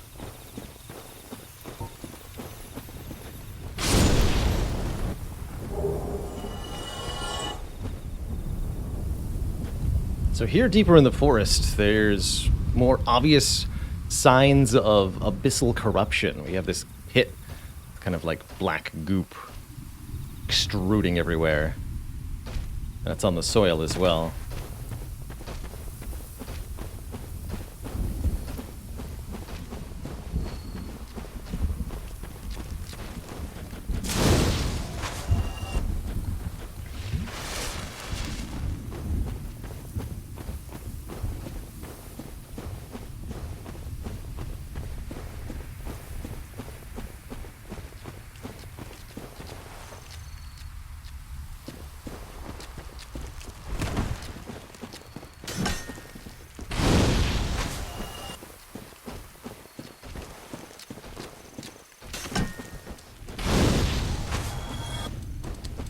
A lot of times you can avoid enemy attacks simply by sidestepping as they go into their animation. No dodge rolling or blocking required. I hear snip snips.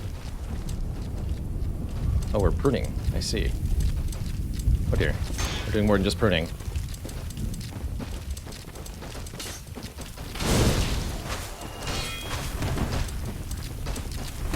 Okay, we want to get behind these guys to this elevator in the structure here.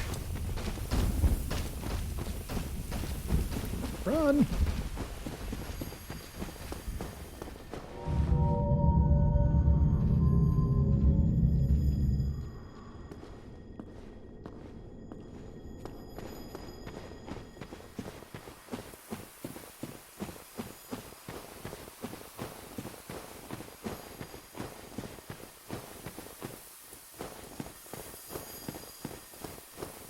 I'll talk to him in a moment.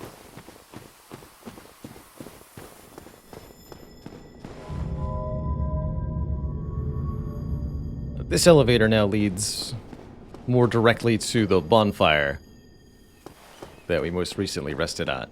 So we'll be able to get more easily back to where we are now, which is the Artorias fight. There's also this fellow. Let me guess. Snatched by a shadowy limb and dragged off to the past? Yes. Yes, of course. Exactly what happened to me. We are both strangers in this strange land. But at least now there are two of us. Strange. Did you happen across Knight Artorias? The legendary Abyss Walker from the old tales. Well, if you haven't, it's just as well. He's a colorless sort, if you ask me. I like that. Colorless sort, indeed.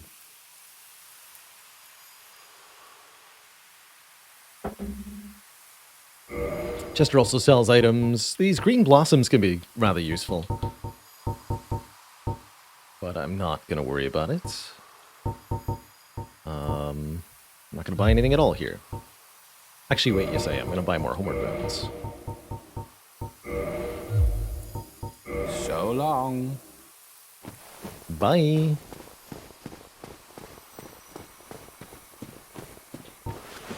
Okay, what's my other ring? This ring is really not going to do me any good here. Tearstone ring might.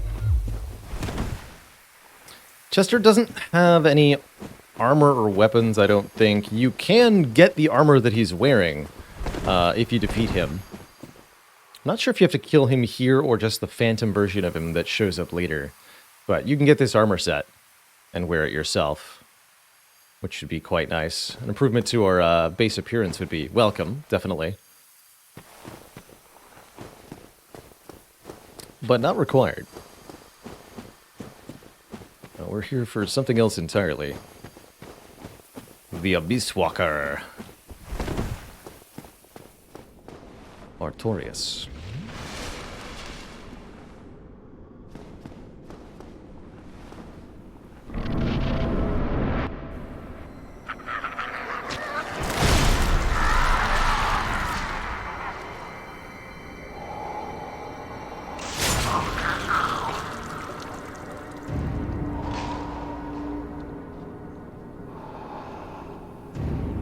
This is what I like to call a momentum-based fight.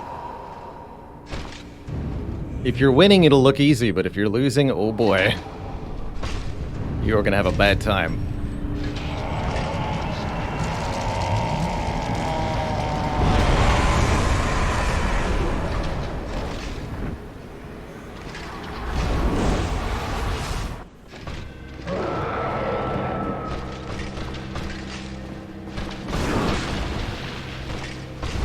The lurley there.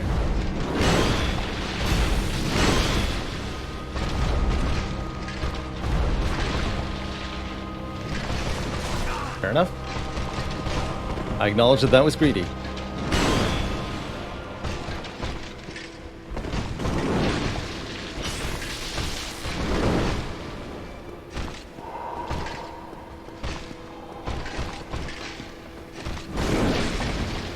Actually, I'll take this.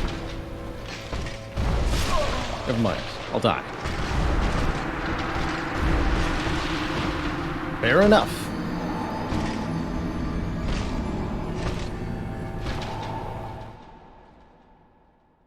Indeed, Moxie. I don't think I have an exhaustive knowledge of what exactly Artorias is able to do combo-wise versus not combo-wise. Alright, Uniquely K, you volunteered for Battlefield promotion. I will moderate you here.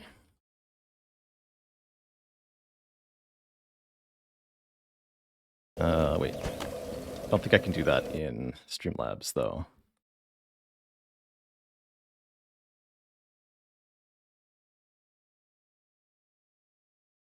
Oh, yes, it worked. Perfect. All right, simply type !death plus every time we die, and we'll be good to go. Thank you.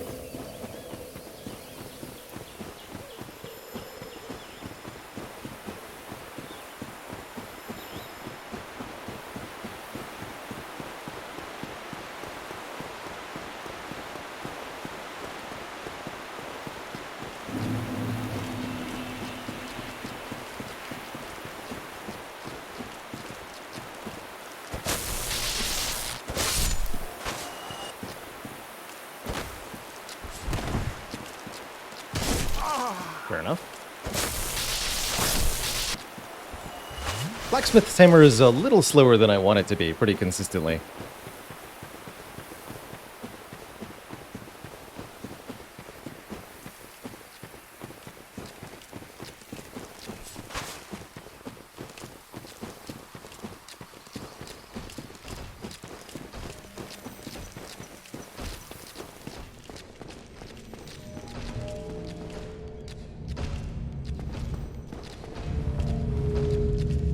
Most enemies are not allowed to pursue you past a certain point in Dark Souls, so getting away from them is simply a matter of, like, passing over one of these thresholds. Alright, it's probably going to take me a few deaths to remember the moveset of Artorias here. We'll see.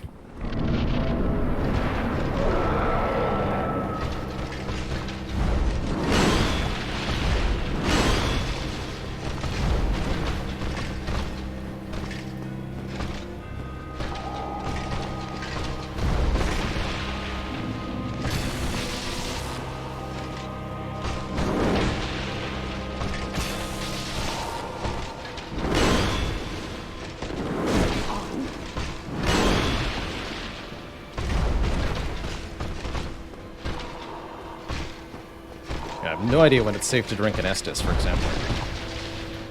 Right after that attack? Maybe. I think he could have punished me there, but he chose not to.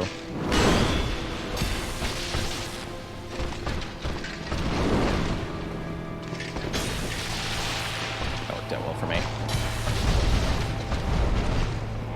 When he goes into a stance like this, I have to hit him quickly to avoid him powering himself up.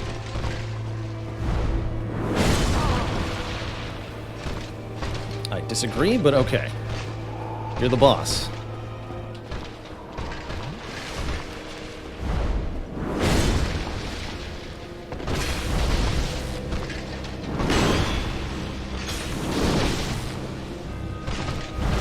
Whoa. Hello.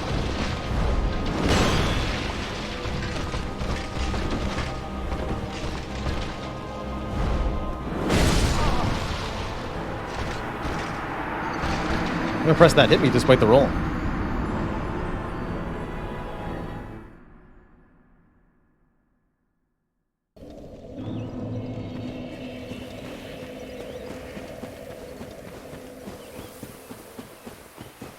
Great question about the size.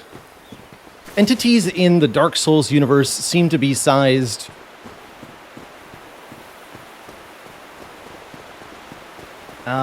almost as if it's in accordance with their physical strength or their prowess of kinds. Not all humans are the same size.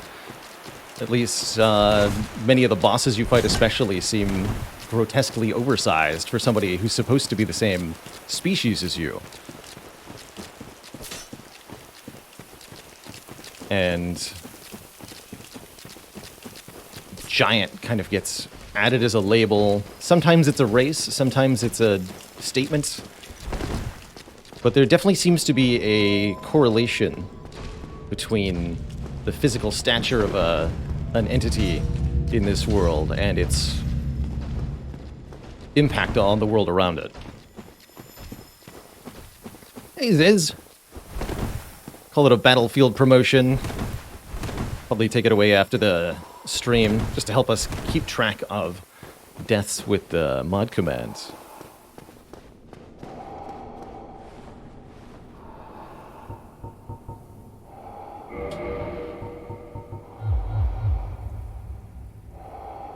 You can actually hear Artorias breathing through the fog gate here.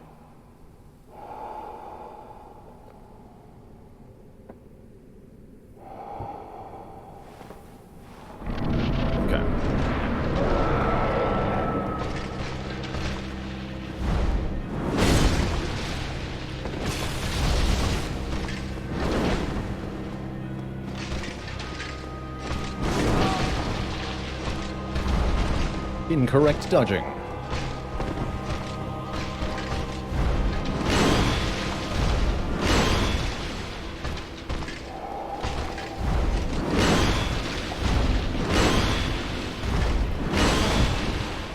How am I alive?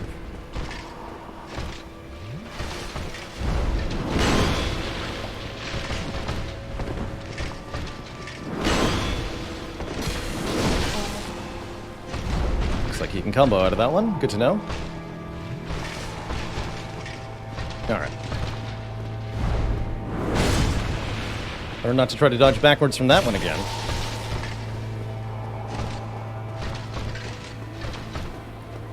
Can't tell if I should be locking on or not locking on.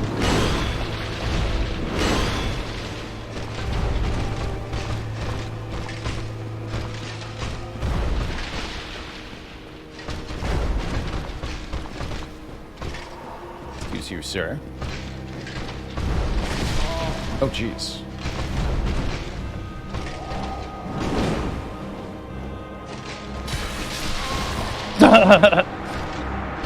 Got me with the spray. Man, the hammer does enormous damage with the Tearstone Ring active, though. Okay, okay. Yeah, I really want to be able to punish him more often than you're allowed to. That's what I'm learning.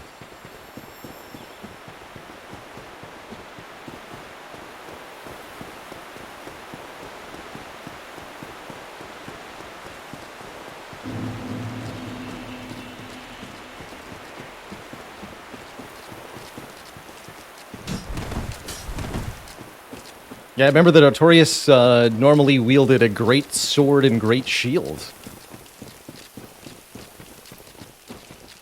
So he's using that sword in his shield arm. And he's lost his great shield.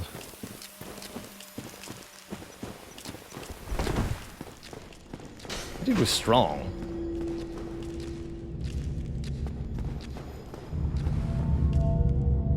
Soon, Rather Beastly says, with much confidence about my ability to win this fight.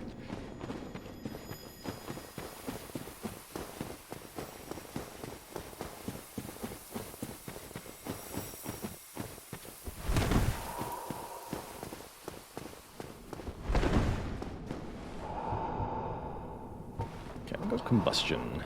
I don't think I want to use combustion during the charge of attack.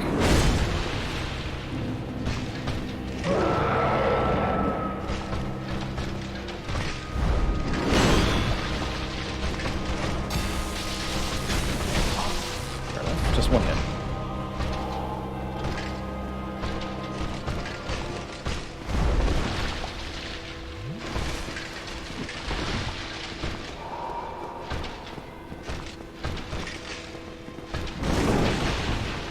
Too early.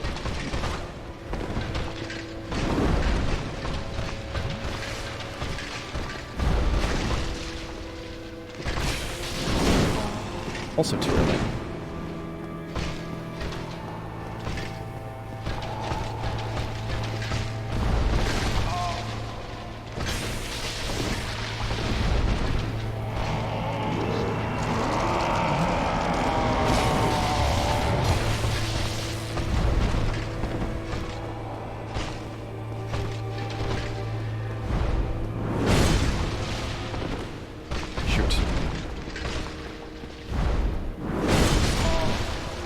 Interesting. Okay. So where you need to dodge for that leap attack actually depends on how far away Artorias is when he jumps into the air. Dang.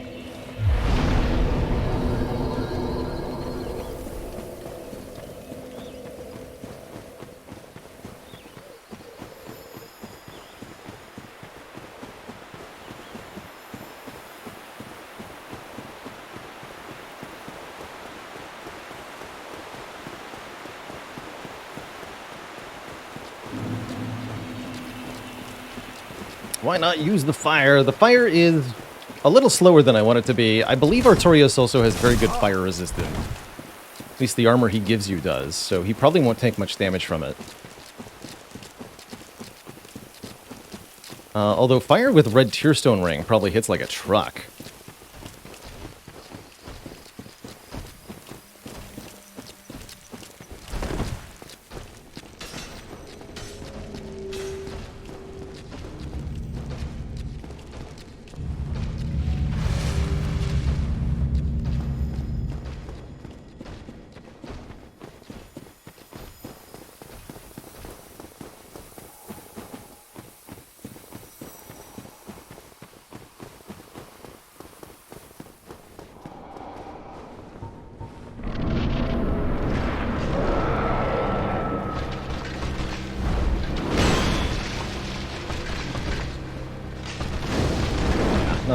Not that damaging. Not bad though.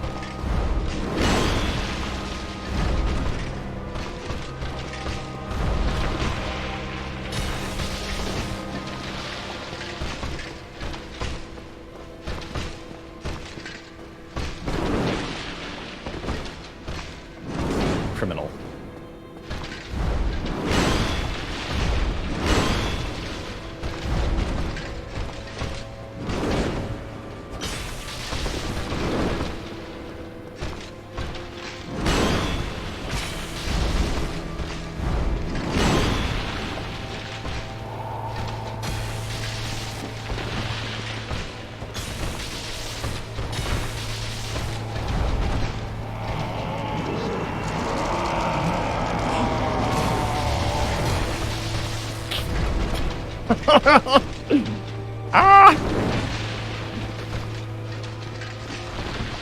All right, everything's fine.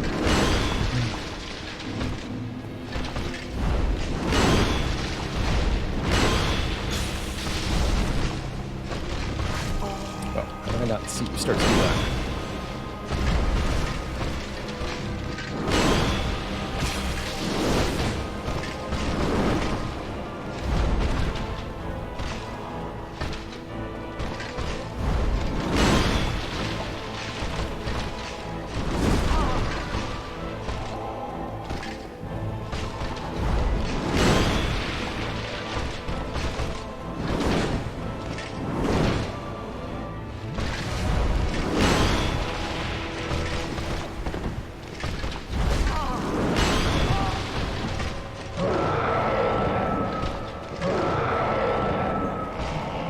Oh.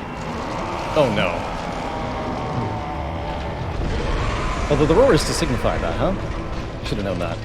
So, if you don't stop him from doing the thing, this happens.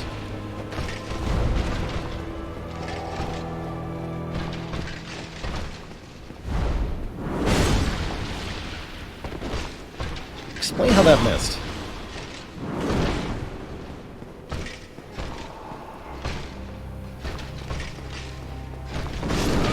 Ooh, very good.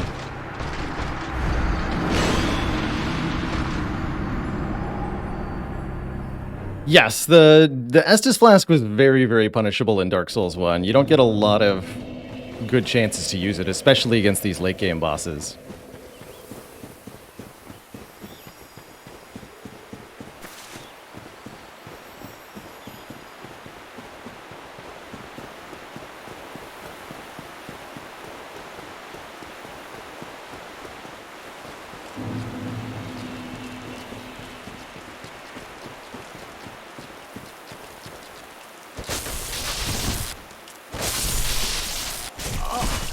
No.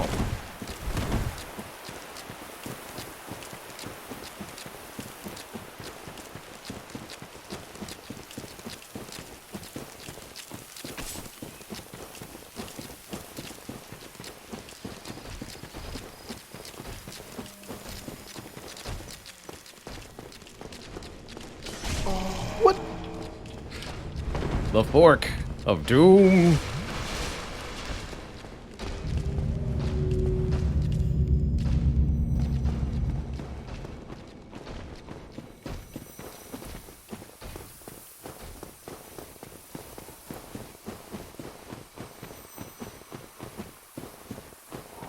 All right. Feeling good about this attempt. Just have a sip of water first.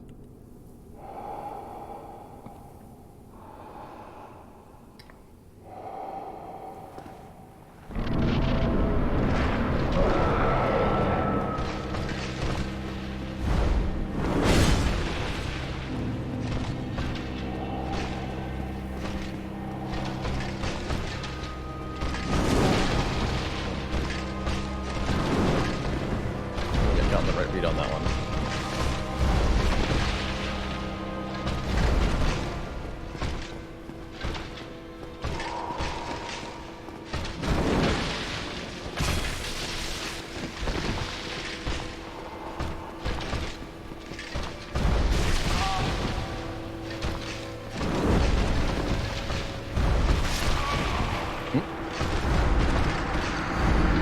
That point. Got me twice in a row for the same reason. Too slow to dodge on the point.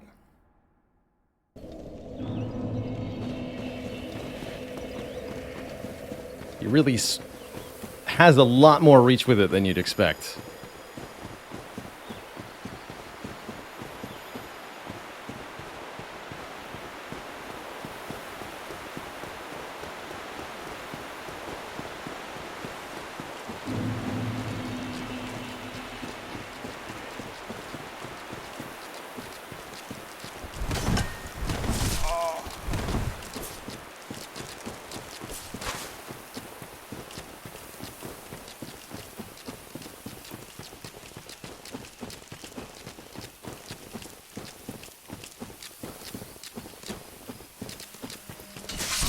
Wow.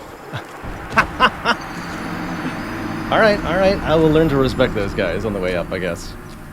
The stick. The stick of justice. Don't think it's ever made explicit how Artorias' arm gets broken. Something happens in the abyss when he's down there, and he comes up very much not the same.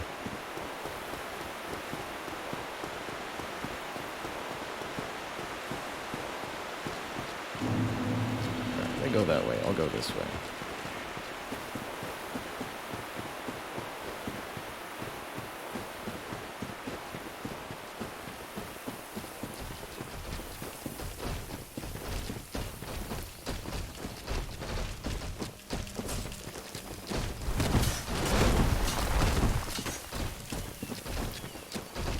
That was more successful.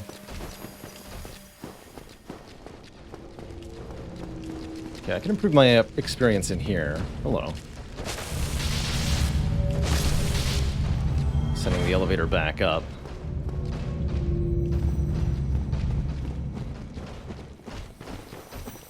Okay.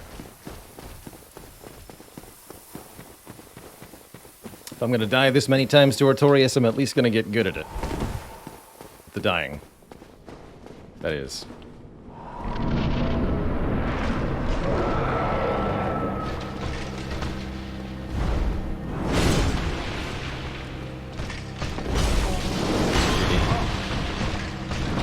Not sure what made me think I could do that. Guess on some level I did get away with it.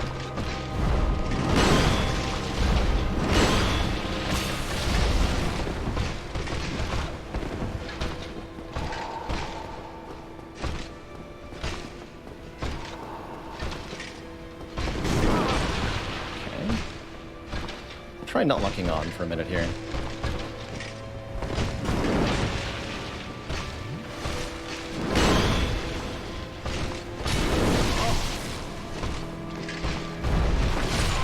Oh, that did not help me.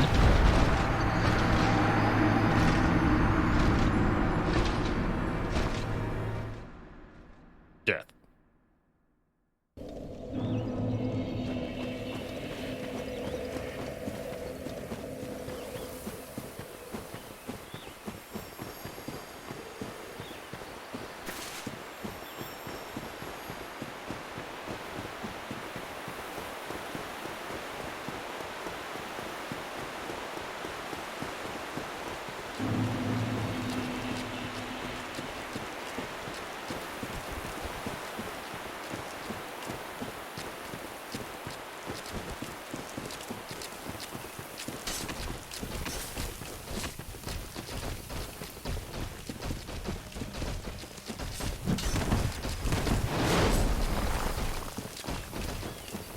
Okay, this path feels pretty good to me. Through the woods.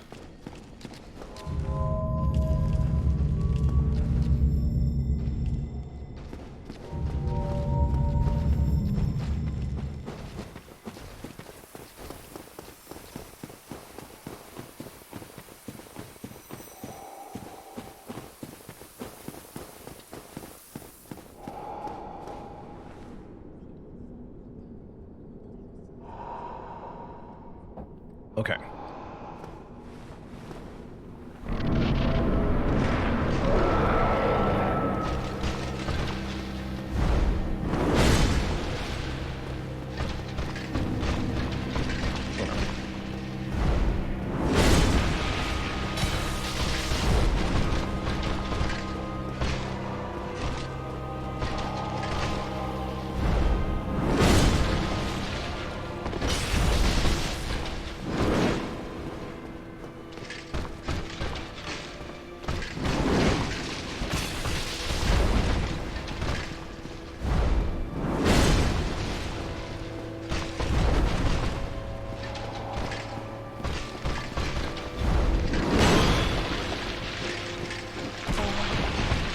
Splat.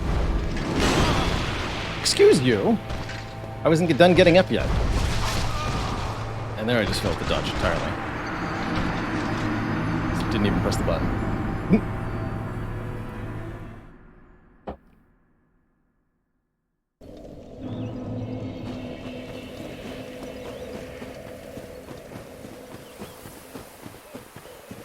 My character have range attacks? Yes, but trying to use them against Artorias in this close arena is not going to end well, for the most part.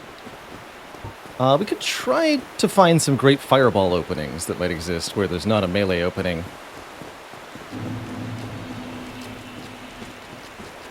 But range attacks are not going to work a lot better than our melee will. For sure. That's why I'd already decided against this route, and I took it anyway.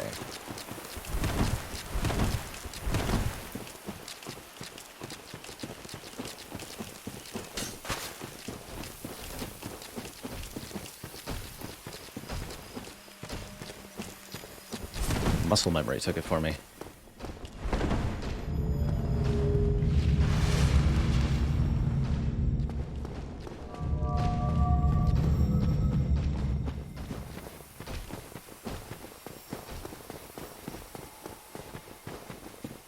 Yeah, with the notable exception of sorceries, which are totally off limits to a soul level 1 character. Sorceries are very good in Dark Souls.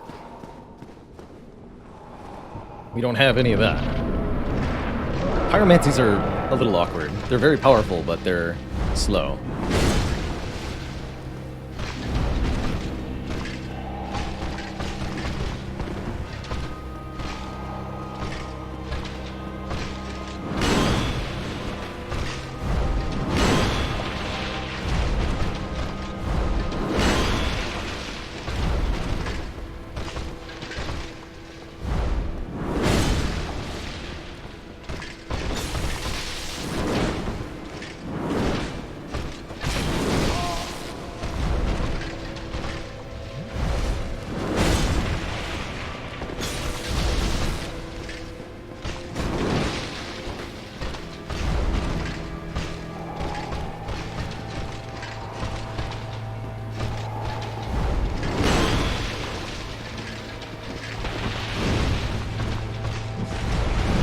You can also just dodge them. Like so.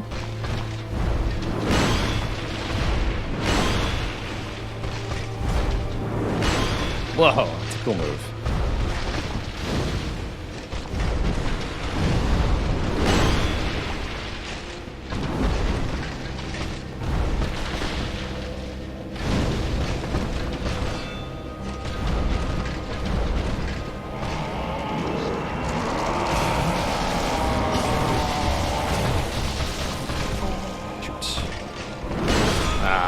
Two mistakes in a row. Equals death.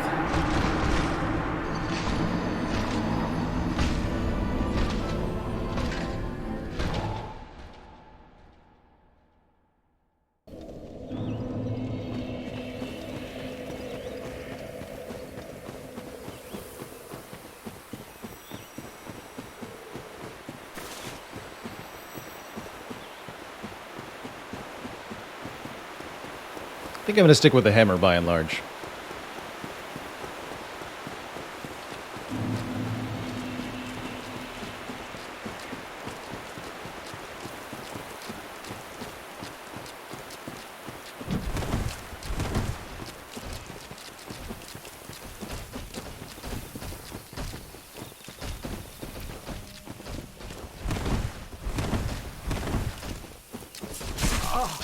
That attack.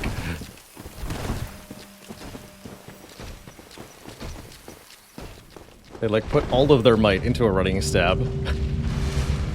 It's perfect for catching running players.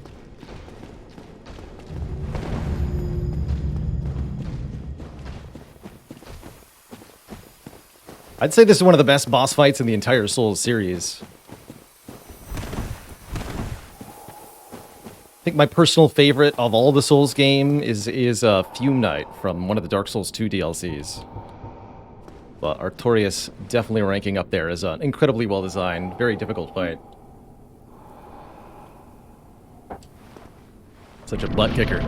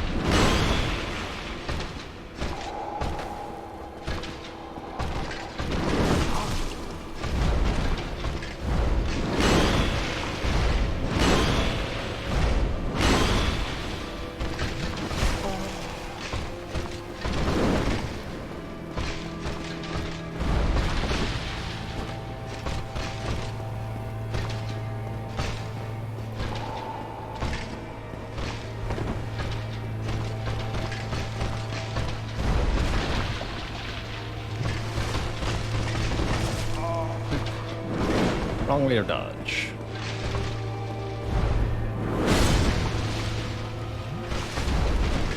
Okay.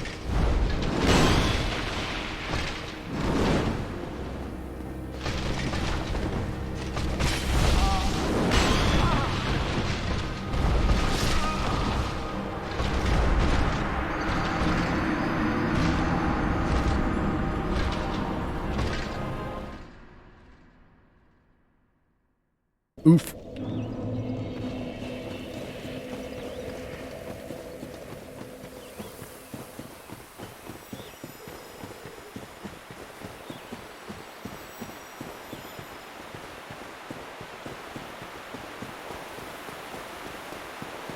Haven't had the pleasure of fighting Slave Knight Gale.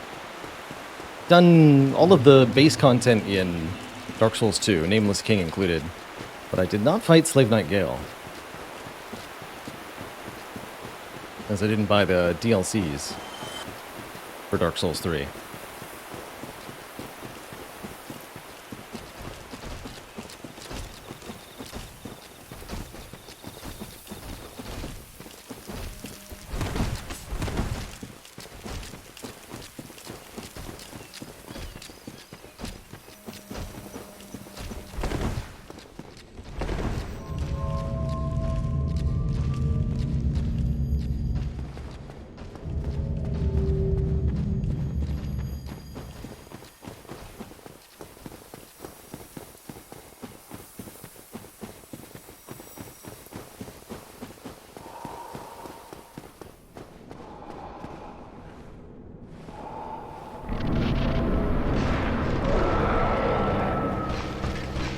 Stop worrying about the bloodstain now.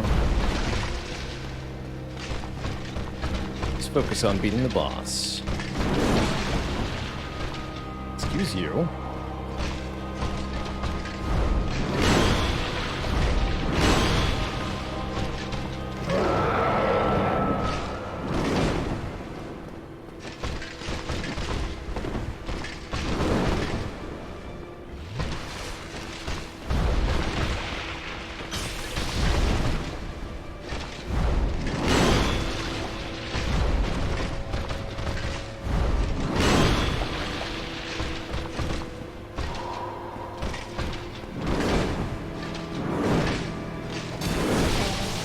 Established this third hit to that.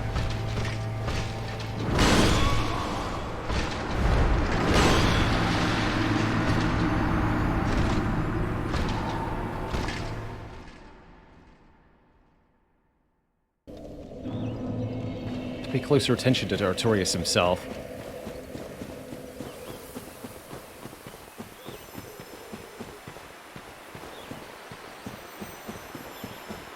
I like Dark Souls 2 a fair bit. I just think there's a little bit too much of it.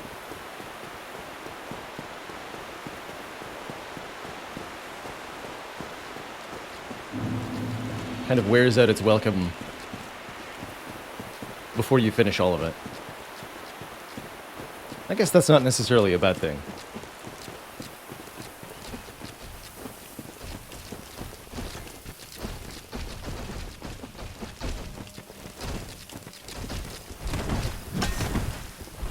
One death behind on the counter too. I'll fix that in a moment if K is not around.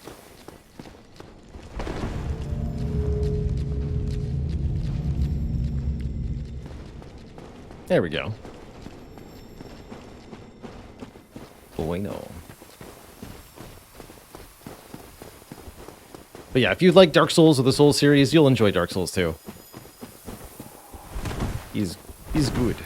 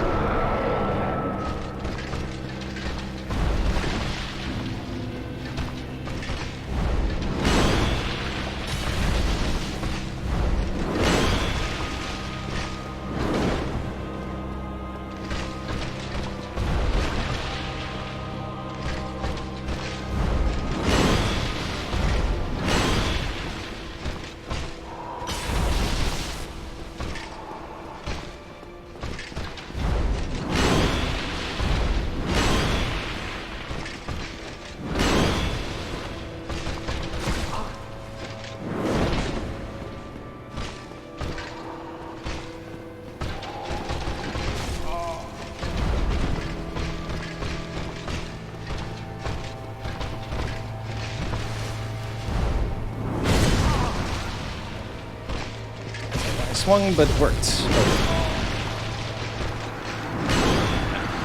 Killed by the action cue. Fair enough.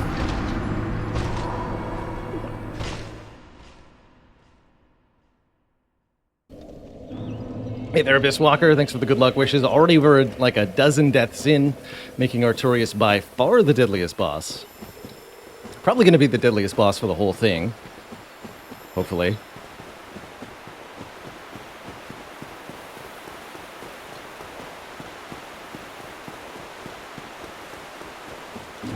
Got less practice with Artorias than I realized.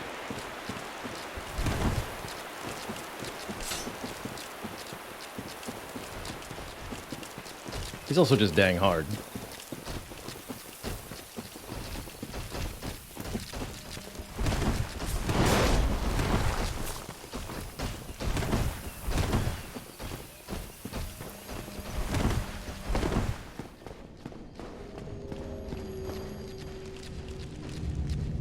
I think the Blacksmith Giant Hammer is the only weapon that a Soul Level 1 character can use that would do any reasonable damage without the Red Tearstone Ring to these endgame bosses.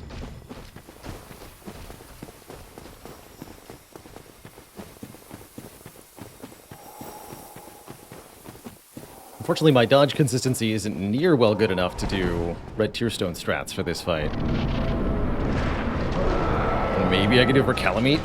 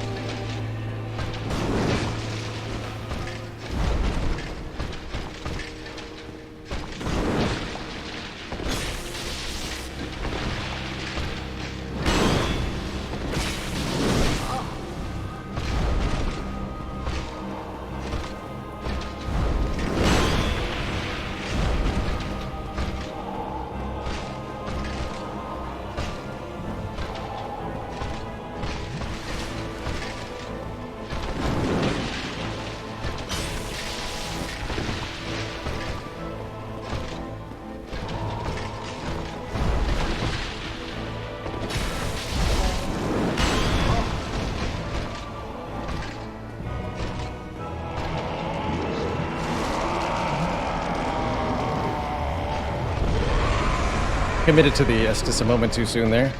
I knew he was going to do that too.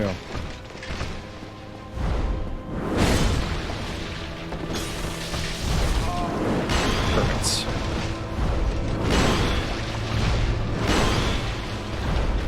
Never mind.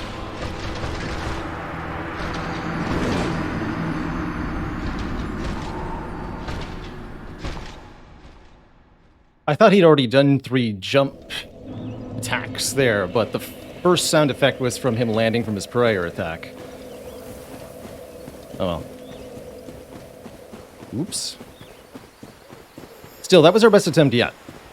And I'm feeling pretty good now.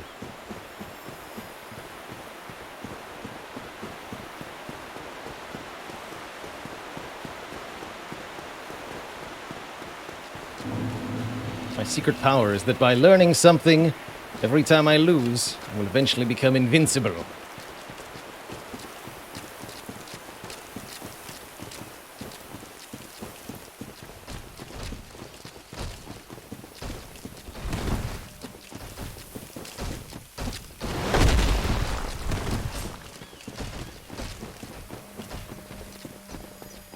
Poor Artorias can't learn a thing.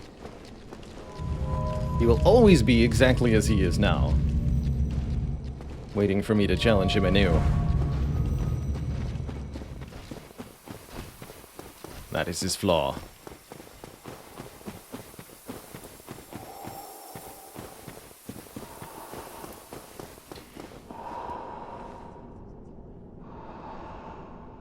But he's got to come off. I'm serious now.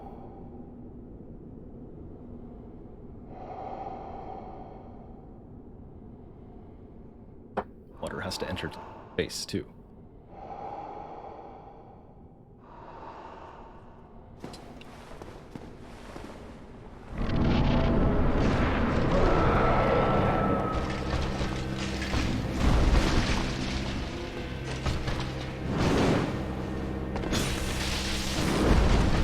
How did I get away with that?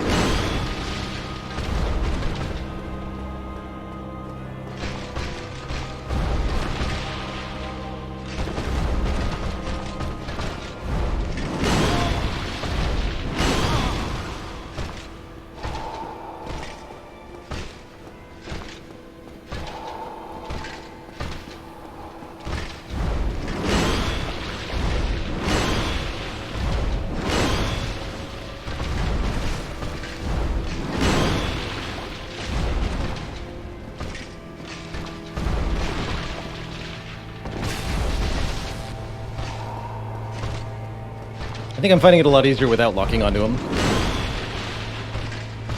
Because he moves so quickly that if you lock onto him, you're going to change your camera angle rapidly. It's not so good.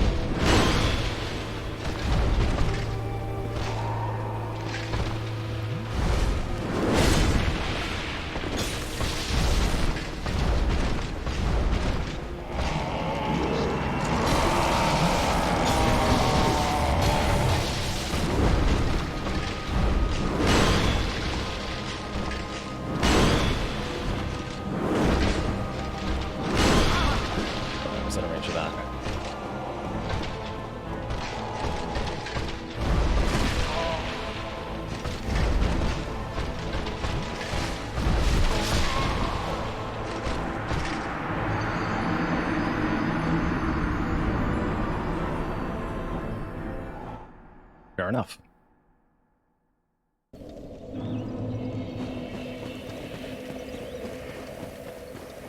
Kill him before he kill you. A tale as old as time.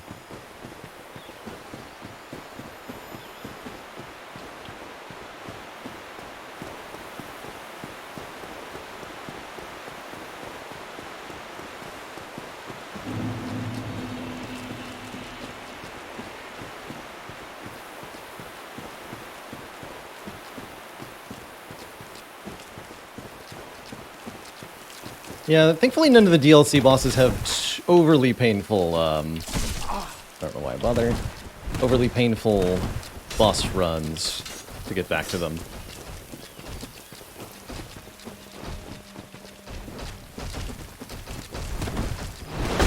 Yeah, fair enough.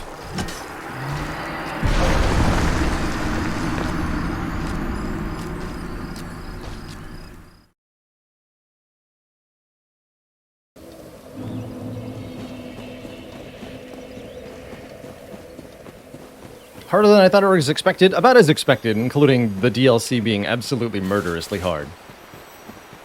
For this character in particular. But if I hadn't gone for the DLC, we would have finished the whole thing in under 50 death. I guarantee I would have been able to, well, maybe not guarantee. I'm pretty sure I can beat Gwyn in 6 tries.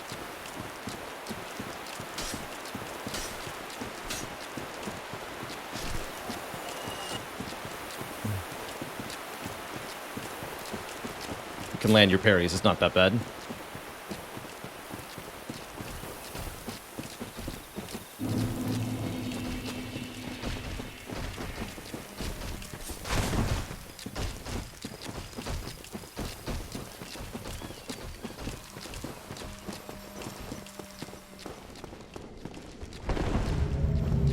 Oh no. Oh, we're good, okay. I thought that elevator was going to fall faster than me and I would have a real situation on my hands.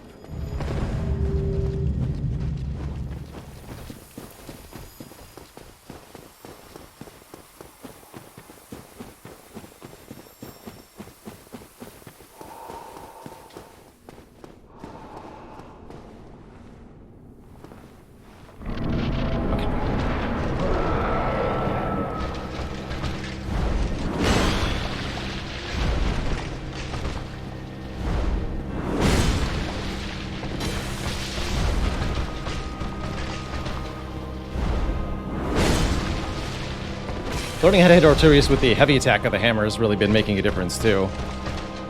Instead of doing a light attack.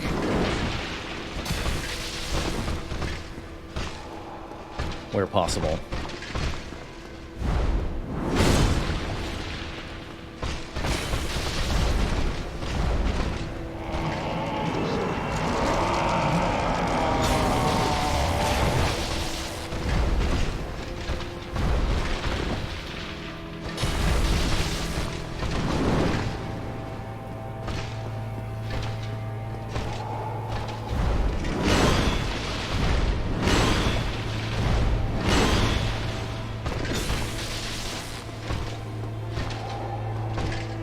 Can only do that 3 times in a row.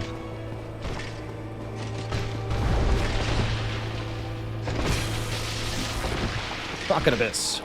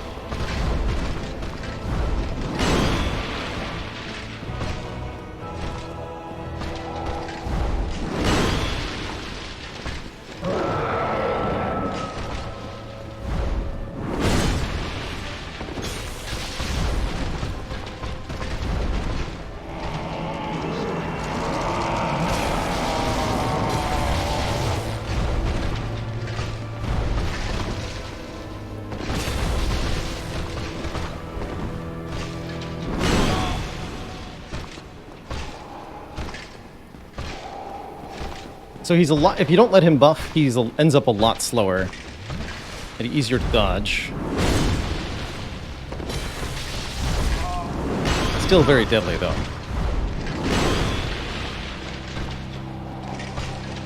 Oh no. Okay, actually, maybe that'll work.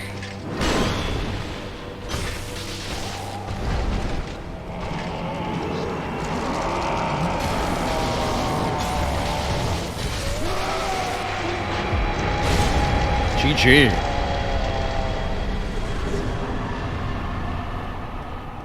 Thanks for the red Tearstone ring setup, sir.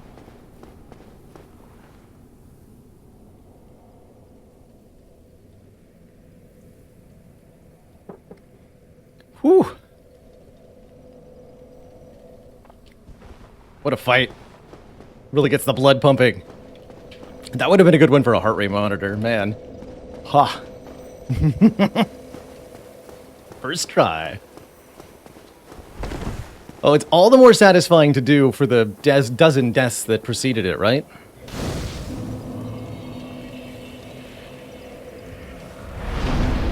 Alright, that puts us into the Ulatsil Township proper. I think I would describe this as the main area of the DLC and a pretty challenging gauntlet of foes.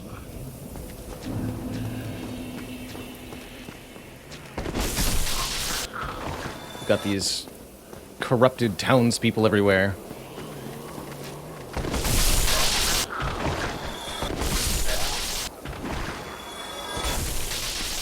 Oh, barely don't kill them in one hit? It's dissatisfying.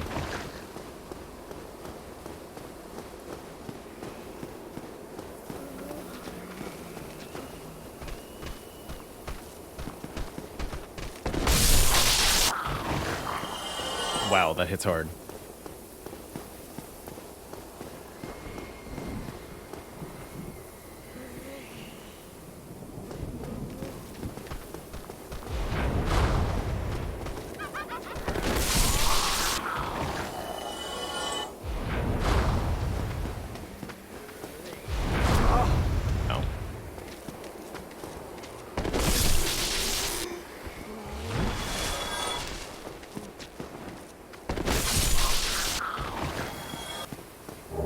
I knew he was there.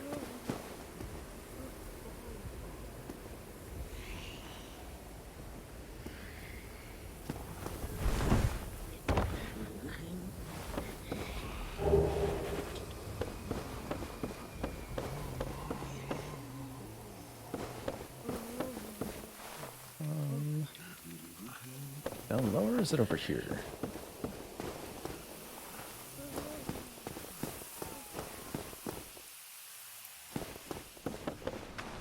Oh, shit. Nice dodge, sir.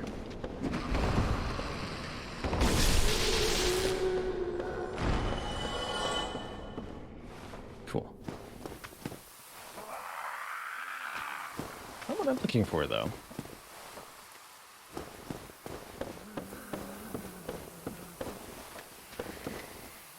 There it is. There's a message here, even if you're offline.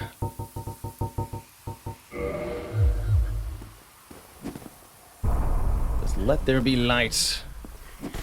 It's in the wrong hand.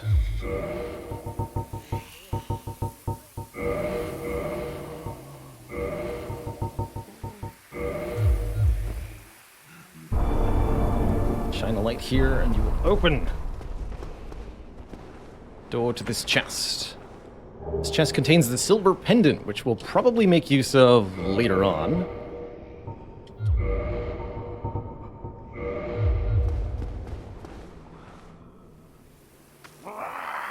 Against the boss of the area. What a jump you're able to make. Only one way to find out.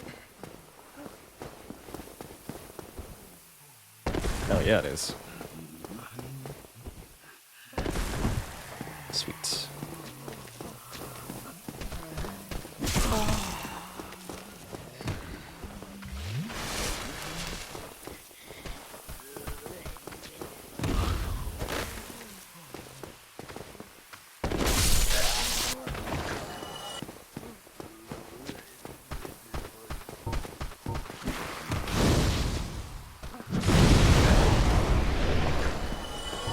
Very good.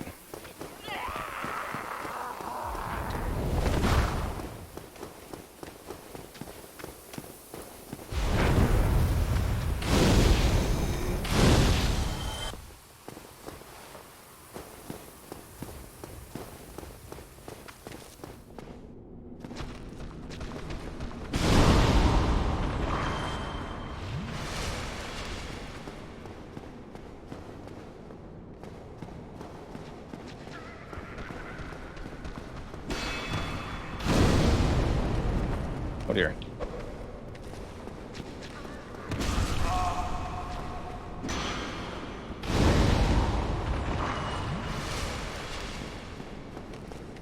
Didn't die.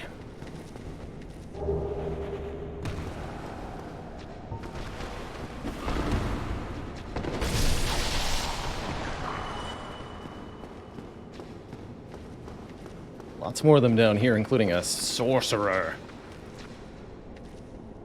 No one there. Engage carefully at a distance.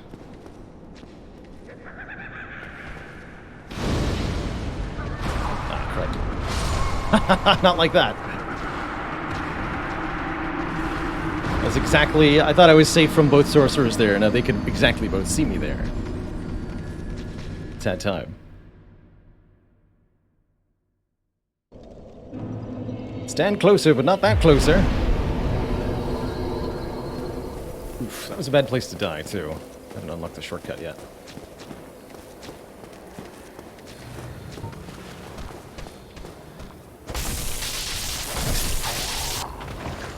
Okay, slow and steady wins the something.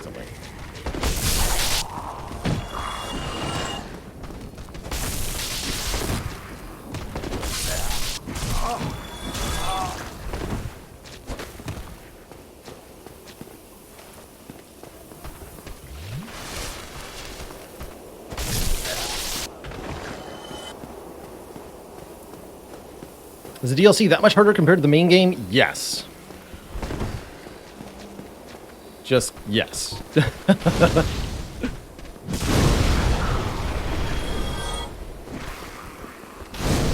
Especially the boss.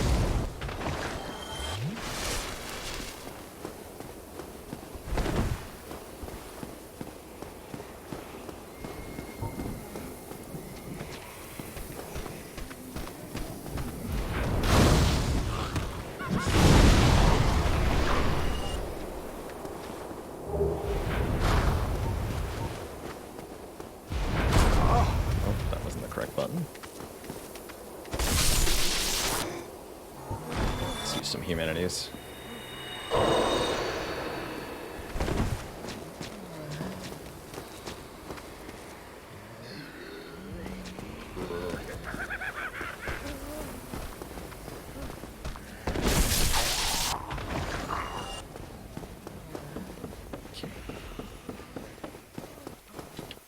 Should at least show this thing off.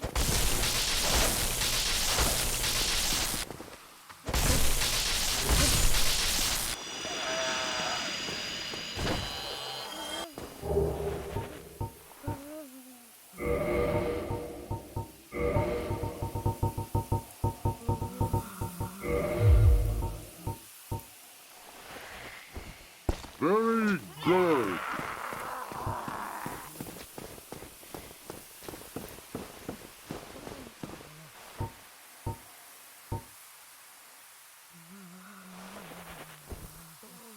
Very good.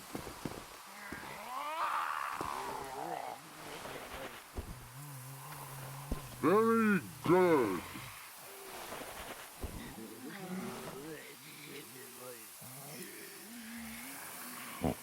Too far down.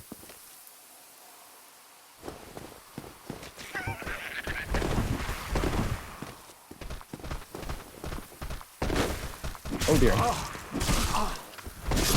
Wow. Okay. Slipped by me on the stairs somehow. That was not how I was supposed to go. Not how I was expecting that to go.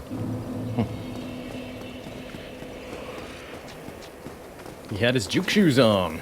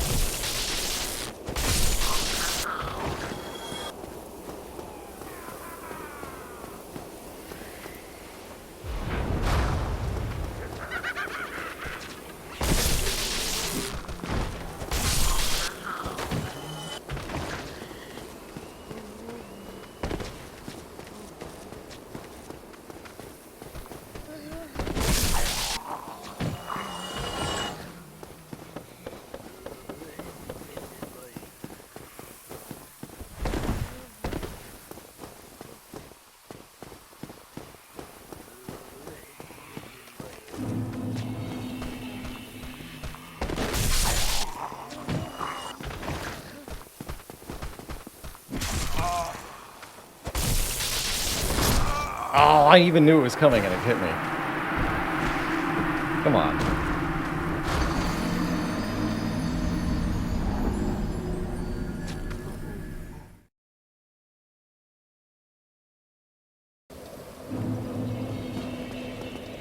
Good example moment of what makes the DLC so hard. Really tricky situations combined with incredibly high enemy damage results in a lot of depth. Mostly everything in the DLC does way too much damage to the player.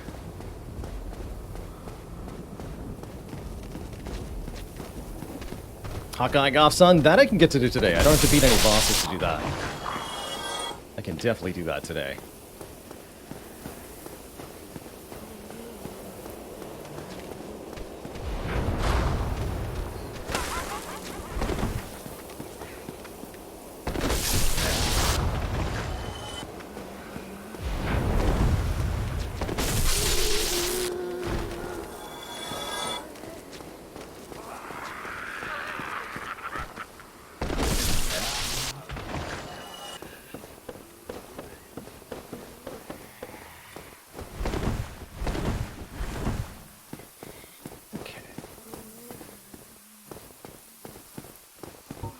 Magic is the best way to approach this situation.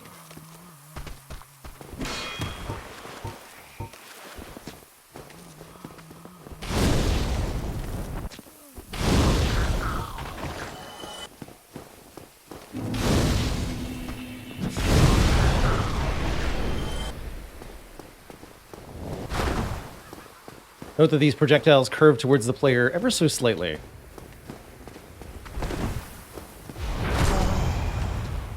No! The stagger.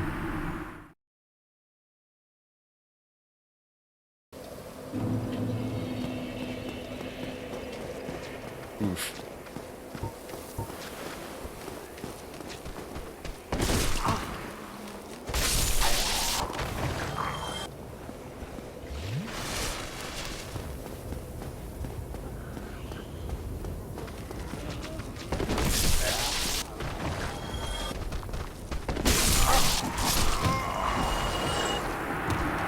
That's what happens if you miss your first swing.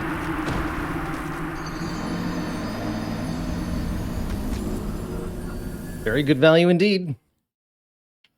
I'll bid again. Alright, I actually know what I should be doing.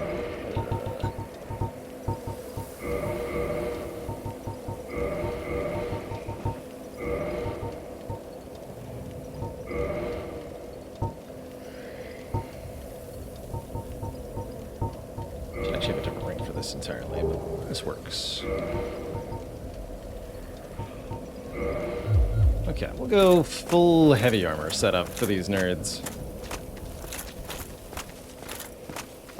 Slow and steady. That way I can take hits and it won't be a big deal.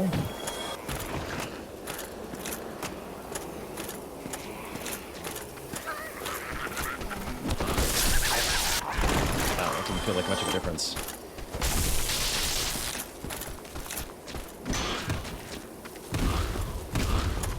Jeez.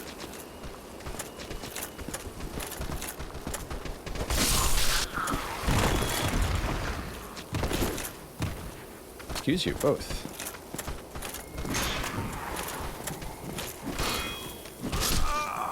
Okay, maybe the heavy armor's not as effective as I want it to be.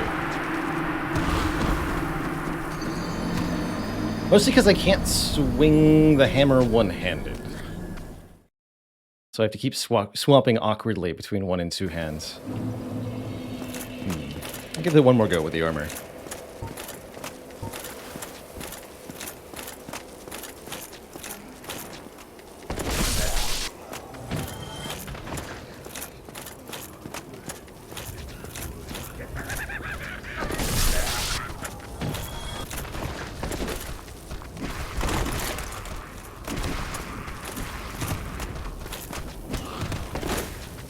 Keep whiffing the swings is my actual problem.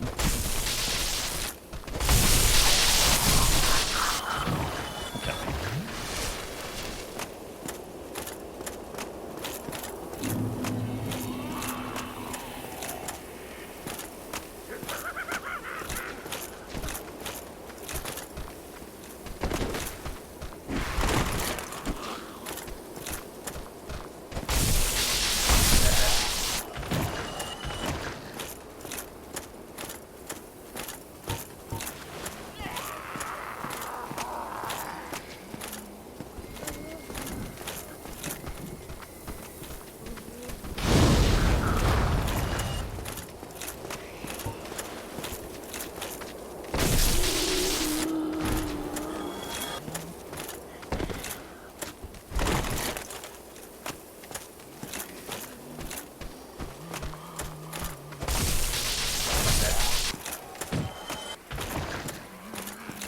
Probably shouldn't have heavy armor on for crossing the bridge.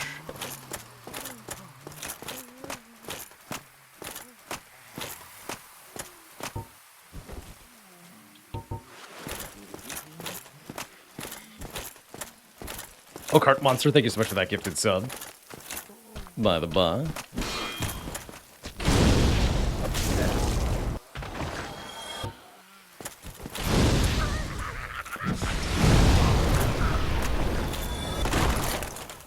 Oh, burn it now.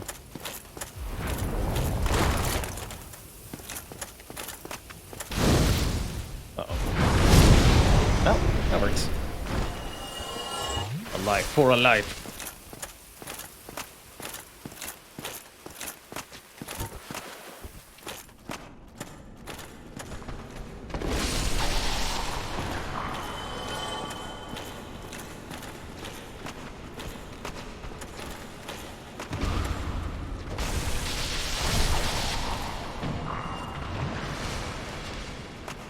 here momentarily.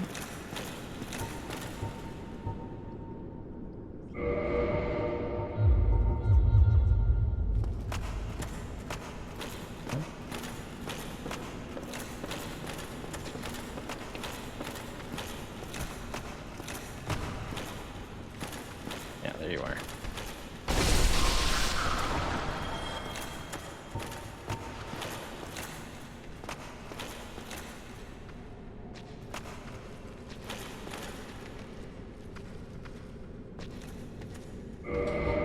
Already tell you this will only work if my pyromancy flame is in the other hand. And then maybe not.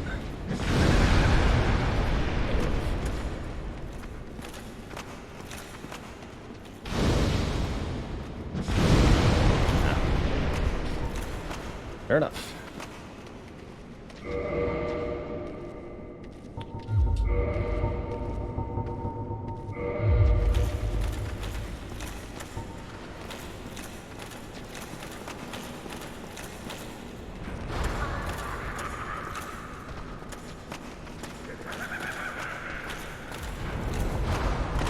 We'll just go through here. What then, nerds?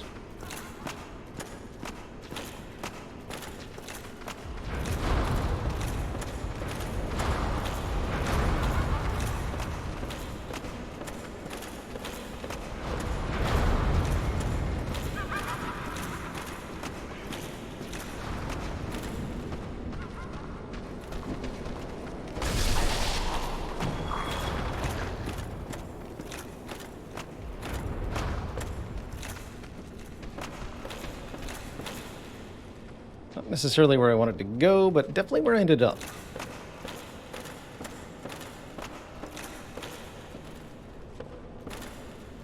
And then that's a tough jump.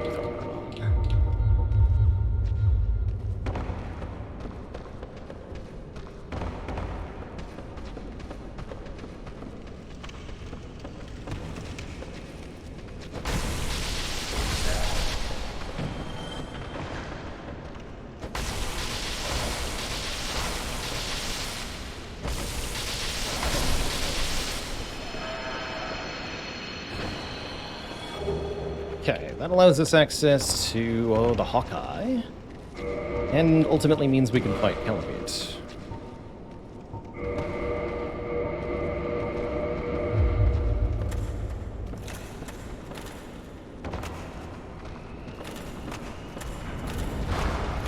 Wow.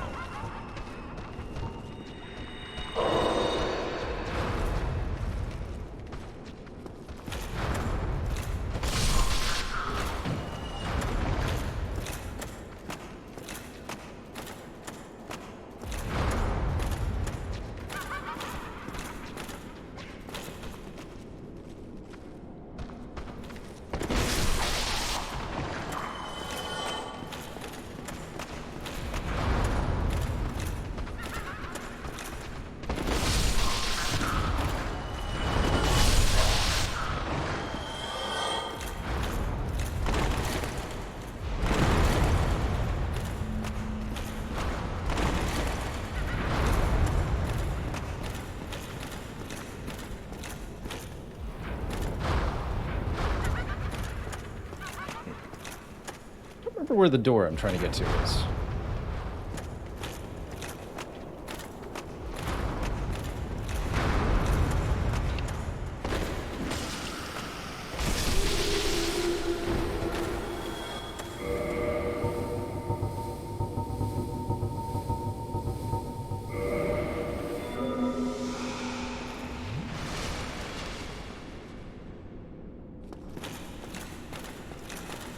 It's not over here.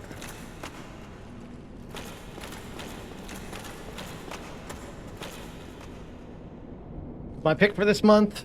How about Dominion Online?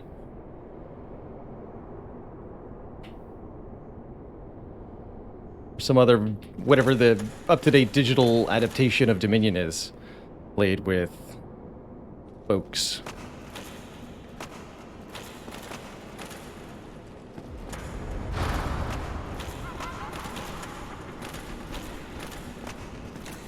Come here, buddies.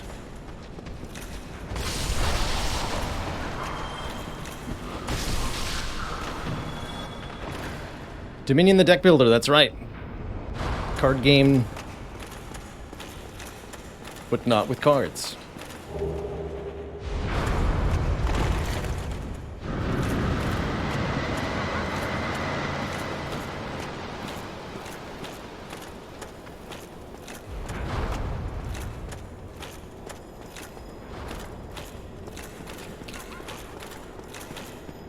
Okay. Progress has officially been made. We did Gloomhaven already, that's right. We got pretty far in that Gloomhaven campaign. Not sure if I'm going to end up streaming more of that. But I do want to play more Gloomhaven at some point.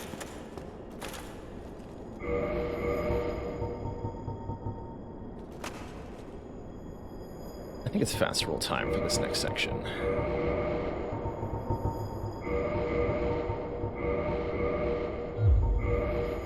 These are better. Yeah, these are just better. Antiquated dress also wears very little, ultimately.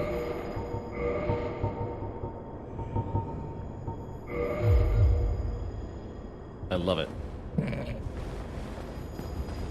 Looks great.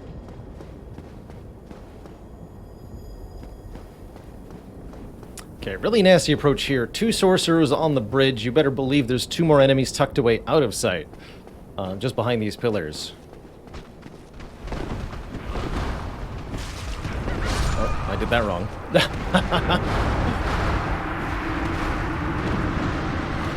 As you can see, it's quite difficult.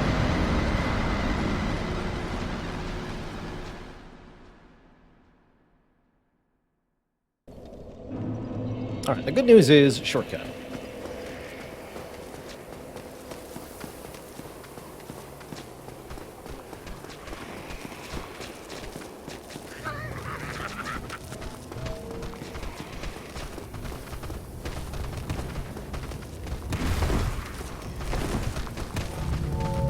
Careful to avoid unwanted guests on your elevator.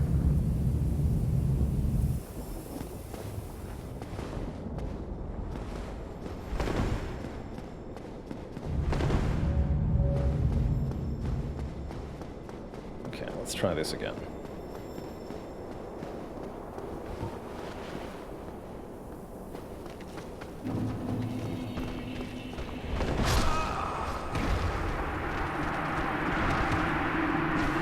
Like I said, everything in the DLC does a lot of damage.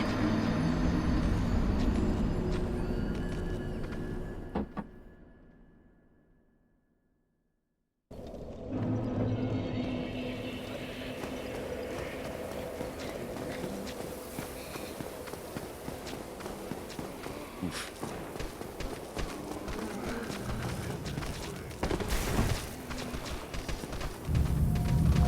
Granted, this character does have terrible defense stats, so it's not surprising. Woo, almost died there too.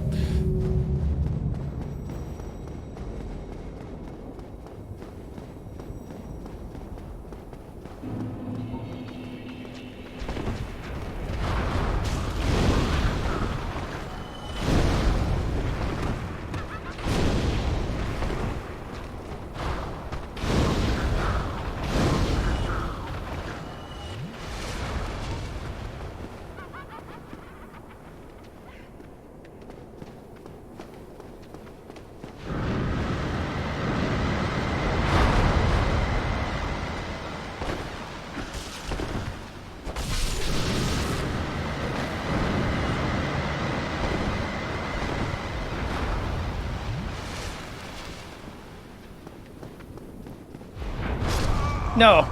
Ha!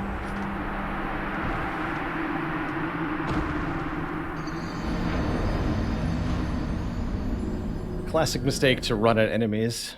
In Dark Souls 1, you can't do a dodge roll if you're running. You'll do a leaping roll instead, and this thing has no iframes. So it's death. Can't run at enemies. Even if you really want to.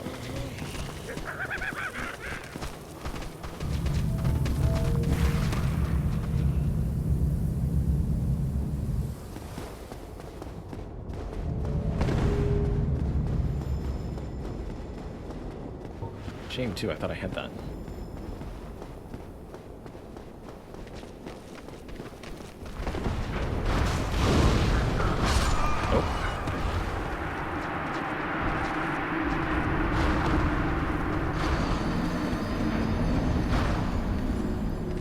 Is there a buff to increase health bar? Yeah, it's called leveling up in Dark Souls. We've decided not to do that.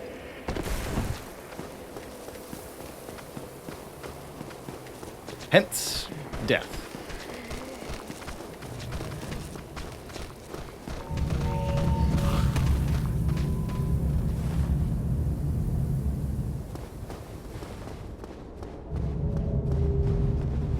Good news is Manus shouldn't be one-shotting me, nor should Kelamite.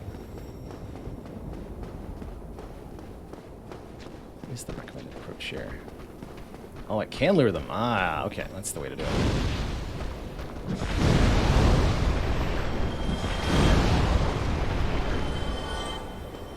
Sweet.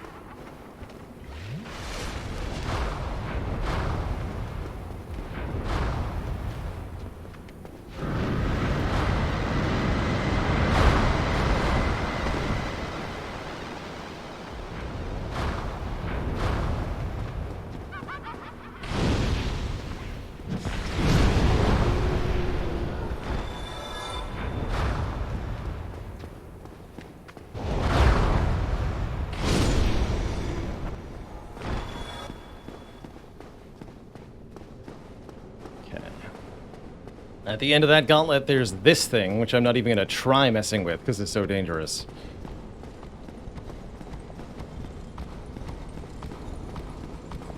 Not 100% sure what it is. It's like a big pole and a ball and chain tied to a guy or something. It's got some really... It's got lots and lots and lots of health, like 2,000 health, and does very big damage with its attacks. Oh no. Oh no! Oh, it was actually that guy that killed me. Oh, that's so funny. He lived the combustion. That said, I think that killed the mini-boss as he fell off the elevator, so he won't be there next time at least.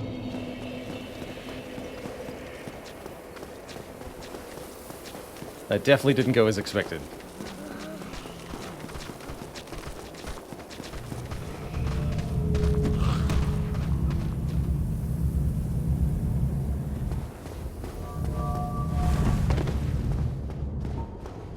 Okay, but we learned how to deal with this, at least.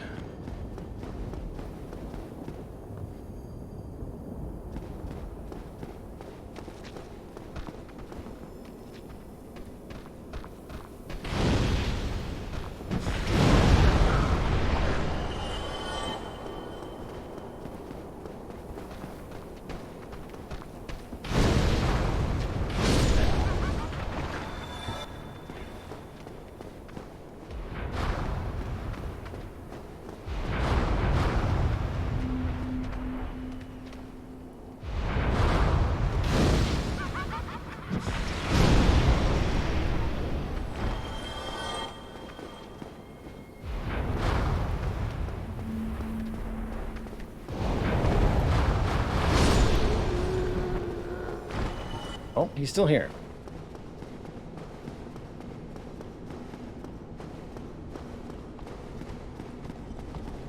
Gotta lure him away then.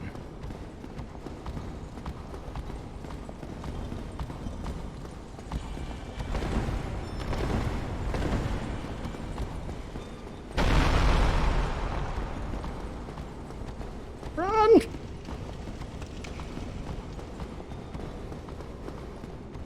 Ouch. I did that myself. Don't run that fast.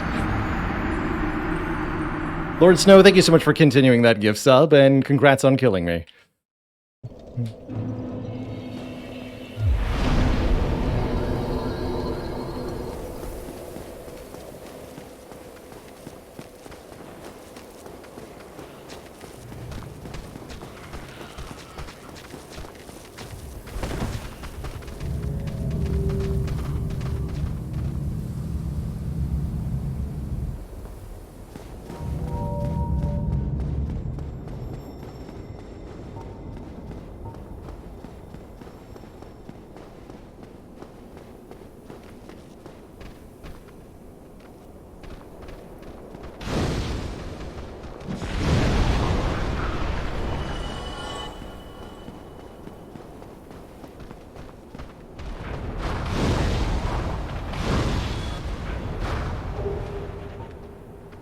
head item. Nice.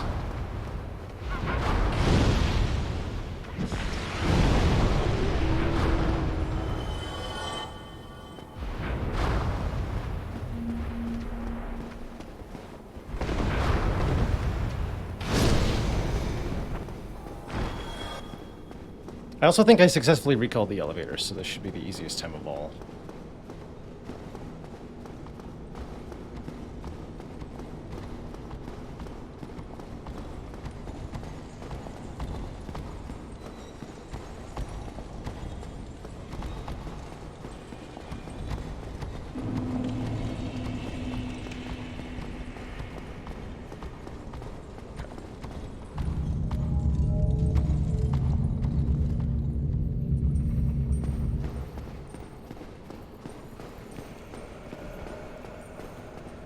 Success.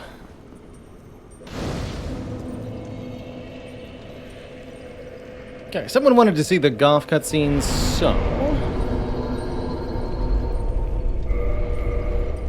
we'll do Kelamid first.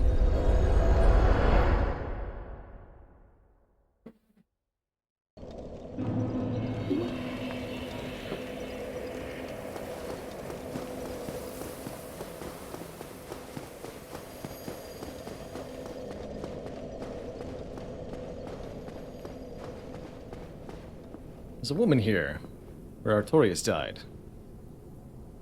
You? Is that not the soul of the man who fell on this spot? He was a dear friend.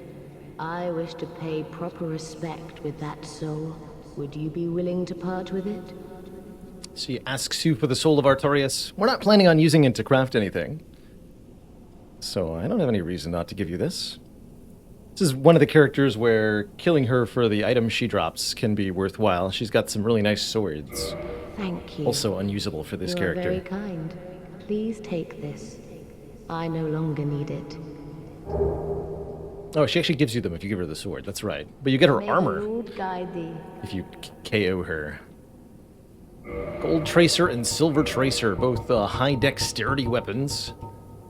25 for the Gold Tracer. This weapon inflicts tons and tons of bleed status, so really nasty in PvP. It's got a cool gold streak to it. And the Silver Tracer, which is poisoned. Or it's supposed to. Doesn't look like it does poison, though.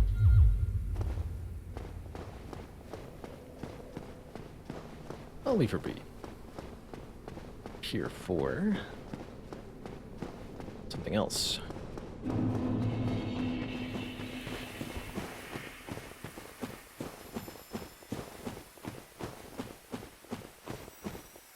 Quick shout out that the January vote is now live. You got a link for us in chat there, Tom? Yes. Excellent.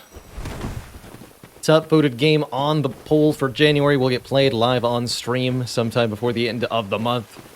Dark Souls was one of 2 games we chose last month, as was Stardew Valley, and that's been very enjoyable so far.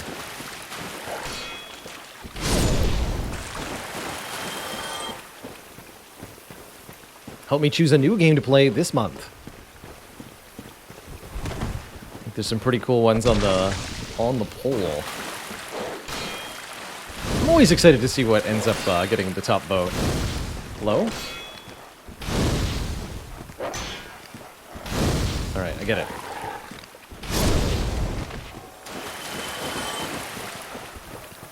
Oh, he's janky. Lots of puzzle games on the poll now. It's even better.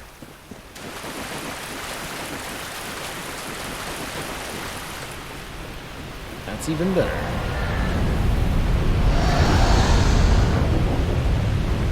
Cut it.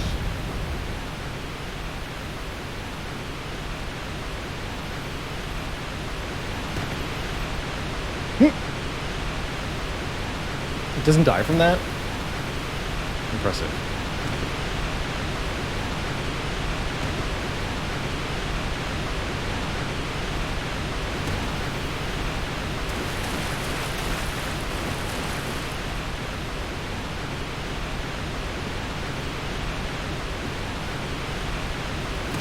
if Calamit's actually coming. Is there a way to do this without dying? I'm pretty sure you have to die.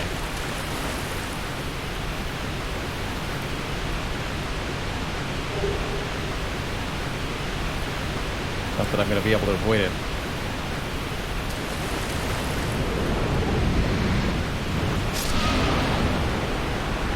The fire. Dragon kind of does a strafing run and hits the whole area with everything. Oh, Homeward Bone, I guess works. You just have to trigger it. That makes sense. Well, I didn't do that.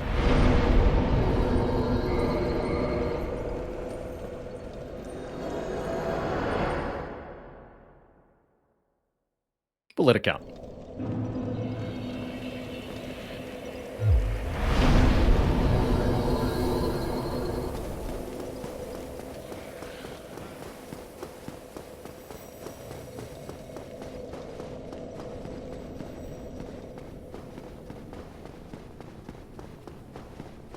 I know somebody discovered a strategy with a great bow to let you kill Calamite without having to do what I'm about to do.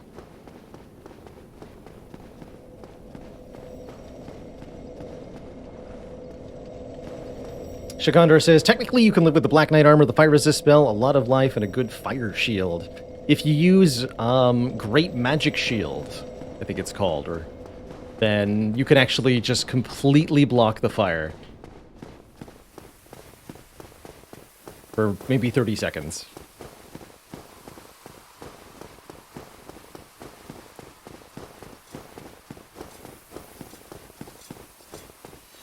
We come here to this tower.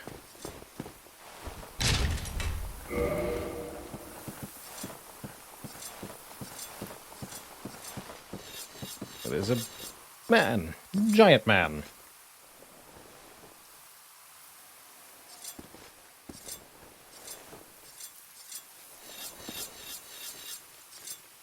Something to point out here, the eye holes on his helmet are sealed up with resin. He can't see out of this helmet.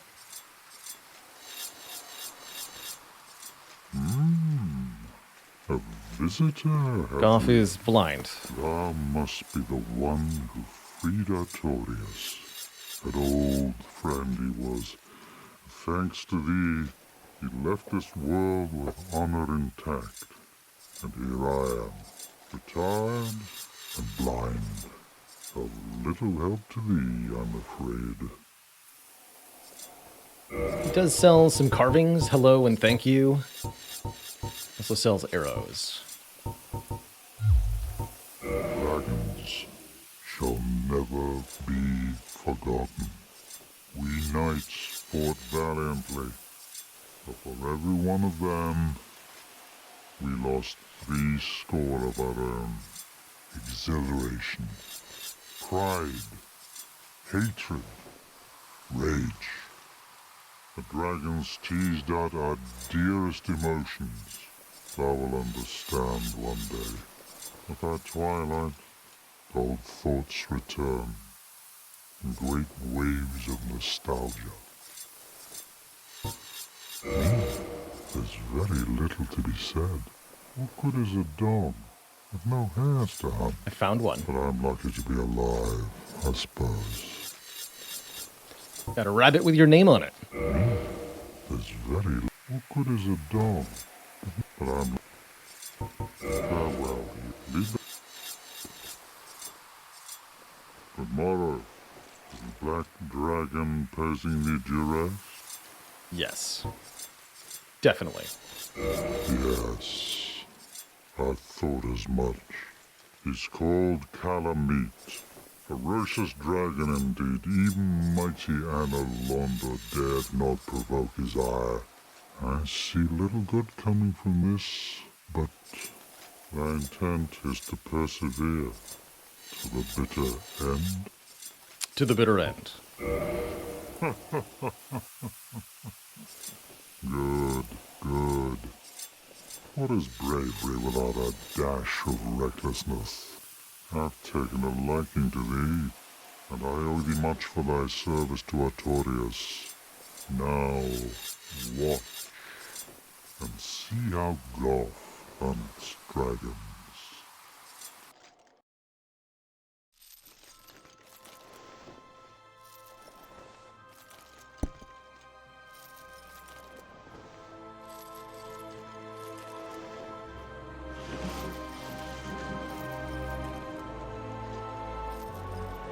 To feel around for his bow.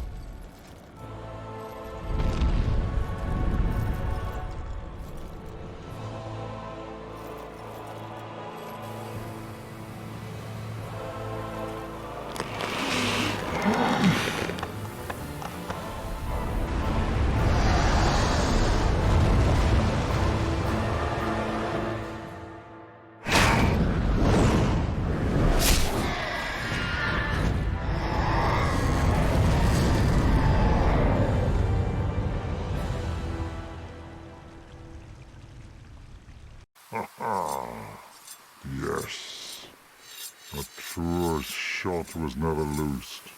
That bat will be grounded for a good spell.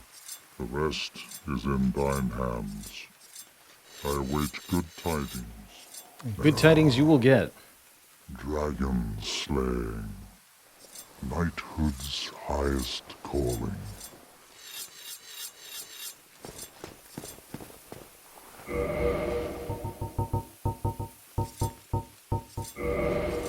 Wait, no.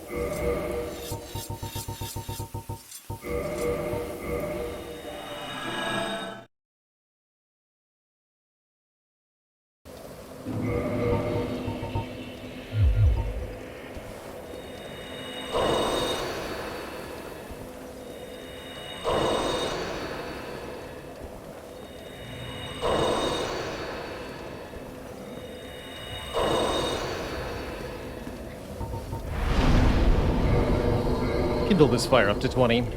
Calabeat could be a pretty long fight. Not quite as punishing as Artorias in the moment-to-moment, but definitely more of an endurance check.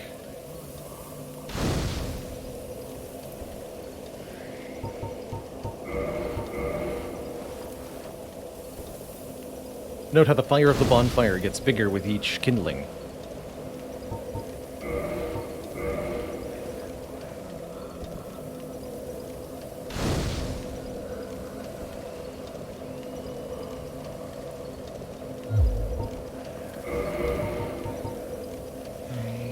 Swap to the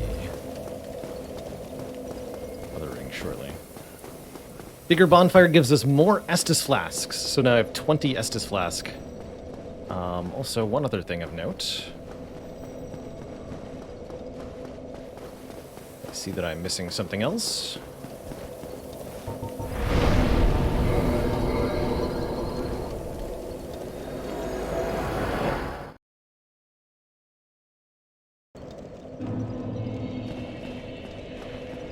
Very. I pray.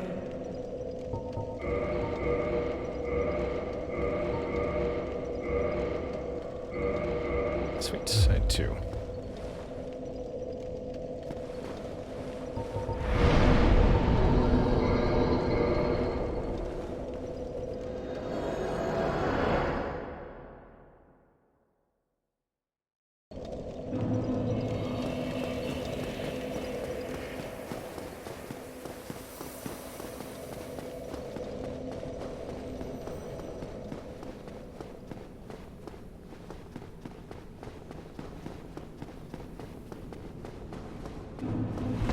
Yeah, that fits rather beastly. He might not be blind under the helmet, but he definitely can't see with that helmet on. Poor guy.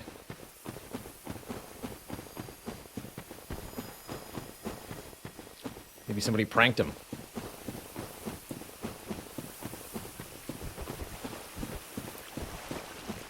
Beware the Doom Doggos.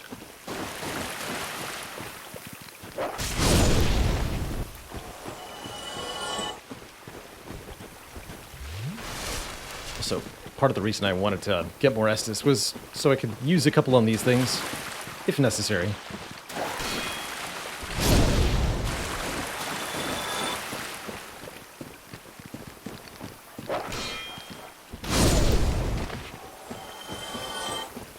All right.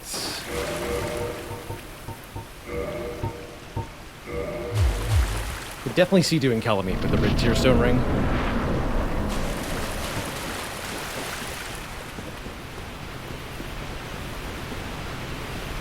Been a little while since my last Calamite fight.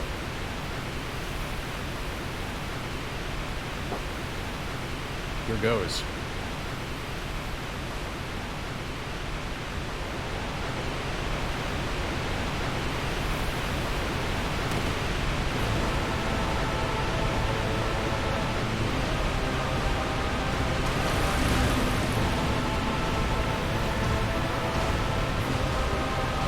Such a cool enemy design.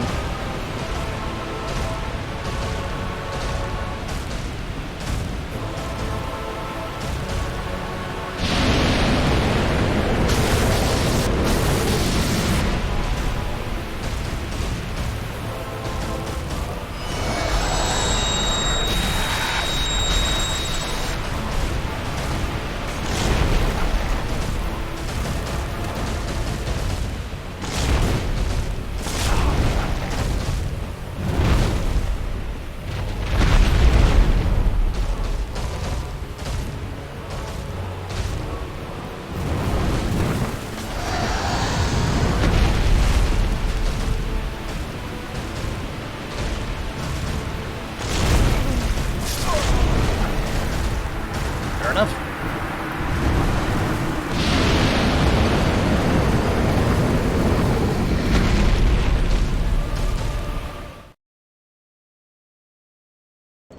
Toothless. Don't know what toothless means.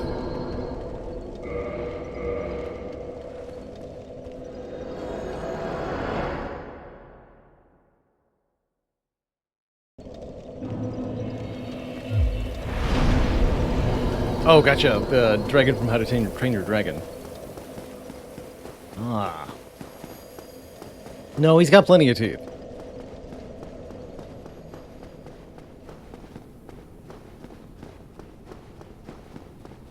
Too many teeth.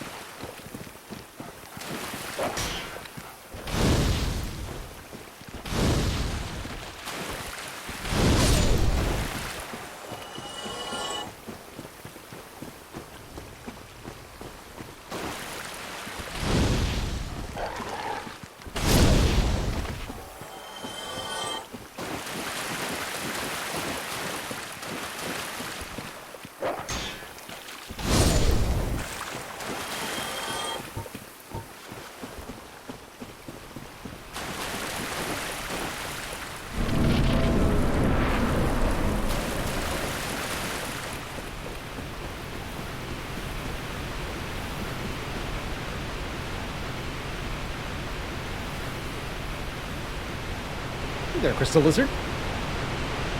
Cutie.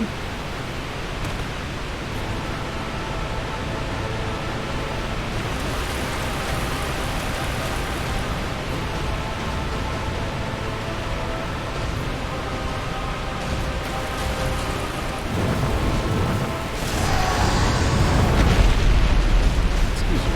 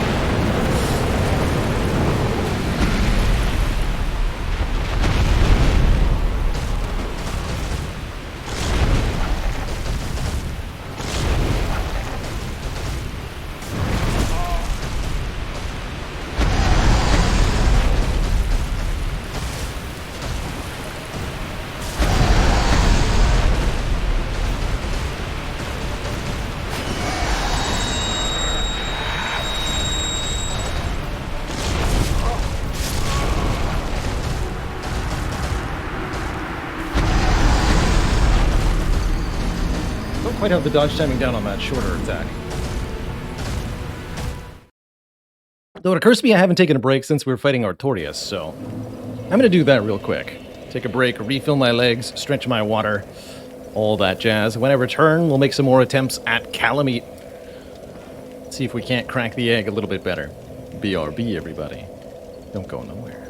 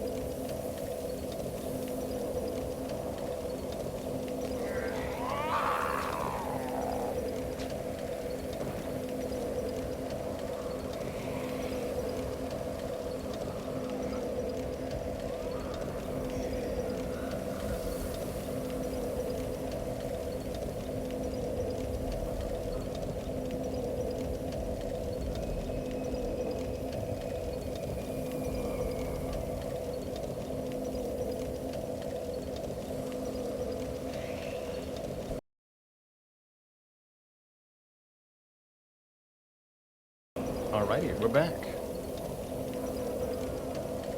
I've got water. I've got a chair. And I've got determination.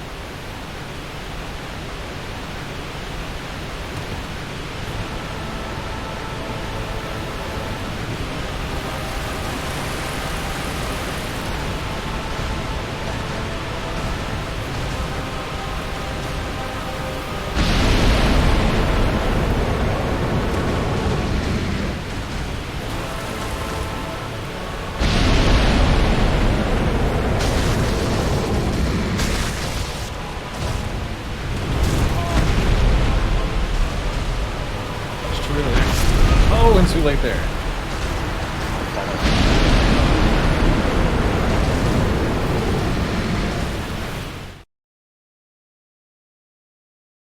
The follow-up.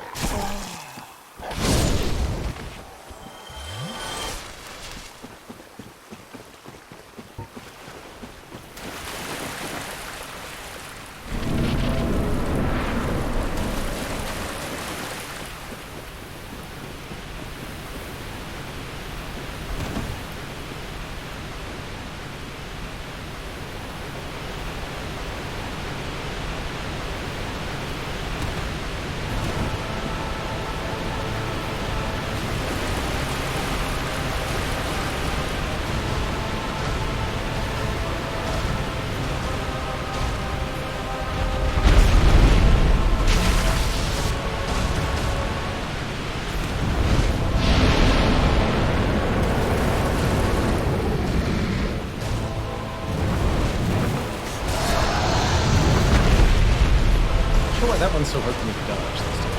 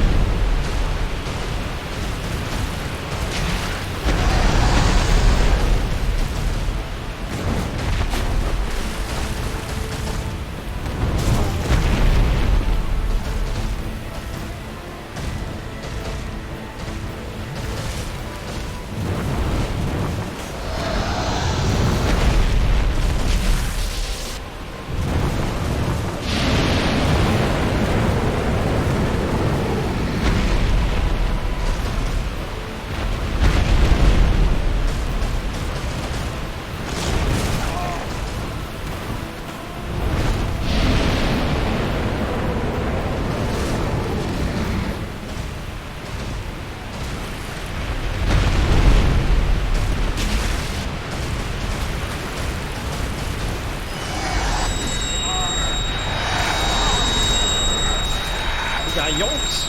Oh, that's a perfect Tearstone setup. I like it.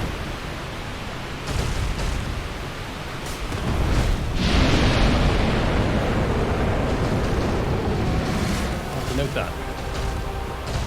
So this eye over our head means we'll take double damage until it wears off. About 30 seconds.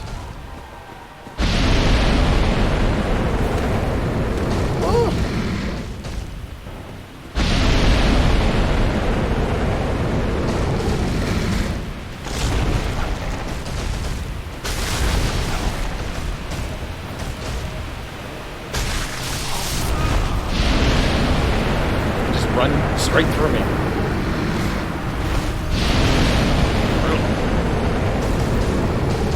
We still have a use for souls?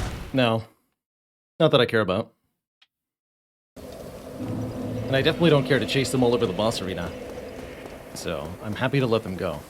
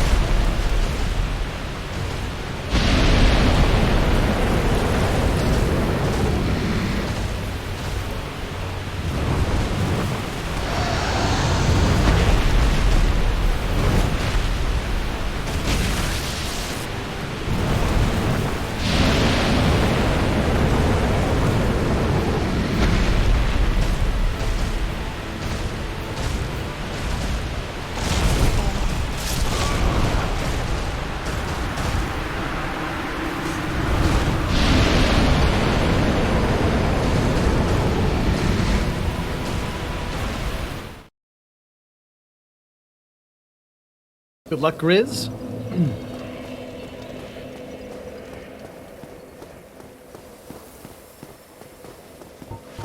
Hope you recover no problem.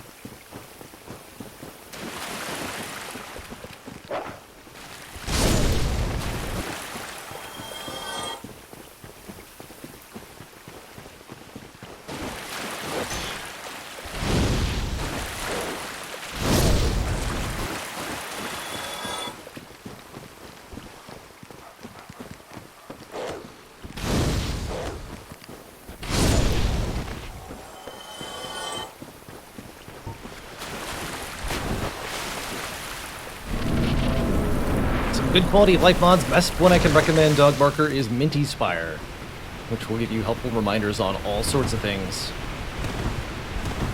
Relic Stats is nice too.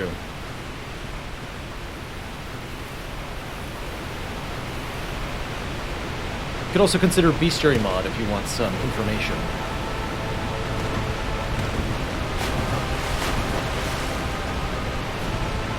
Bestiary.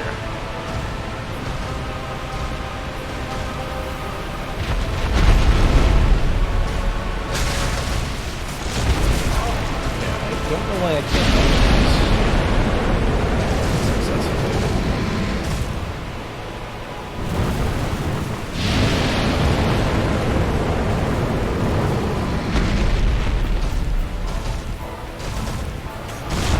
Yeah, that attack.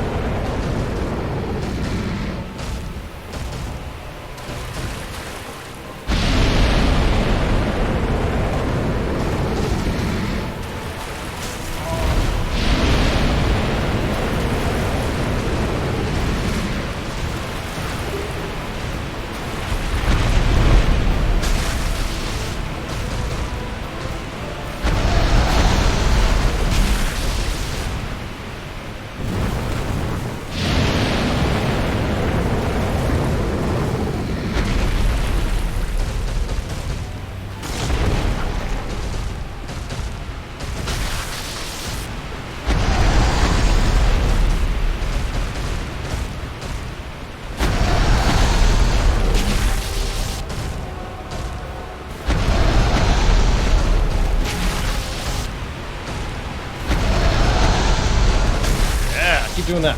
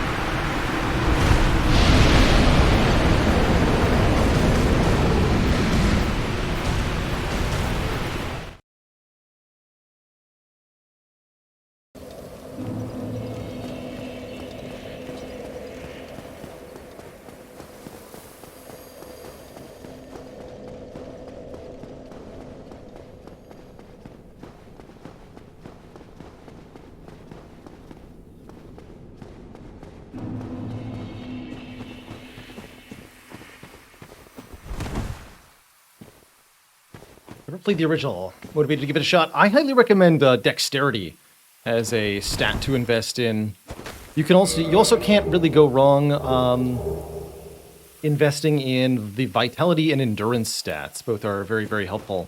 Endurance gives you more stamina to work with and lets you wear heavier armor, whereas vitality is a health multiplier, and that's very useful. So I'd recommend 1 damage stat and then either vitality or endurance, maybe a little bit of both. Or whatever it is that you're doing. I have played Factorio. It's a dang good game. Is my opinion on Factorio.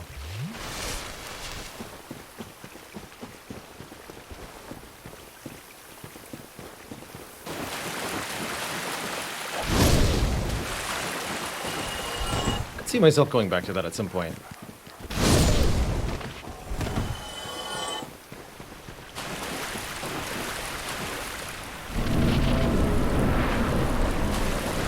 Okay, you are actively not playing Factorio. Yes, but how much iron per hour are you getting while not doing it?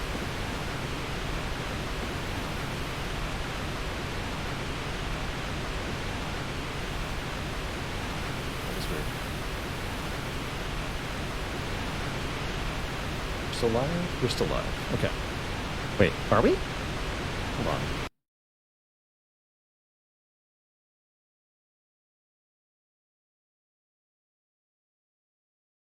Oh, I see.